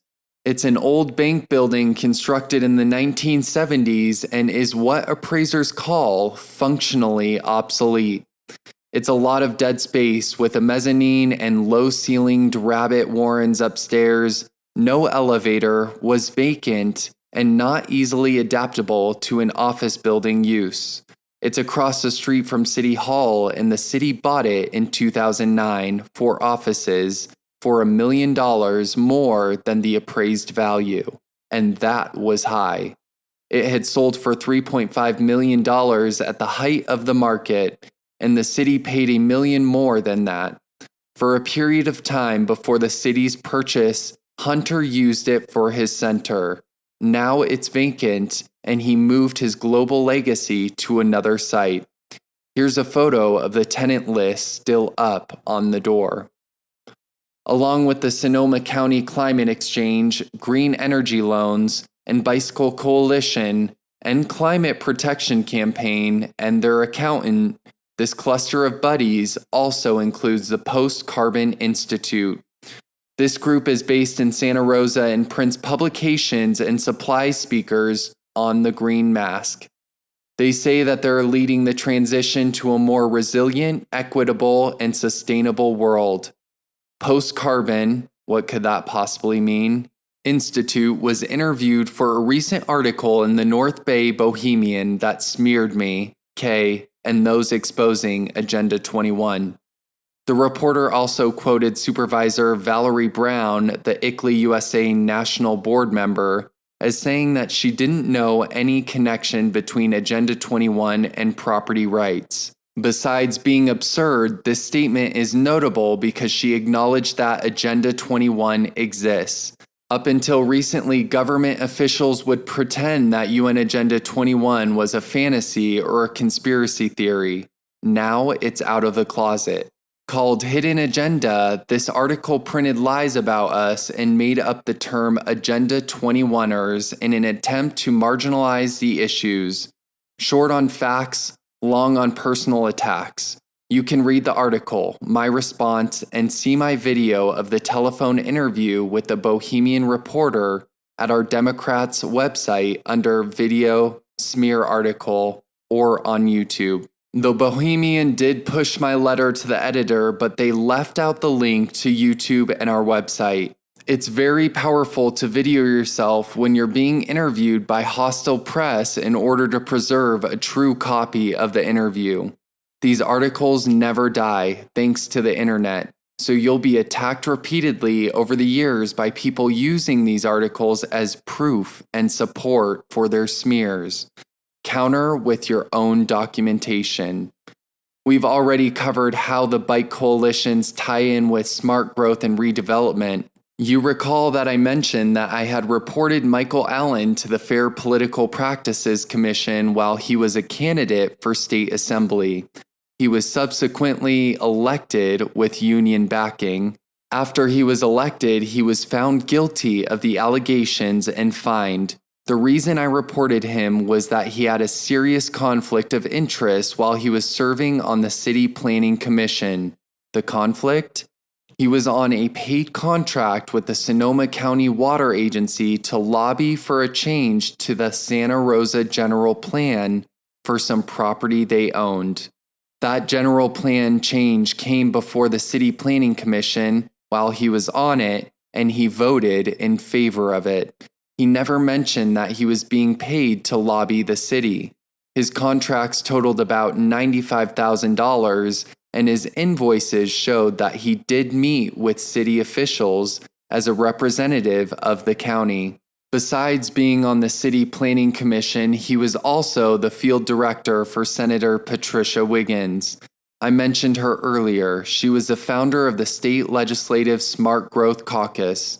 Another one of Michael Allen's jobs was president of the North Bay Labor Council, primarily representing electrical unions, solar installers. Another of his jobs was founder of Solar Sonoma County. You'll recognize Solar Sonoma as one of the tenants in the Global Legacy Center. This is a public-private partnership with nonprofit, business, labor, and government members. Here's what they say about themselves on their website. Solar Sonoma County, SSC, is an organization that supports solar and energy efficiency-related policy issues, educates and trains community members in these fields, advocates for a rapidly growing industry, and acts as a clearinghouse for clean energy activity in Sonoma County. SSC is part of an unprecedented countywide solar and environmental effort that has captured the attention of President Obama and the Department of Energy, who often refer to Sonoma County as a national model for cutting-edge programs. One of the things they do is recommend installers for solar panels and solar hot water heaters. Okay, stay with me here. I'm going to take you on a ride. Michael Allen worked for Senator Patricia Wiggins while she was rapidly deteriorating mentally. She is presumed to have had Alzheimer's disease. I called for her to submit to competency testing or resign after a series of public incidents. See our Santa Rosa Neighborhood Coalition website, more, Senator Pat Wiggins, and was interviewed in print, on the radio, and on TV regarding my personal observations of her behavior. The Democratic Party did not want to remove her because it was still over a year to the election and they didn't want to have their plans disrupted. The Senate pro tem, Darrell Steinberg, author of SB 375, the anti-sprawl bill, refused to replace her and had her serve out her term from home. They brought her in for votes only when they needed her, and she had to be shown which button to push for a vote. My statements to the press were, who is writing the legislation she has been sponsoring? Who is acting as our senator? Remember that I said that Michael Allen, her field director, had been on contract to the Sonoma County Water Agency when I busted him on a conflict of interest? I'm an eminent domain appraiser, and I was really puzzled about the reason that the water agency said they hired him. They said they wanted a general plan change for their headquarters property. My experience told me that there was no need to lobby for a change from an institutional use to a residential use when the county vacated their building. It should have been fairly routine, so I kept digging. Why would the water agency want to give Michael Allen money?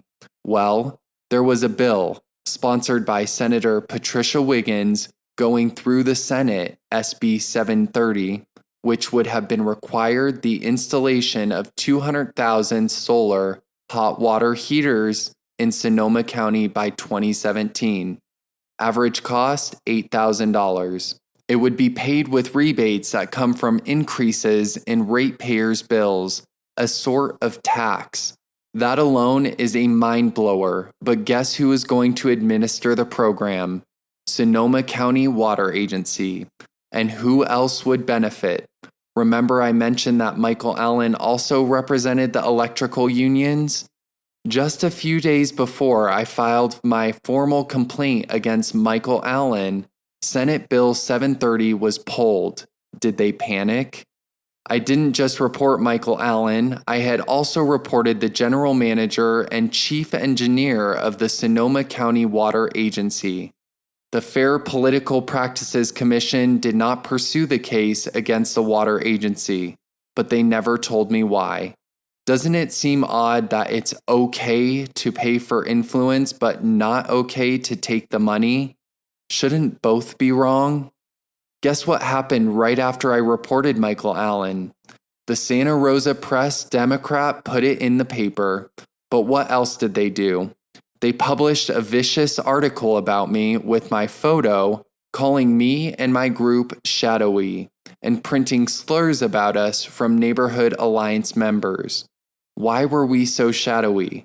Because none of the other members of the group wanted their names used publicly? Can you blame them? One other thing that comes up in these Northern California bastion of diversity and acceptance is that these attack articles always mention my partner K. Why? They want to let you know that I'm gay, just in case that would negatively influence you. I never mentioned Kay to either of the two major attack article reporters, but they put her in the articles anyway. What they say about her is a lie regarding her experience as neighborhood president. These articles, as I stated earlier, would be used again and again to justify future smears. What is the significance of legislating mandatory energy retrofits?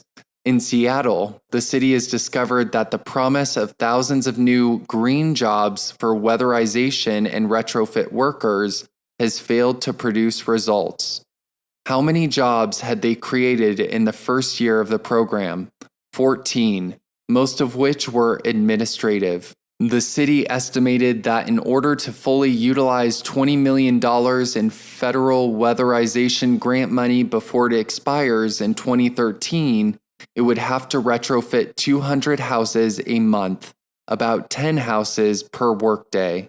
That would be the only way that the city could produce those 2,000 jobs it had envisioned. How many homes had it retrofitted in the first year? 3. It sure would be easier if the retrofits were mandatory, wouldn't it? Is this all getting clearer? After 7,000 flyers had stirred the citizens, the city dropped the plan but never officially made any decision. The council people said we had a fear of change, that a common insult, that we are afraid, so that's why we're objecting to having our rights trampled on. They're playing the shame and embarrassment card. The rhetoric never ends. There was enough of an outcry, however, that it was clear that the mandatory green energy retrofit program was dead for now. When ideology collides with reality. Unfortunately, the Humboldt Street Bicycle Boulevard was very much alive. Are you getting tired? We sure were. It seemed like we were always fighting something and it was wearing us out. I'll give you some pointers on how to avoid that in my section on What Can I Do at the end of the book. You'll see bicycle boulevards, traffic calming, and road diets popping up all over the US as part of the Complete Streets plans. After witnessing the removal of the stop signs and installation of the temporary circles in the middle of the intersections, I decided to stop riding my bike. It was just too dangerous. This plan to complete the streets by supposedly making them safe for bicyclists was way more dangerous than leaving them alone. Besides the installation of the confusing traffic circles, the plan called for removal of the crosswalks and narrowing the streets at the corners by putting barriers out from the curb. Bicyclists who seldom stopped at the stop signs anyways now could just sail right through intersections. Pedestrians were not able to safely cross at the corners since the circles in the middle of the intersections pushed the cars into the crosswalks. The city sandblasted the crosswalks off. Now pedestrians were supposed to cross mid-block. What a mess. The center line was removed from the street. The idea was that everyone would just share the street equally. It became a really scary obstacle course. We had done our own survey by counting the number of bicyclists on the street for several days, and it was clear that there was no need for it. The Bike Coalition organized big crowds of bicyclists to ride down the street since it was hardly ever used by bikes, and the city's statistics reflected that.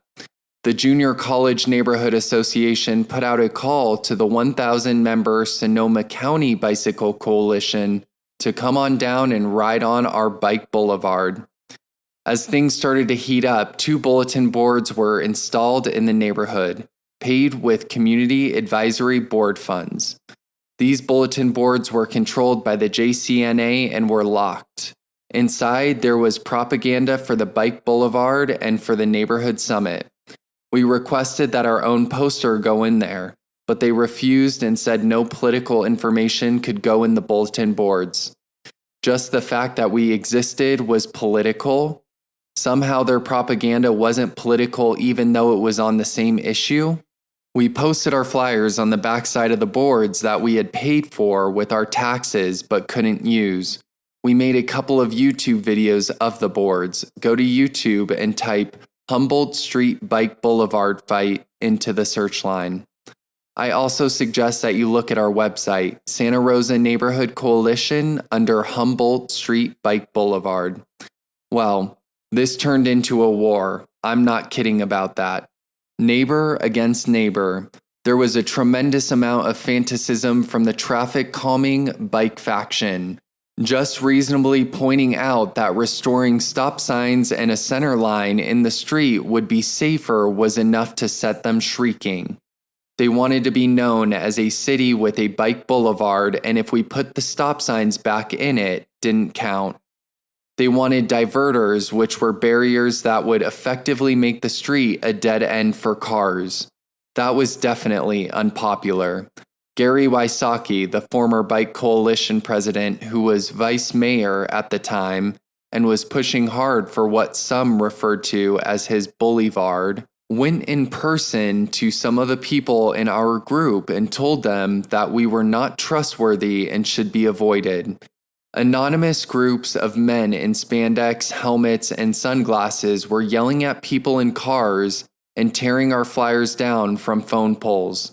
We had bright yellow flyers that said Restore Humboldt Street, and they got posted over with I Heart Humboldt Bike Boulevard stickers. Kay got a tall ladder and went up and down the street posting our flyers about 10 feet above the ground. Someone posted some funny but outrageous flyers that said, "The bicycle Taliban are here." We got accused of posting them, but we had nothing to do with them. I made a video of the flyers on the phone poles and it's up on YouTube, Humboldt Bike Boulevard Fight. We ran into someone else late one night while we were out posting flyers who was also posting.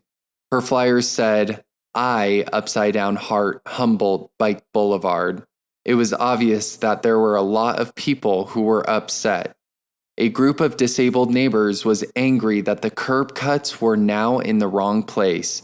They couldn't cross at the corners and they felt vulnerable. This gave us an idea. We made a formal complaint to the Federal Highways Administration saying that the street was not Americans with Disabilities Act compliant. The city had just been required to do $2 million in upgrades for non-ADA compliant city buildings. Maybe our complaint would stop this dangerous street redesign from becoming permanent. This was supposed to be a 6-month trial, but it was still up 18 months later when, after a dozen Delphi meetings, letters to the editor, presentations to the individual council members, and neighborhood meetings, we met for the final showdown at the city council chambers. We had sponsored a petition to restore the street, and it had nearly 700 local signatures on it. We wanted those circles out of the street and the stop signs back in. Many near misses had taken their toll. The city staffer was incompetent and had apparently misrepresented the statistics for the numbers of cars and bikes on the street. The fire and police had grumbled about the circles but had gone along with it. The ambulance service hadn't been consulted. The elementary school parents and administration were against it. At the all-evening-long council meeting, lines of people spoke out. I went down and said, "This is what happens when ideology collides with reality." We believe that our report on the ADA issue combined with our publicizing the information that the completed project was supposed to cost another $800,000 and had already cost nearly $200,000 did stop the project. While we were fighting this, it was election season. The opposition used this as a campaign issue, overwhelmed the Bike Coalition majority on the council and won. The new council committed to removing the circles and putting back some of the stop signs. No diverters. The new council majority also supports redevelopment, though and has refused to reverse the former council decision to eliminate broadcasting public comments at council meetings on community television. Although we had gotten our street back, it was at the price of peace in the neighborhood, and it effectively exhausted our coalition members after 18 months of fighting. A peek behind the looking glass. The reason I've been telling you all of this is because this is the way that communities are torn apart. In the Alice in Wonderland world of UN Agenda 21, things are the opposite of what they're said to be. So if the new consensus is supposed to solicit participation from stakeholders, then the reverse is true. In fact, the appearance of participation is all that is necessary. You'll be there and you'll be asked for your opinion, but only on whatever questions the Delphier decides are important.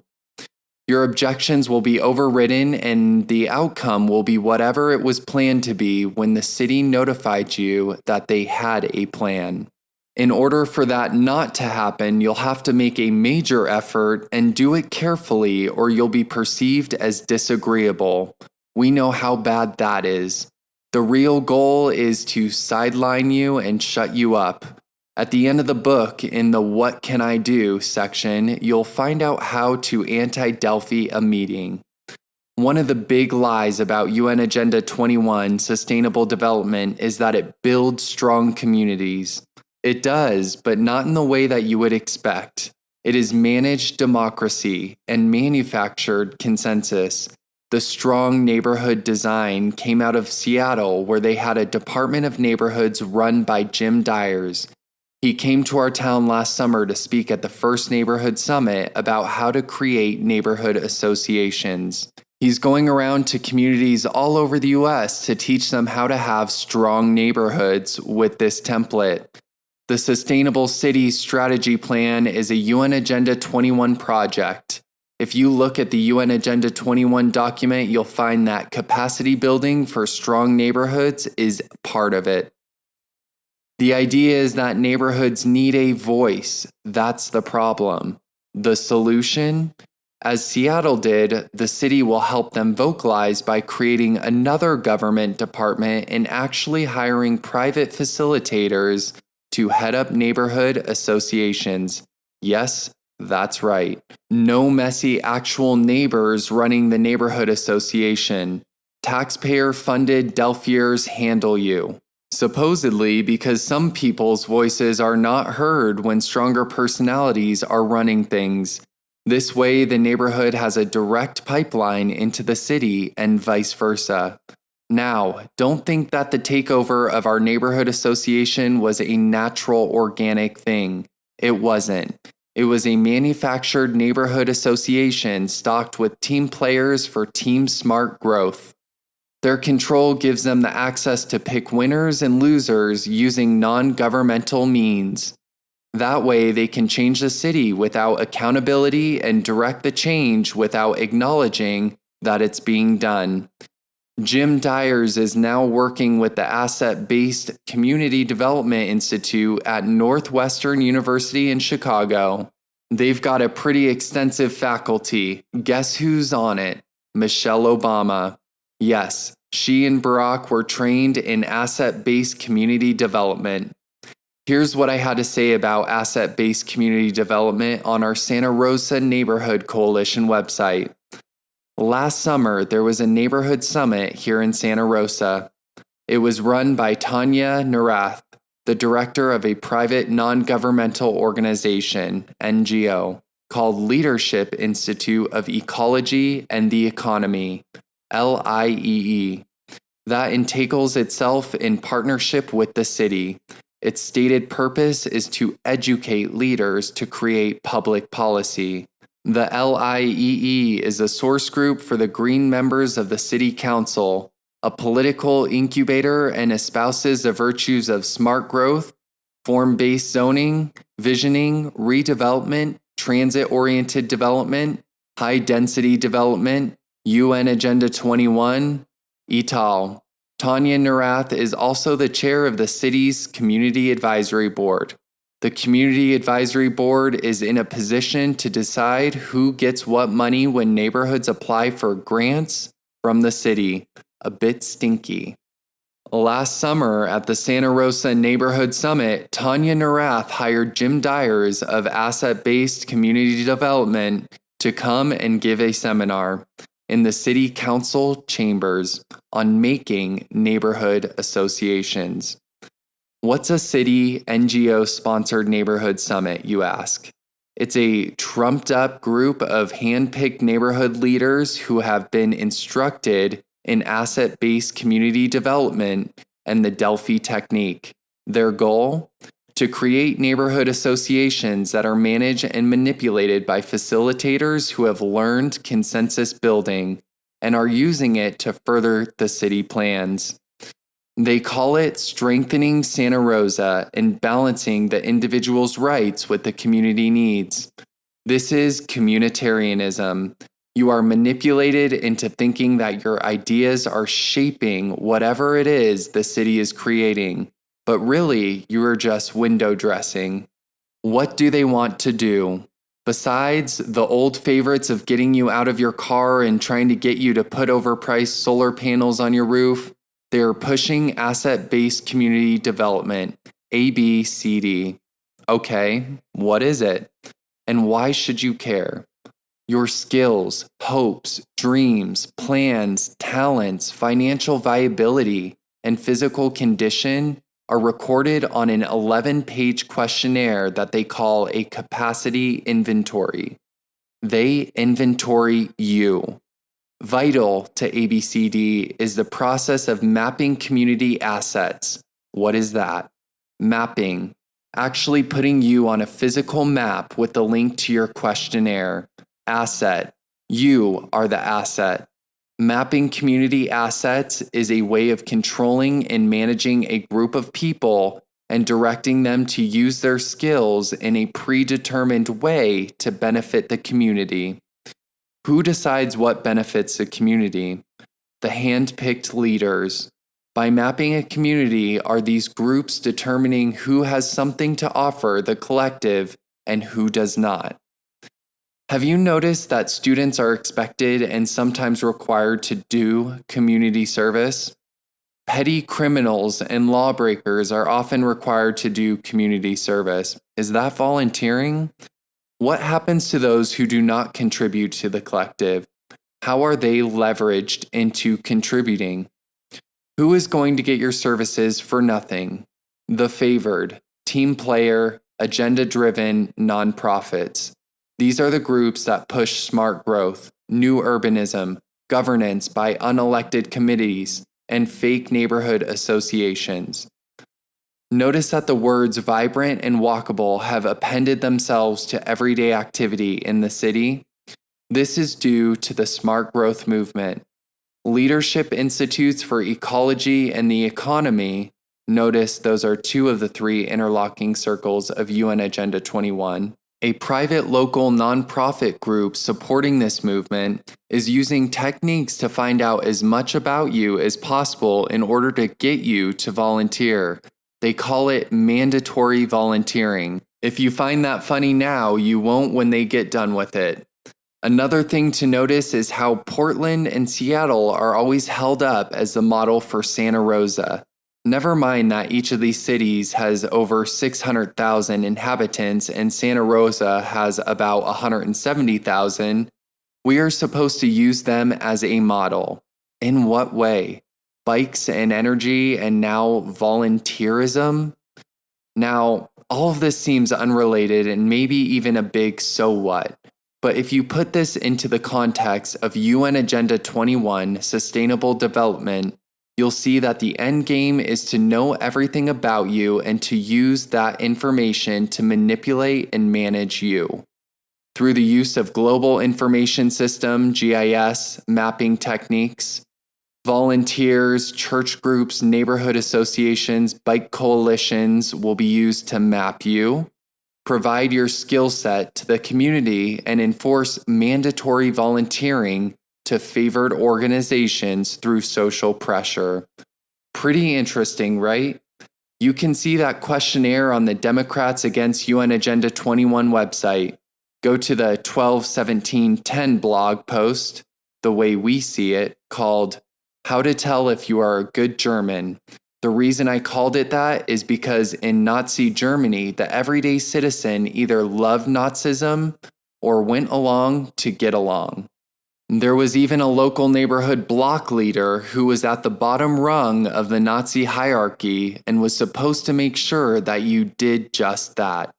He was responsible for about 50 houses in his area, and it was his job to spread propaganda and drum up support for the Nazis. He was also a spy, and anyone who spoke against the state was reported to the Gestapo. This allowed the Nazis to keep control over everyone. Everyone had a file. Today, in common parlance, a good German is a go-along to get along type. Nationality is irrelevant. Anyone can be a good German. A criticism of Kay that came from the neighborhood board when they were fighting to get her out of the presidency was that she was opposed to the city, since she was suing the city. It was news to us that we were all supposed to be going along to get along with the city, but that's the new consensus. From there, through the looking glass viewpoint, anyone who objects to UN Agenda 21 is a disagreeable character. If you don't want to go along with the pre-approved, predetermined outcome, you are a troublemaker who should not be representing your neighborhood. It appears that the real goal is to dismantle and reconstruct neighborhoods, both physically and emotionally, to break down allegiances, identify dissenters, and encourage mob rule. Social engineering is powerful and has a tremendous impact. Like the grumpy old men who objected to the bike boulevard, many of those who oppose these methods have to be brave labeling, rejection, and outright aggression to be heard. The end of the line. We got our day at the San Francisco Court of Appeals in mid-2009, and it was clear that we had lost. Although our attorney argued the case and we had the facts on our side, it wasn't enough. When one of the judges asked about assessed values, I could see that she didn't understand the blight issues or was deliberately demonstrating a bias in favor of the city. Our case was unusual and required specialized knowledge, but I thought we had provided that for the judges. It was over. We may have lost the case, but the city had been stopped from proceeding with their plans for 3 years. Those 3 years, 2006 to 2009, had seen the most precipitous drop in property values and economic activity since the Great Depression of 1929 to 1939. Because of our suit, the potential for redevelopment, funded for-profit housing, and mixed-use projects had disappeared for a long time. We watched as many of the town's big money men went bankrupt. If they had started redevelopment projects in 2006, it was likely that the projects would have failed for lack of funds.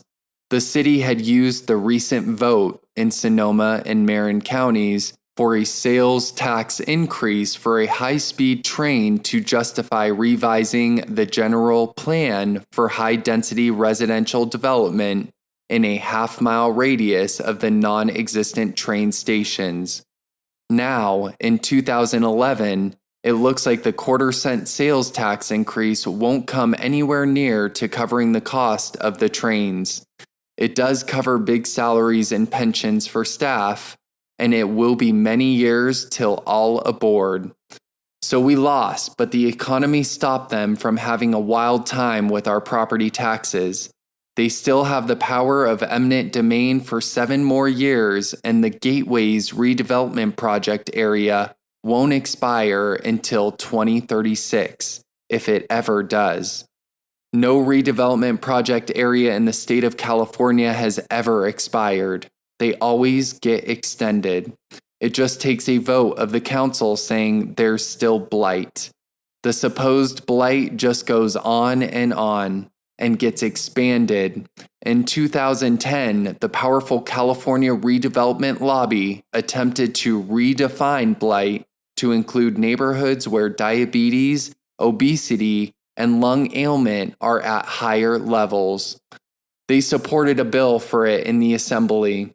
That's part of the social equity element of UN Agenda 21. Assembly Bill 2531 was vetoed by Governor Arnold Schwarzenegger, but it's an example of the pressure to keep this cash cow going. Remember, the money that gets diverted to the redevelopment agency and bond brokers is sucked from your city's general fund and your county services. Don't fall for the redevelopment lobby hype.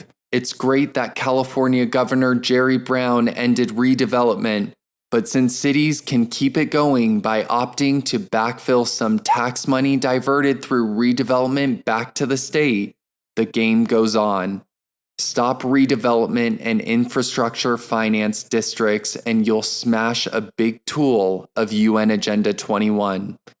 As we prepared the newsletters to inform our contributors and other citizens that we had lost the lawsuit, I recognized that we had done the right thing in fighting. The dishonesty and deceit inherent in the management and creation of redevelopment projects was systematic. Within the context of UN Agenda 21 Sustainable Development, my eyes were open to the vast alliance of power and money-hungry environmental groups, politicos, bureaucrats, planners, architects, lawyers, bond brokers, bankers, low-level toadies, developers, labor unions, and business groups who were truly the useful idiots of this plan. I could see how easy it was to destroy our country using the lure of money and power behind the veneer of doing good. By constructing the hardscape for human warehousing, the engineers of UN Agenda 21 have laid the foundations of the future. Build it and we will come. Infill development and smart growth, form-based codes and smart codes, smart train and smart meters, transit villages, one planet communities, and sustainable cities are all a part of the green mask of saving the planet. But this isn't just construction of hardscape. It's construction of an ideology of regionalization, regulation, and surveillance for the greater good. When the mask is off, you find totalitarian control with restrictions on movement, speech, property ownership, and production.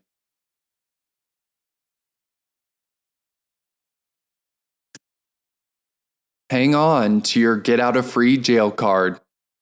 You might need it. One of the fastest growing industries in the United States is prisons. These are the ultimate in public-private partnerships. According to U.S. Census statistics, about 1 out of every 130 Americans is in prison, and 1 out of 32, about 7 million, is under correctional supervision. The Corrections Corporation of America, along with other private prison companies like GEO, formerly Wackenhut, is a member of a powerful lobbying group called American Legislative Exchange Council. With more than 2,000 state legislators and nearly 250 corporate and private foundation members, this benign-sounding council is a formidable power broker in state capitals across the nation. Incarceration is big business. What do prisons need? Prisoners? How do you get more prisoners? Make more actions crimes and push for longer sentences. The American Legislative Exchange Council lobbied for the 3 strikes legislation, life imprisonment for the 3rd violent felony, which passed in 11 states. It is being misapplied to non-violent felonies. Deportation is part of the big business of private prisons. It is typical for undocumented workers, illegal aliens, to spend up to 6 months in jail prior to being deported. That's 6 months of government payments to private prison operators. Think about that. We have porous borders and a catch and release program with a little concrete hotel stay in between. Corporate welfare with some on-the-job training for future criminals. Overcrowded prisons create demand for new faculties. Plus, prison populations increase the overall population count in the census for redistricting and calculation of legislative representation. The more prisoners, the more representation for the district, even if those prisoners can't vote. Social equity, or public-private triple bottom line, planet, people, profit.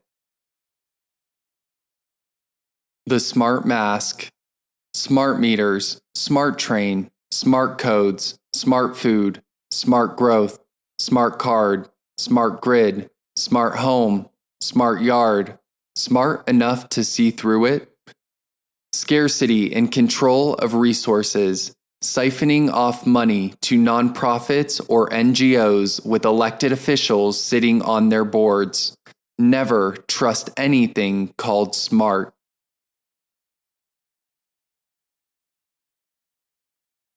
Ministry of Truth.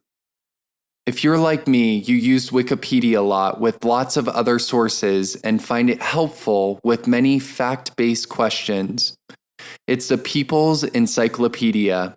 That is, until you decide to update the Agenda 21, communitarianism, sustainable development, or asset-based community development listings. Then you'll find yourself censored and pounding at the gates. I was successful with a few of these for a while, but then the gatekeepers found my additions and censored them. They said I was a conspiracy theorist, and if I persisted in posting, I'd be barred from making any changes or posts to Wikipedia in the future.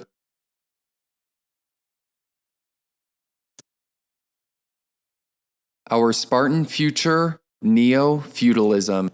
I do want to talk about how we've been pumped and dumped as a nation. The EU has also experienced this and set up to fail. I'm not going to go into the Federal Reserve and the banking institutions' manipulation through the creation of fiat money. G. Edward Griffin's book, The Creature from Jekyll Island, is a great resource for that. We're experiencing a devastating engineered collapse in our economic system. Credit default swaps, don't get me started. In an interesting interview on National Public Radio's Fresh Air program, Gretchen Morgensen, New York Times financial columnist, was talking about a book she's written on the financial apocalypse, as she calls it. Particularly notable about the interview is that although she doesn't mention UN Agenda 21, and probably has no idea that it exists, she brings up many of the seemingly anomalous elements of the meltdown and bailout. She says that it was almost like the regulators were deliberately not protecting the borrowers and were enabling the banks, Federal National Mortgage Association, FNMA, to create a situation where they would fail. In fact, legislators were being bought off by FNMA. Of course, this is a plank in the Agenda 21 platform of leveling the wealth of Americans to the level of the developing world. In the world behind the green mask, making home ownership affordable for everyone in the US meant bankrupting them so that they would lose their homes. Using the tactic of saying one thing but doing the opposite, the public-private partnership of FNMA, Federal National Mortgage Association, made a fortune off of bilking small borrowers, investors, and government sponsors alike.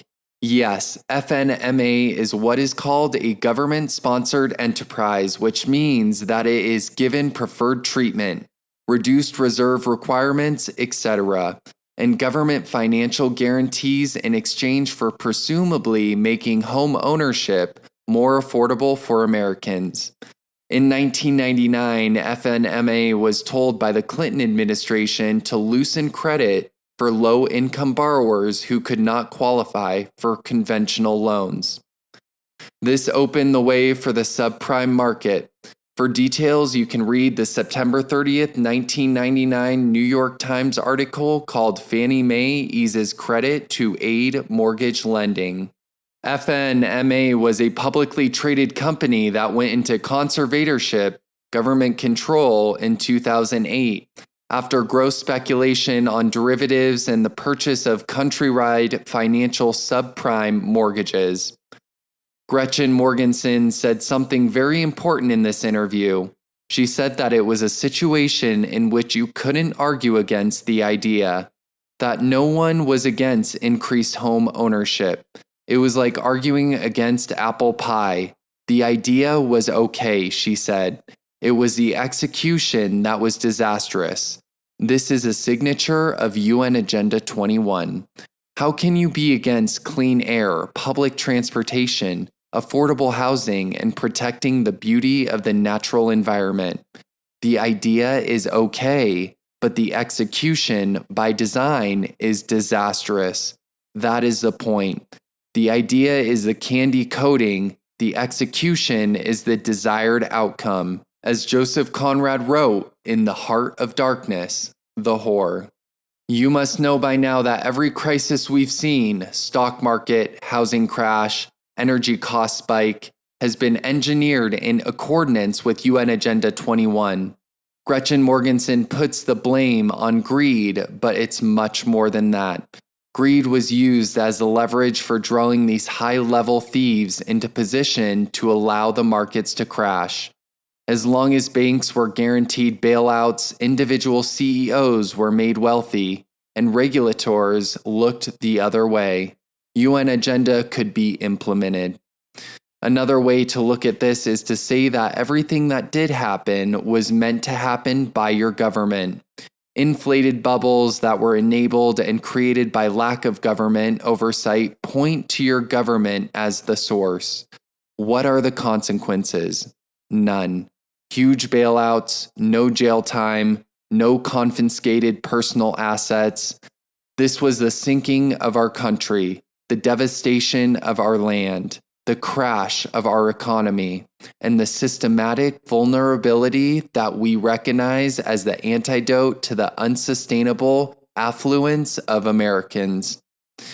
Now we are ripe for smart growth, stacked apartments along transit corridors, public transportation, loss of individual mobility due to high costs, domestic spying, community-oriented policing programs, deep unemployment, willingness to do whatever it takes to feed ourselves, and loss of our basic freedoms. Because in communitarianism, the problem is created. The solution is the outcome that you never would have agreed to without the urgency of the problem. So the problem is not enough low-income home ownership. The solution is trick a lot of people who don't qualify for loans into escalating debt situations and bankrupt them. I got 3 real estate loans myself during the 2003-2005 period, and my mortgage broker really pressured me to take adjustable rate loans. I asked him if they came with a handbook on bankruptcy, and I took the fixed rate. But that was because I have some experience. Even he has now lost his home to foreclosure. The real result of the dialect, the housing crisis, shift of private property ownership, and financial system collapse. Except the financial system didn't collapse, did it? No. It got bailed out and the smaller players got absorbed into their larger rivals. Consolidation of wealth and power, and you are paying for it with double-digit unemployment and total market uncertainty for the long term. The poor became destitute, the middle class is evaporating, and the rich are partying to the moon. Wonder where their money went? Take a look at some of the fabulous buildings that have been constructed in Dubai. The famous rotating skyscraper is a good one. I hear that George Bush has an apartment there. Seriously? Private property ownership will be reserved for the super rich only. Now our cities have far-flung suburbs with many empty buildings that are not contributing to the tax base. Remember that one of the goals of UN Agenda 21 is to reduce sprawl? Here's something you may not have heard of yet: a proposed $1 trillion federal program to enable local governments to purchase vacant residential, commercial, and industrial properties from banks and demolish them. Why? So that more green space can be created in cities. They call this turning red fields, vacant, bank-owned properties in the red, to green fields, parks, and open space. In this fantasy world of more and more federal money created out of thin air, underperforming property held in private ownership will be converted to publicly held open space. Your city, which now can't keep your existing parks watered and maintained, will acquire bank-owned land.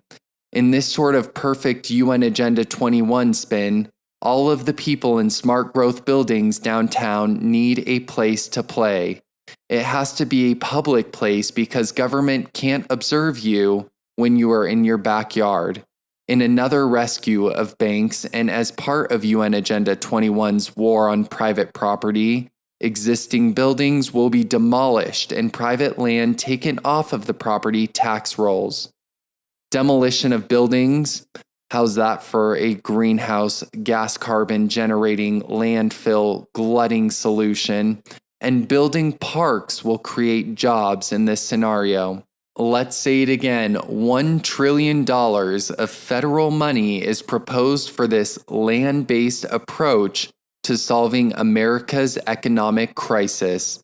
That quote is from the Urban Land Institute's January and February 2010 article, From Vacant Properties to Green Space. It covers the story that City Parks Alliance of Washington, D.C. is developing a federal funding strategy for this scheme. Can we put this together? Step by step, UN Agenda 21 sets the stage for high-density development in cities. Redevelopment agencies subsidize development for smart growth. Only some favored builders are in on the money train. Banks were urged in the Clinton administration to loosen their loan criteria and let the money flow. Developers built more and more commercial and residential buildings, glutting the market. The economic collapse was engineered to cover the migration of business and production out of the U.S. The stock market crash was engineered to suck wealth out of the middle class and destabilize their retirement. The TARP bailout was payback for the banks and consolidated their power by allowing them to take over smaller banks. The crashed economy is a staged event and encourages agitation for more social programs, along with the vilification of property ownership. Those who own private property are greedy.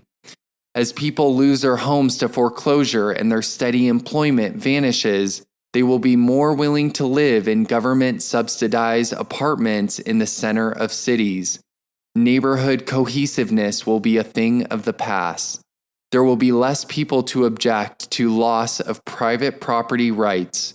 Proposals to stop the federal mortgage interest tax deduction will be more easily accepted, thus threatening private home ownership. The press obligingly writes articles about the miseries of home ownership and extols the virtues of living in a condo, maintenance-free, or apartment, move when you want, next to the train tracks. Instead of social equity, we're seeing a transfer of wealth from the middle class to the rich, as foreclosed properties get snapped up at deep discounts by those with cash. High unemployment and government assistance contributes to overall government indebtedness and continues the spiral of reducing our standard of living. Private car ownership will become unaffordable through high gasoline prices, high parking costs in city centers, and vehicle miles traveled taxes, and wages can be lowered to reflect the savings. The red fields to green fields conversation in the suburbs allow cities to demolish buildings and close off services to those areas. Redevelopment dollars, your property tax dollars, will be used for these projects. Rural roads will not be paved, making rural property less valuable. Banks will foreclose and local government will buy for pennies on the dollar. Less and less land will be available for agriculture, for production, for small-scale living. Government-owned land will be managed by or given to nonprofit land trusts in public-private partnerships.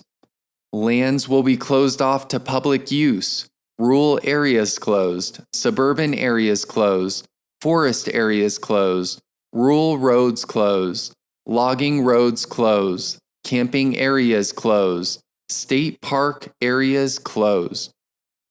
Restrictions on travel, personal identification required at all times, health records, school records, communication records, email, Facebook, global positioning mapping, virtual reality, all serve to narrow your world.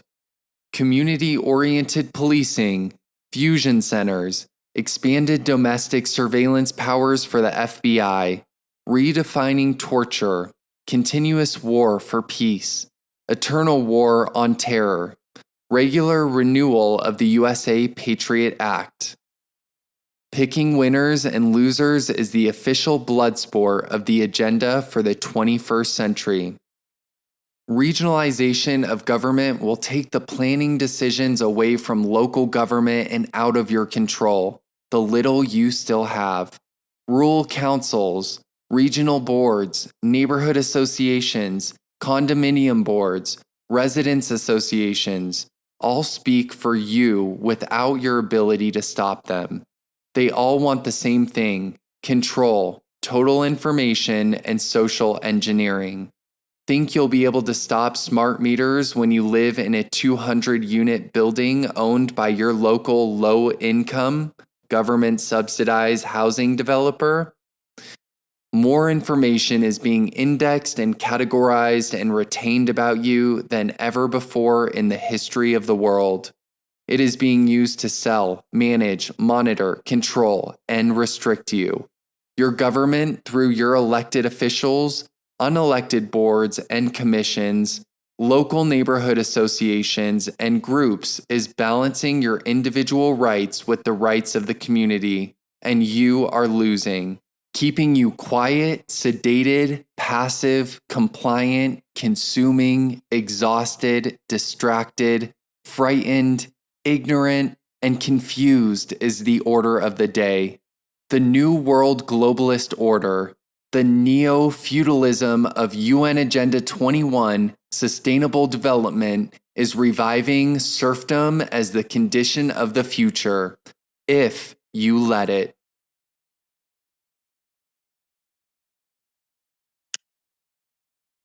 Okay, I get it. What now? What can I do? First, take a deep breath and realize that you are not alone in this. There are people all over your state, all over America, all over the world who are with you. You've gotten this far in the book, thank you. You are feeling upset and concerned about your future and the future of your country. Good. There are a lot of issues that make it into the news, but UN Agenda 21, communitarianism, sustainable development, and smart growth don't show up much. So you're in shock about it.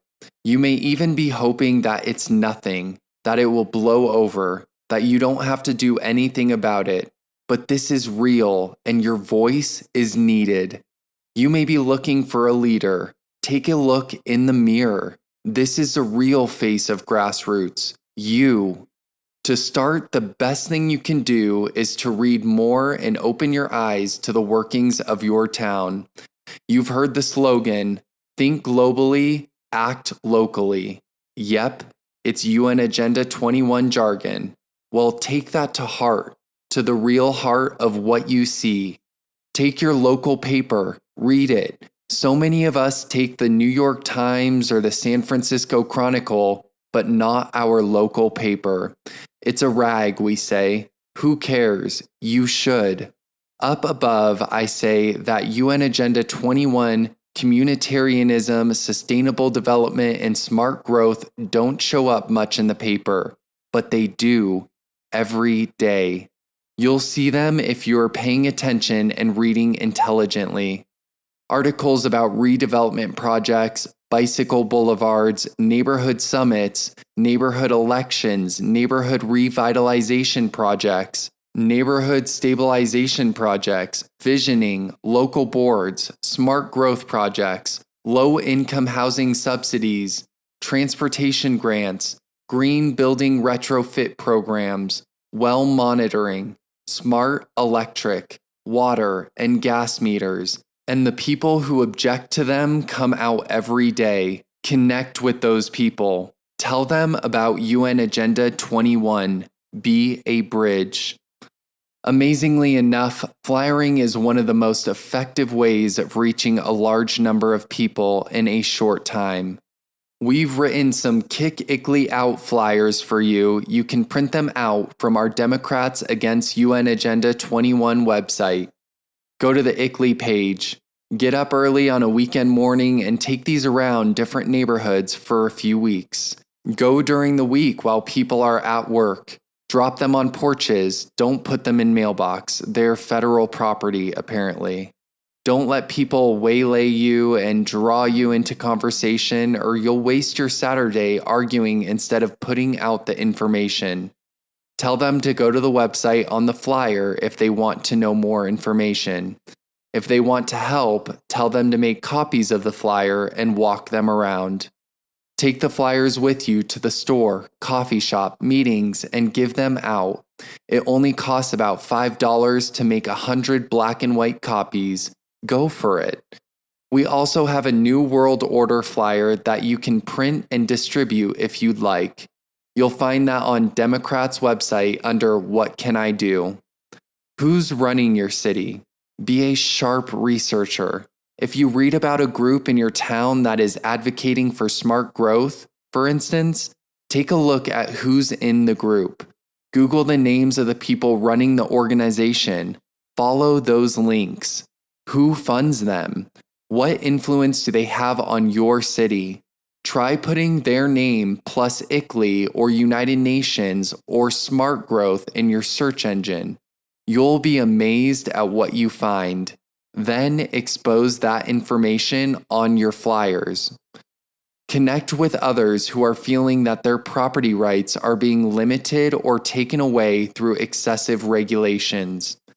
Most people who do own property don't own more than their own home. But if you do own a piece of improved or vacant land, whether it is rural, urban, suburban, commercial, residential, or industrial, you've been affected.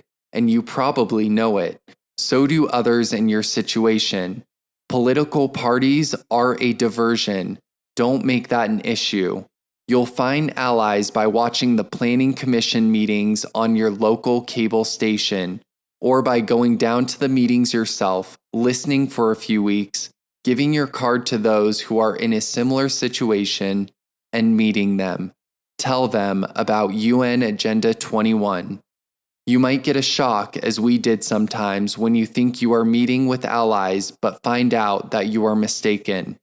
Take the chance. Spread the word. Ask us for some bumper stickers or business cards with our website address on them. Go to our Contact Us page on the website. Try to get a group together. Yes, it takes some courage to point out actions being taken by your neighbors, by your town council, and by your community when you feel alone. For an example of a small group that has made a big difference, go to Santa Rosa Neighborhood Coalition.com. I've been very impressed by the Tea Party movement. I am frequently invited all over the US to speak to different groups about UN Agenda 21. These independent groups are made up of people who want to be informed. They arrive at my speeches with notepads and take notes. They are active, go to the government meetings, and ask the hard questions. They are nonviolent, law-abiding, inclusive, hardworking, upstanding American citizens who are alarmed at the changes being implemented all around them. I have nothing but respect for these people who sacrifice their time, energy, and money to preserve the most fundamental rights we have enjoyed in this country. They are performing their civic duty, and I appreciate that. This is what we want: an informed populace who will speak out and take action. The better informed we are, the better our elected officials will be. Network with other groups. While you may only agree on one issue, such as kick ICLEI out or refuse smart meters, for instance, get together with other small groups for actions. Support each other in your actions. Show up at a county meeting or council meeting in solidarity with your neighbors in other towns. Offer to help their flyering efforts. Fresh faces, fresh ideas, and fresh energy support everyone. How about a coalition to kick ICLEI out that is made up of people from every city with ICLEI memberships within a 100-mile radius? Do a blitz of all the cities during a 2 or 3 week period. Powerful. Use social media. Make a Facebook page, use Twitter, and direct people to websites like ours where they can find more information. Announce meetings, expose Delphiers, and link to videos and articles. Use electronic media to your advantage. Clipnabber or Clipgrabber can help you take a video from YouTube and download it to a DVD for showing at your meetings. Get involved locally. Go to your neighborhood visioning meetings. Remember though, they use tactics like the Delphi Technique at local meetings to marginalize dissent. These meetings are often called charrettes, workshops, visioning meetings, stakeholders meetings, and task forces. They might call it Your Plan 2020 or Vision Your City. Here is a very effective way to monkey wrench their tactics. Anti-Delphing a meeting. A Delphi meeting can either be a one-on-one or involve many people. The purpose of the meeting is to direct the outcome while giving the appearance that the attendees are having an impact and the outcome is their idea. If the meeting goes smoothly, the attendees will not be aware that they have been railroaded into agreeing to the plan that was designed prior to the meeting. Your goal is to show that the plan is not the plan of the people and to resist being duped. In order to do this effectively, you will need to stay calm and make the facilitator treat you rudely in front of the group. This is political theater. The facilitator relies on the compliance and obedience of the group in order to run the meeting to the desired outcome. Your job is to break the mesmerizing cadence of the totally orchestrated meeting and expose the gears behind the screen. The facilitator will lose control of the meeting at that point and the spell will be broken. At that point, the entire audience should be asking questions and demanding answers from the facilitator. There will be no consensus. This works, but you have to do it right. If you make the facilitator look like the victim, the audience will think you are abusing her or him and you will lose. Before you attend the meeting, go on the internet and read about it. Look at who the groups are that are sponsoring it and read their stated goals. Know your opponent. Share this information with your group. Gather your group together and meet the day before the meeting. The larger your group, the better chance you will have to reveal the work of the charade. It is best to have at least 4. You have to work together as a team, and remember, this is political theater. You are playing roles. You have reviewed the meeting material and you understand the goal of the meeting. Let's say it's organized by the Regional Metropolitan Transportation Planning Organization, a council of governments, and a couple of nonprofits. You have looked at the meeting announcement and it's about reestablishing smart growth in the center of your towns with a regional transportation system linking them. It envisions a huge population boom coming and the goal is to pack as many people downtown as possible. The new buildings will line the newly reconfigured streets in the smart growth mixed-use model, built right at the edge of the sidewalk, ground floor retail with 12-foot high ceilings, 2 or more stories of apartments or condos above that, 1 parking space or less for the units, and very little common area. You and your group decide that you will be asking questions such as, how much is this project going to cost? Where is the money coming from? Who gave the regional board authority to make these decisions? Why isn't this on the ballot? Are the property owners here? Why aren't you asking them what they want to do with their property? Are you planning to use the power of eminent domain to remove the existing buildings? What will happen to the local businesses? It looks like this is a done deal. Why did you have this meeting if you have the entire project planned already? You see that these are extremely adversarial questions that the facilitator is not going to want to answer.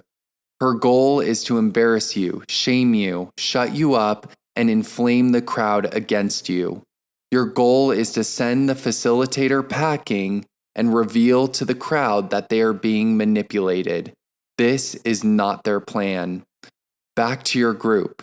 These Delphi meetings are generally either in an auditorium with seating in rows or at tables.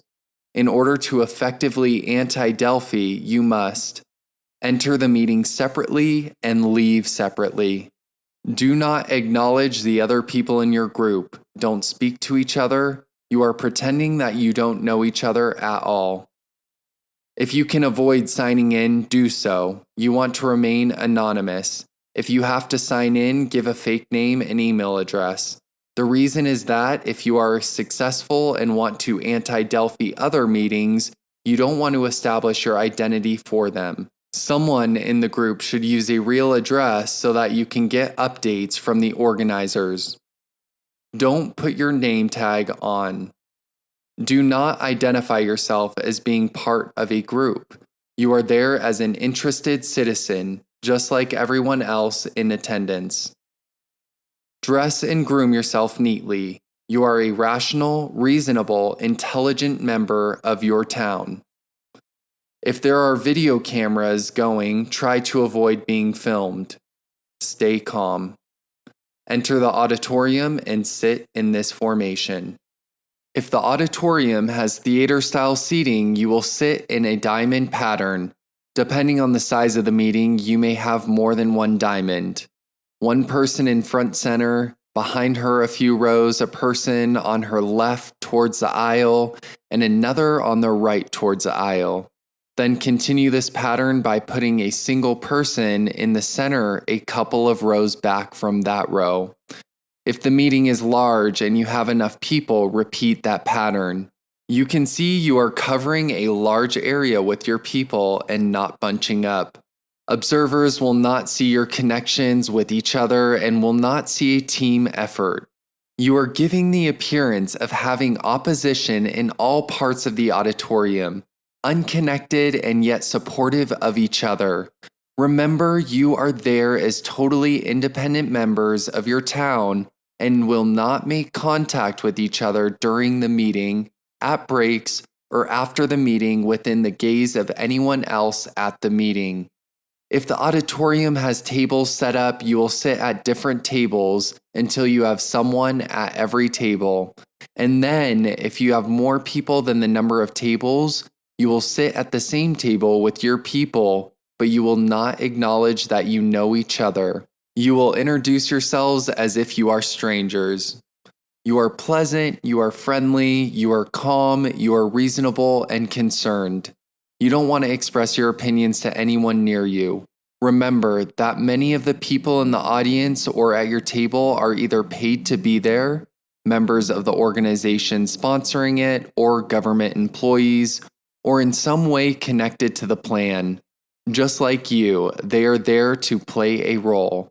So as the meeting is getting settled, check out the people around you in a friendly way. Introduce yourself with your fake name and find out who else is at the table with you. How did they find out about the meeting? Oh, they work for the city? What do they do? Or they may be a developer, planner, architect, environmentalist, council person, etc. Is their group sponsoring this event? Where do they live? What city? In a house or apartment? Do they live in the suburbs? Do they drive to the meeting? These should be asked in a friendly way, casually, and not in any way aggressively. You are just an interested neighbor chatting. Say as little about yourself as possible. You are gathering information and identifying shills. Depending on how sophisticated this meeting is, you will be voting with either an electronic device or by raising your hand. Keep your eye on the shills. Are they voting? In a little while, you will expose them as not being a member of the public. Often they will start at one table and then move to another table later and be table facilitators. Identifying them will assist you in exposing this. The meeting is tightly scheduled, and one of the ways that you can have an impact is by derailing the scheduling. Most facilitators are not accustomed to dealing with dissent, and they will become nervous, angry, or dismissive in order to stay on their schedule. Even a delay like, "Has anyone seen my purse? I thought I put it down here," can cause anxiety in the facilitator and make your job easier. Don't overdo it though. As the meeting begins, you will be asked to vote on a series of biased scenarios. Here is your first opportunity. One of your group raises their hand and asks a question. It could be something like, "I'm confused. I thought this meeting was about getting our input, but it looks like you have set it up so that we can only vote on your predetermined scenarios." The facilitator will either say that they are not taking questions right now, or give a long rambling answer that is meaningless. The same questioner then says in a calm, friendly way, "But I don't think you answered my question. I thought this meeting was about our input, but it looks like you aren't allowing us to discuss other options." The facilitator will try to ignore the question. Now, one of the other members of your group says, "I would like to hear the answers to that gentleman's question." And another member says, "Yes, I would also like to know." This will disrupt the meeting because the audience now also would like the answer and will start to chime in. Remember, support each other, but do it casually, nicely, and politely. You want to have the facilitator attack you, not the other way around. Take it easy at first. The facilitator knows what's happening, but the audience doesn't. The facilitator's goal is to get you handled, shut you up, and move on. So the first answer may be given again, and you'll be told that time is short and questions will be answered when you split up into groups. Allow the meeting to continue briefly. When the stack and pack housing shows up on the screen, someone else asks, "Excuse me, but I really want to understand why it is that you say my neighborhood is business as usual, like that's a bad thing. We really like our cul-de-sac and one-story home." Same thing as above. Another member from a different side of the room says, "I would like to hear the answer to that." And another speaks up, "We're in a rural area. We don't want housing like you're showing. Remember your agreed upon questions such as, how much is this project costing? How is it being funded? Who hired your company and how much are you being paid? Who owns that land that your plan is affecting? Are the owners here? What is going to happen to the local businesses? Why are you trying to do this without a vote? Do the mayor and council people support this plan? Why is the regional board trying to take control of this area?" This feels like a Delphi meeting where you already set up the outcome before we came in.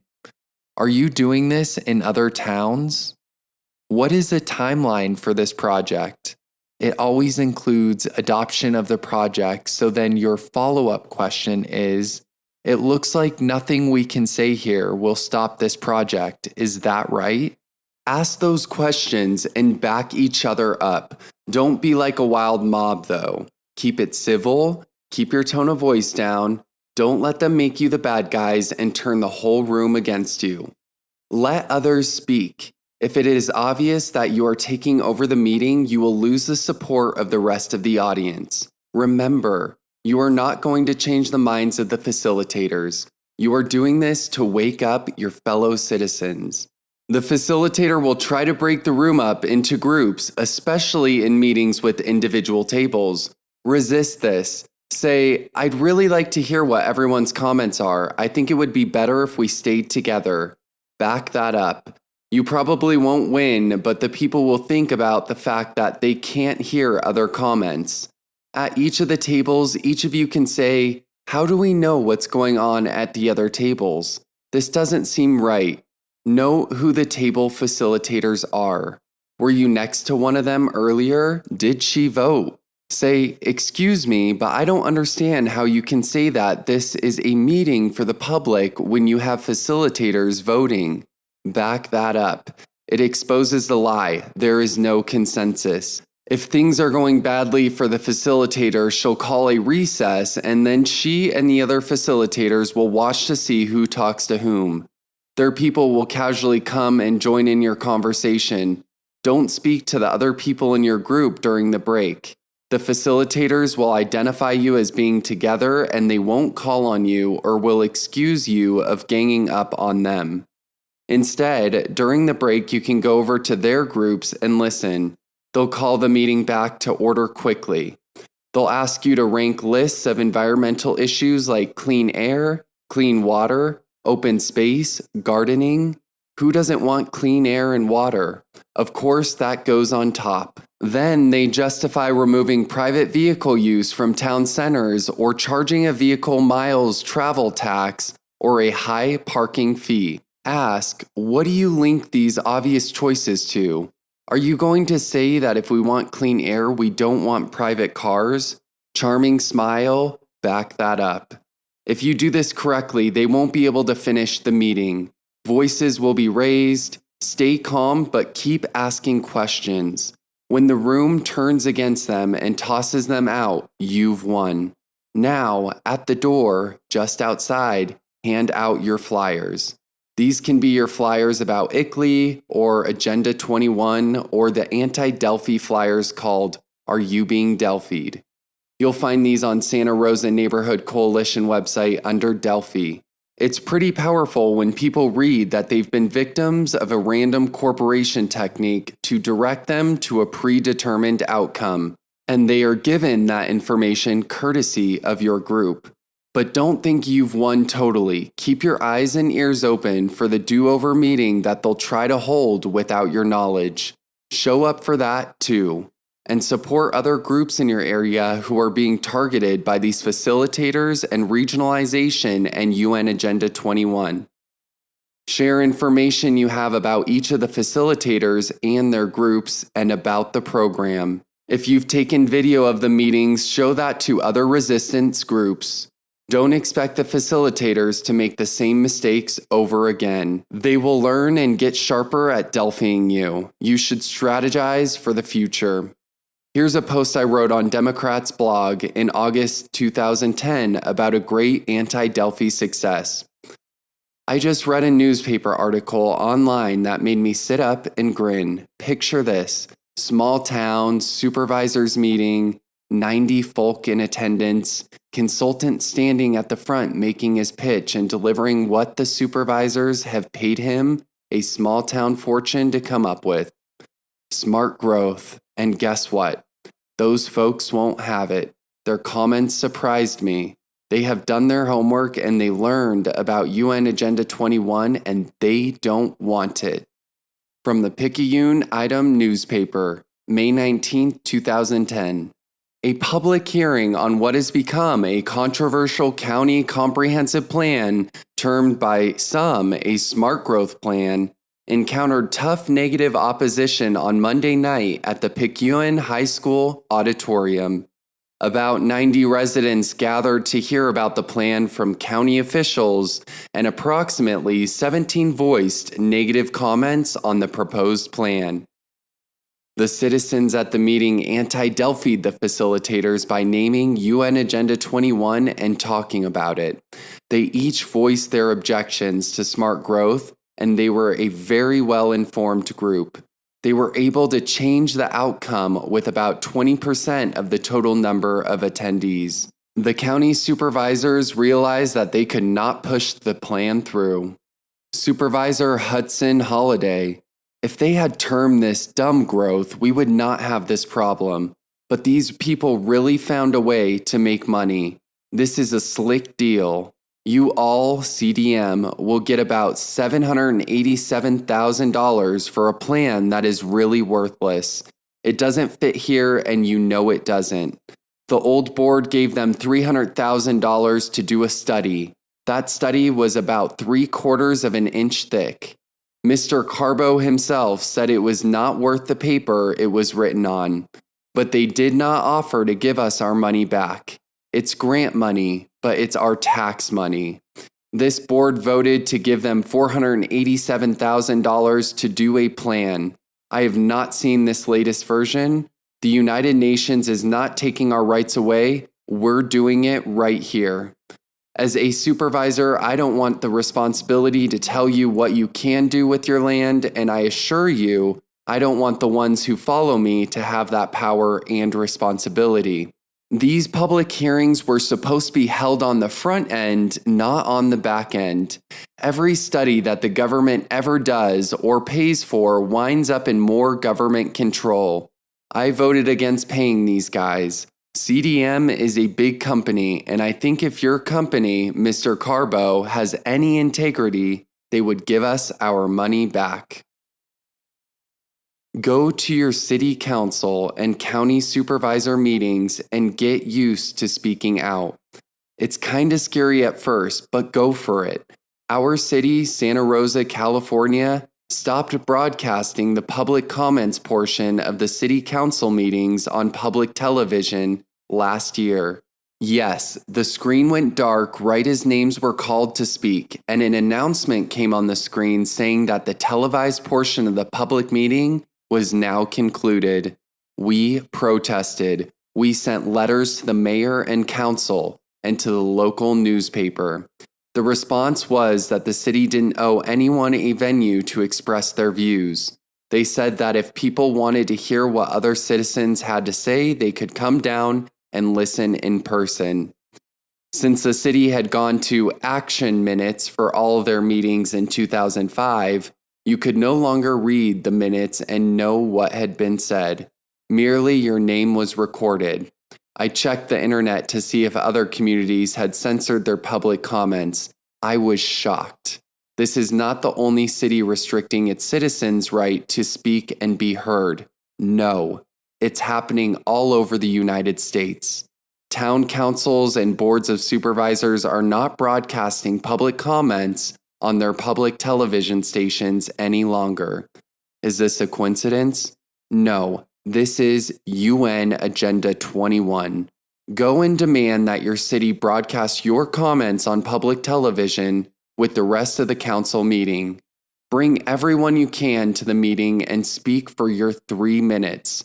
Keep your council and supervisors there all night, every meeting, until they restore your public comments portion of the meeting to the televised program.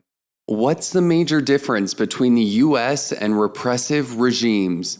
Tolerance of dissent, free speech, open discourse, public debate. Without information, we are censored and in the dark. If your city or county has shut down broadcasting of public comments, don't let that stop you. I'll bet much of the agenda items are related to UN Agenda 21 in some way. Comment on those items. You are broadcasting the information to everyone watching on TV. We usually start and end our comments by stating our website address so that people can get more information. It's tremendously engaging to become involved locally, and you'll get to know who's who and how it all connects. It's your town. Get involved. But don't let them snow you or use flattery to turn you. Don't be fooled. Have courage. You are speaking to your entire city and county, not just the board. You'll give others the courage and information they need to join you. Avoid burnout.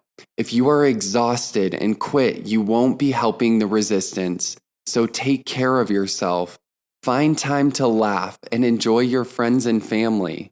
Here's a strategy I learned from an online seminar offered by an environmental advocacy group. It's called The Power of 25. This is how it works. If you have 25 people in a group, you can generate 200 contacts a year with legislators, etc. Each person commits to do 8 things a year: attend 2 meetings, send 2 emails, mail 2 letters, and make 2 phone calls. Each of these goes to a different agency or person, but the 25 people in your group focus on the same people. So that legislator, for example, will receive a few letters, some phone calls, a couple of emails, and meeting attendance from your group at different times of the year. You can get together as a group and decide how you want to focus yourselves, whether it's kicking ICLEI out of your town or informing others about UN Agenda 21. You'll project a large presence with 200 contacts, and no one will burn out. I haven't tried this myself. I'm too busy.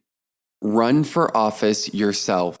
From school board to water board to town council and statewide office to your board of realtors or union, we need more informed people to serve. Even if you don't win and it's hard to get there without money, you'll bring UN Agenda 21 into the debate and out in the open. How about making a donation?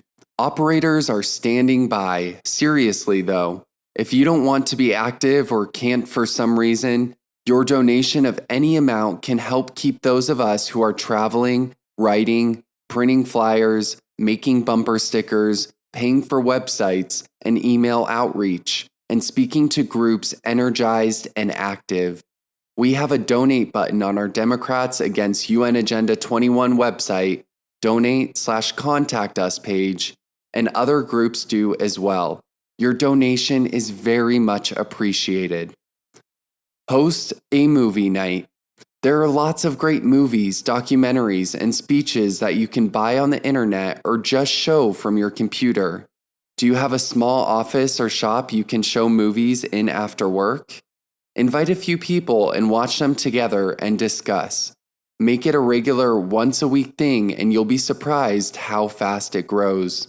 You can then move into more active participation. Involve young people in the discussion. If you have children or grandchildren, engage them in these discussions and show them how they are being indoctrinated. Listen to what they're telling you about school programs and social media. Point out how they are being manipulated. Ask them to show you examples. Make it a game. Have your group sponsor a Best Video Award for a video on UN Agenda 21. Offer a $250 prize for the best 5-minute video on UN Agenda 21's impact locally. Put your notices up at the local colleges and high schools, then post the winner and the runners-up on YouTube. Have an awards banquet. Put it in the paper. Show the film as a short at film festivals. Put it in your community media channel. Sounds like fun. When you're discussing UN Agenda 21 with people who advocate for the sustainability movement, think about their arguments. Are they logical? If they advocate for high-density development in the center of your town, ask them, why do you support vertical sprawl? Ask them, did you know that low-income housing developments do not pay property tax? Did you know that they do not contribute to paying for city services? Ask them, did you know that property taxes on new developments in an area that has been declared blighted contribute very little to the schools, hospitals, police, and fire? The majority of their property tax is diverted to the redevelopment agency to pay off redevelopment bonds. If they bring up issues that raise questions for you, research the answers. Use it as a learning opportunity. Reading opposing viewpoints. I make it a habit to read websites for environmental groups, bike groups, and as many of the smart growth advocacy sites as I can stand. It helps you clarify your thoughts and prepares you for debate. Take advantage of any media opportunities that come your way. I never turn down an invitation to be on the radio or television. I just do my best and get the information out. I'm grateful to Maggie Rodden, The Unsolicited Opinion, Dr. Stan Monteith, Radio Liberty, Jeff Rentz, Rentz Radio, Ernest Hancock, Freedom's Phoenix, and many other radio talk show hosts who have had me on their shows. Glenn Beck posted my East Bay Tea Party speech on his website, and I didn't even know who he was at the time. I think more people have now seen that video than I have met in my life. When I am interviewed by hostile press, I conduct the interview by telephone and video it myself. Use your group to attract media attention by doing some political theater. Put out a press release when you're going to demand that your council kick ICLEI out. Have a press conference at City Hall. Use a big cardboard boot. Nominate one knowledgeable member as your press liaison. Here's a way for your voice to be heard in every newspaper and magazine in the nation. Go on their online sites and comment on articles related to UN Agenda 21 Sustainable Development. Most sites will allow anonymous posting, if you wish to be anonymous. Do you subscribe to a newsletter? Write something for it. Go ahead. Do your best and don't worry if you don't get it all in there. Start a blog. Just do it. It's easy.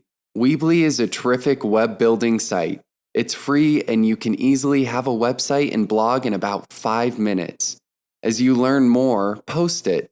Link to others. Get support by finding others like us who have awakened to UN Agenda 21 and communitarianism. Do you have a community media center in your town? At the college or high school, there may be a local TV cable station with classes in how to do a local TV show.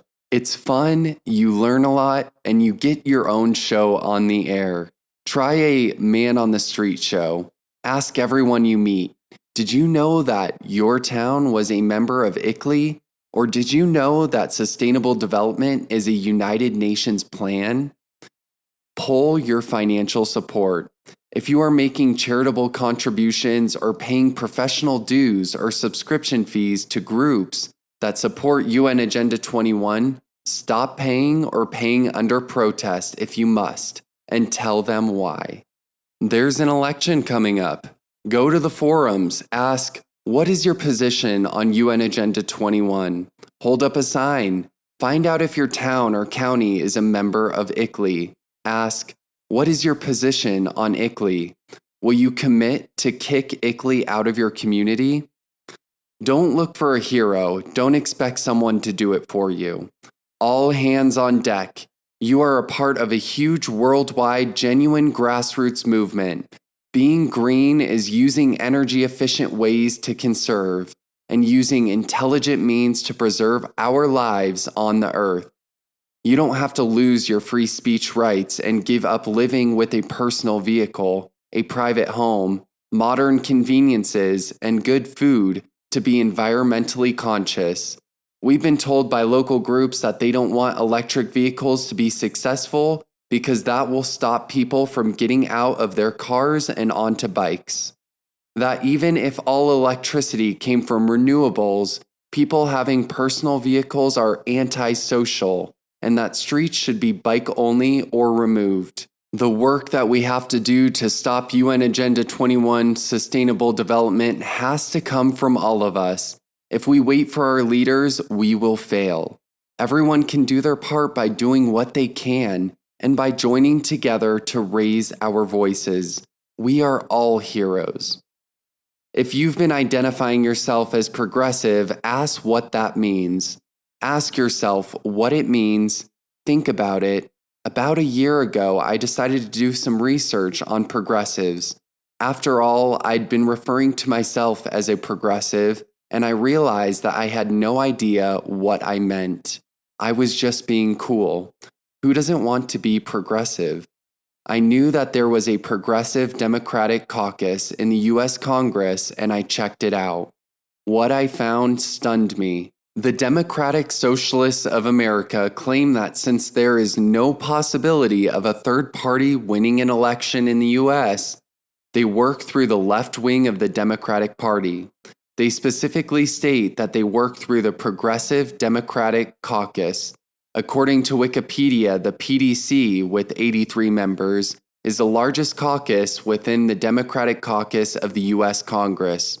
If you go to the Democratic Socialists of America website, www.dsausa.org, and then look at what is democratic socialism, you'll find a 4-page information sheet that includes this statement. Aren't you a party that's in competition with the Democratic Party for votes and support? No, we are not a separate party. Like our friends and allies in the feminist, labor, civil rights, religious, and community organizing movements, many of us have been active in the Democratic Party. We work with those movements to strengthen the party's left wing, represented by the Congressional Progressive Caucus. The process and structure of American elections seriously hurts third-party efforts. Winner-takes-all elections instead of proportional representation. Rigorous party qualification requirements that vary from state to state. A presidential instead of a parliamentary system. And the two-party monopoly on political power have doomed third-party efforts. We hope that at some point in the future, in coalition with our allies, an alternative national party will be viable. For now, we will continue to support progressives who have a real chance at winning elections, which usually means left-wing Democrats. You'll find a statement that they were founders of the Congressional Progressive Caucus. So, what do they want? State and cooperative ownership of property and means of production. While they say that they do not support centralization of power, their proposals believe that. I suggest that you take a look at the website, as I did, and start speaking out about this. It's certainly legal and okay to be a socialist in America, but if you are running on a socialist platform, you should identify yourself as a socialist and not a Democrat. We do not support the hijacking of the Democratic Party. Imagine the end result of sustainable development. In your mind, move into a condo, get rid of your car and ride a bike. Take your time thinking about this. Stop eating any food that was not produced locally within 25 miles. Limit your water usage to 10 gallons per day. Pay a carbon tax for any trip you take. Wash your clothes and bedding by hand and hang them up to dry. Try this for a month. Answer your asset-based community development questionnaire. Perform your hours of mandatory volunteer work. Report on any violators of the Smart Growth Residence Code. Do you identify as a liberal?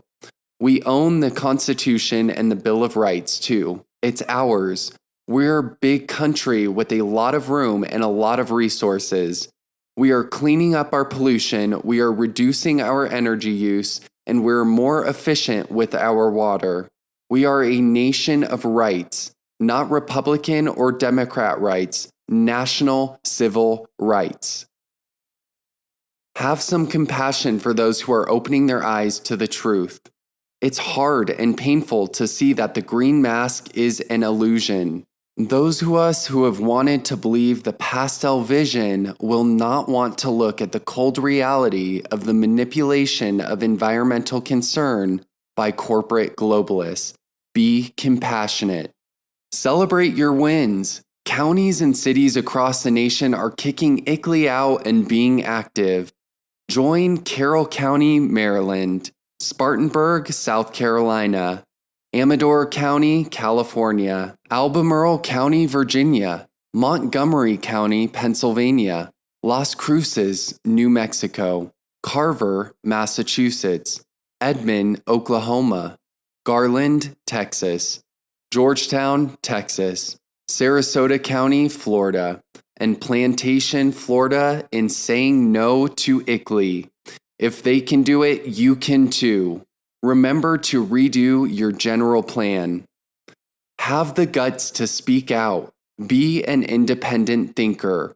Our image of ourselves as a nation and our historical reality diverge deeply at times, but that great unifying force between the ideal and reality is the guarantee of free speech and ownership of ourselves and private property.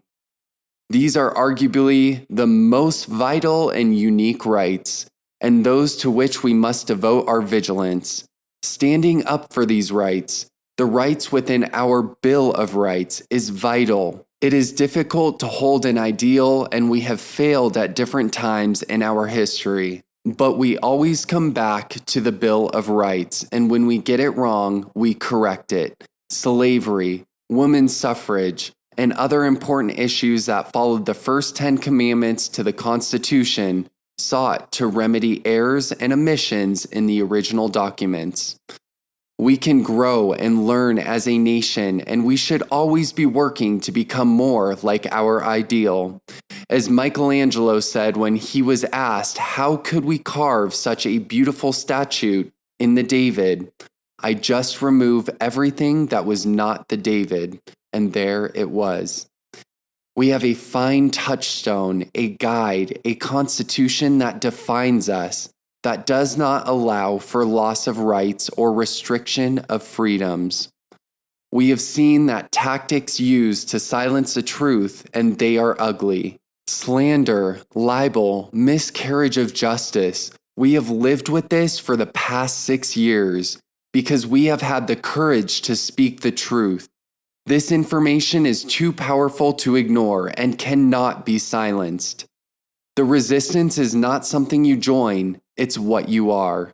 You are a part of a true grassroots movement to speak out about UN Agenda 21, about the co-optation of the environmental movement by corporate interests, and about the rapidly accelerating absorption of our government into the mega corporations. Let's hew towards a more perfect union, a closer match with our ideal as a nation. Let's not let ourselves be led to demand what the corporatocracy is in the process of giving us, because as we become poorer, we will shout for more government control, more government assistance, more restrictions on others, and if we are not wise and not courageous, we will assist in that plan. Let's stand together. We will resist efforts to divide us and look for elements of our American experience that unite us. The word is out. The mask is off. We are winning. We have broken the silence and demolished the myth that UN Agenda 21 is a conspiracy theory. We know it's a conspiracy fact. Refuse to be terrorized by your government or anyone else. We can work together to defeat UN Agenda 21 sustainable development through awareness and action. Now let's get out there and call a halt to it. Yes, we can. This has been Behind the Green Mask, UN Agenda 21, written by Rosa Koire, narrated by Brett Rightler. Copyright 2020 by Rosa Koire,